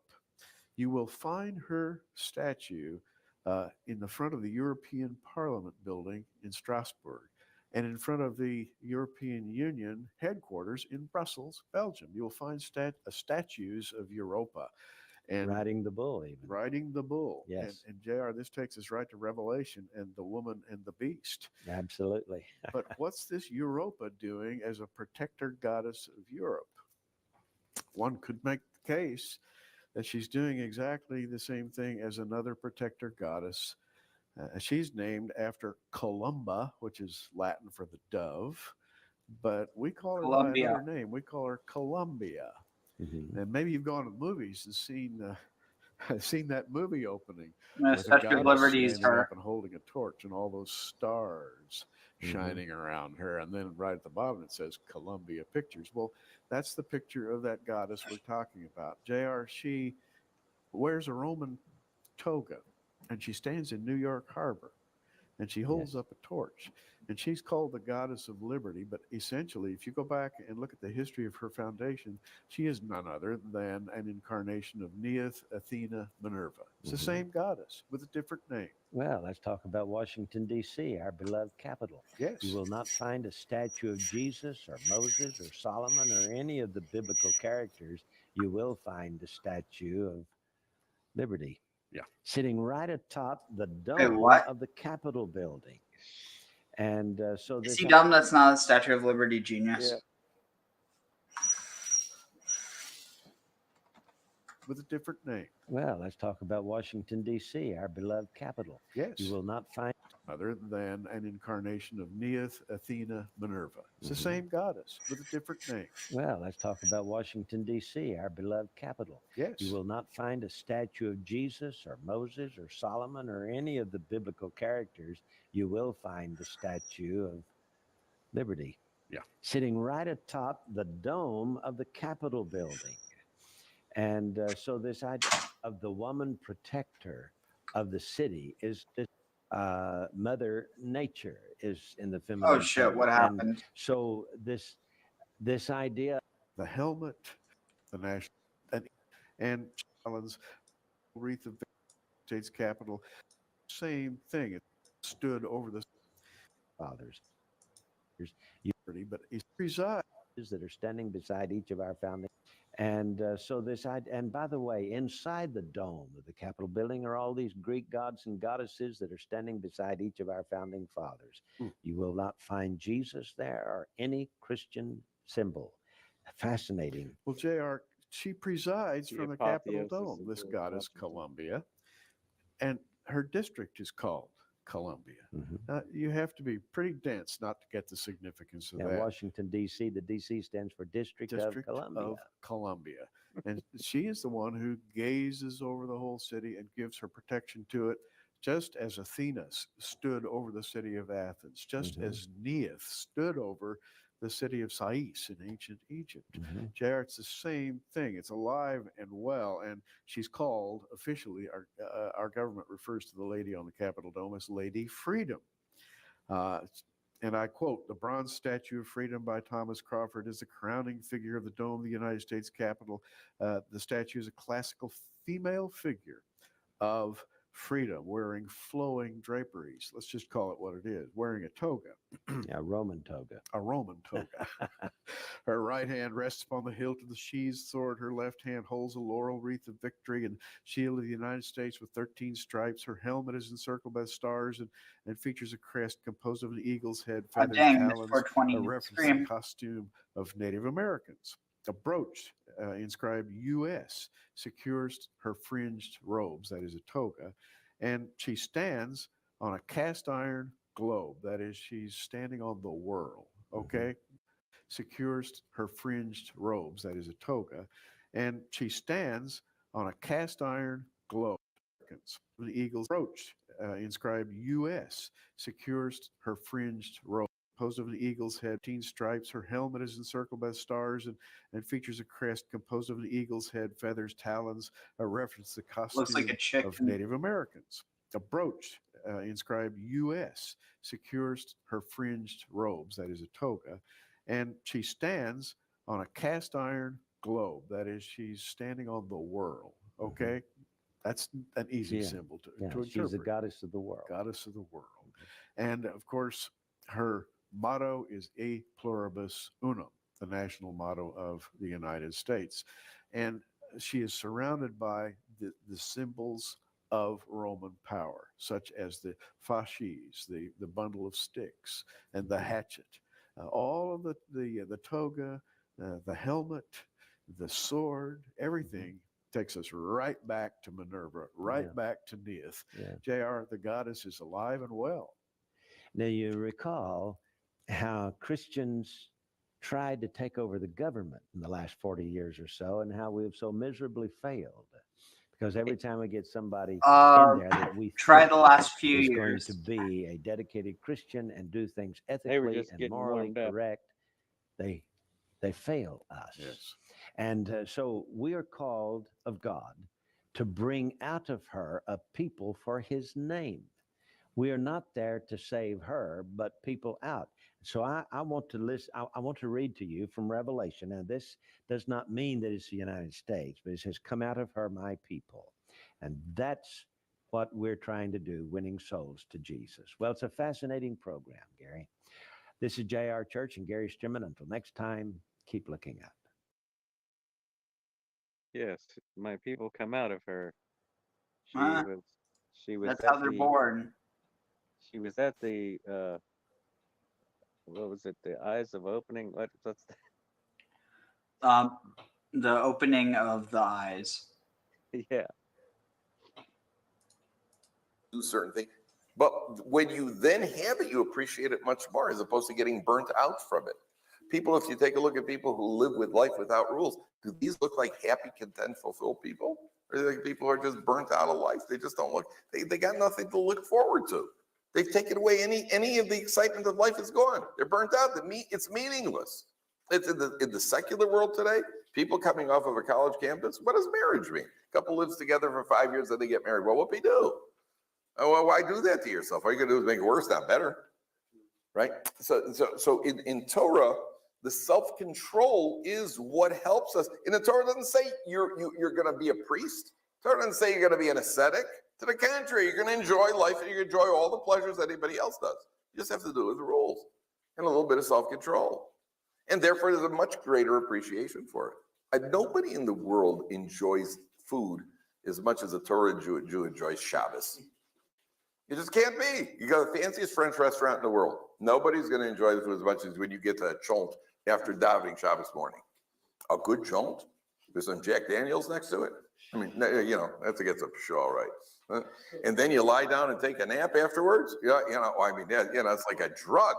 It's chont with some Jack Daniels. I mean, it's like that's more than any anesthesia we have in a hospital. You know? Yeah, I mean, that's not that. But yeah, nobody. You should get a professional there to administer it. You know, that stuff is dangerous. Nobody enjoys that. Who could enjoy that more, right? And that's only a result of the self-control that we have all along. That's where it comes from. And proof is in the pudding because you look at the people in the world who are out of control. Do these people look happy and satisfied? I once heard an interview with Howard Stern. It's interesting. It's almost like because they limit themselves, they appreciate everything more. Absence makes the heart grow fonder. It's really hard for me to understand, but it's one of those things where it's like, I know I would understand it if I was in it. It's just one of those things where it's like, it's ineffable to someone who isn't experiencing it. But at the same time, I don't doubt it. Oh yeah, if you wait till you're hungry to actually eat instead of just eat when it's time, you'll appreciate it more. Yeah. Well, anyone, any last thoughts before we head off? Well, again, with the sort of tying those back together with the bread hieroglyph being the indication of the feminine ending in the Egyptian hieroglyphs, the circle and the cross was one form of it. The other form was like the half loaf, which could also look like a breast. And there's various festivals where they worship of the sun, like the pretzel relates to a solstice. We're coming up on the solstice. That these were symbols of the sun and the solstice inscribed in the bread, where you cut the X in the bread, and then that seems to relate to the letter T coming from the X. And interesting. The women were the ones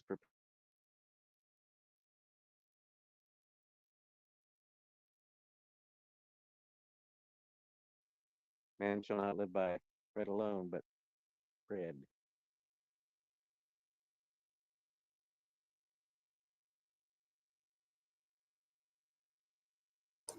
Any thoughts, Graham?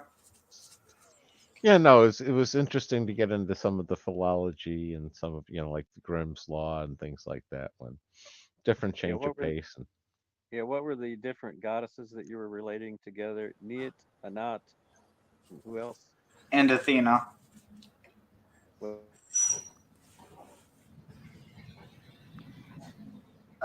what else? One second. Minerva would be next in that chain in Rome, then. I mean, the one.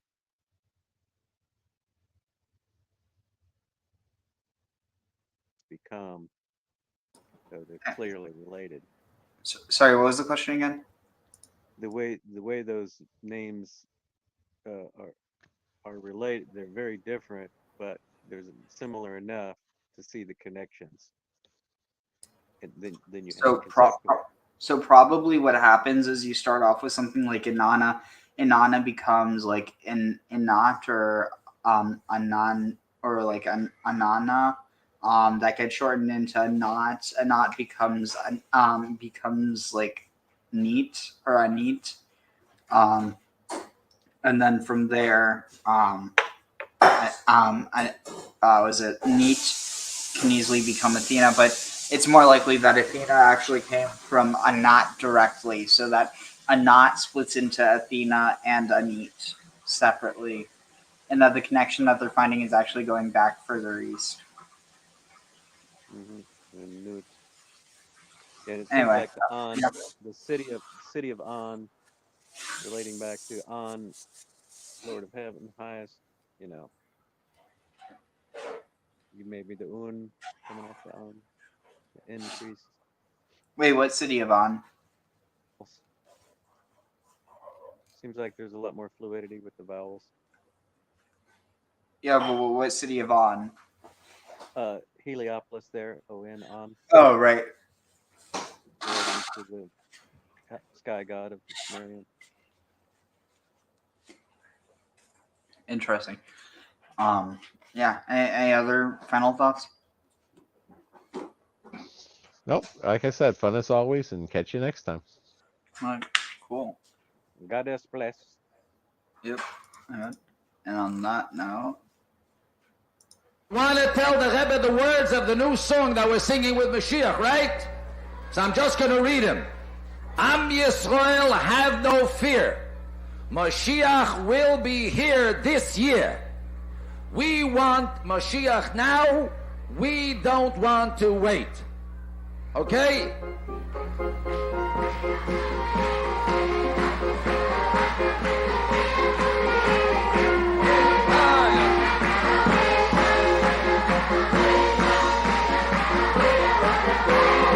We want Mashiach now. We want Mashiach now. Oh yeah, on your soil, have no fear. Moshiach will be this year. On your soil, have no fear. Moshiach will be here this year.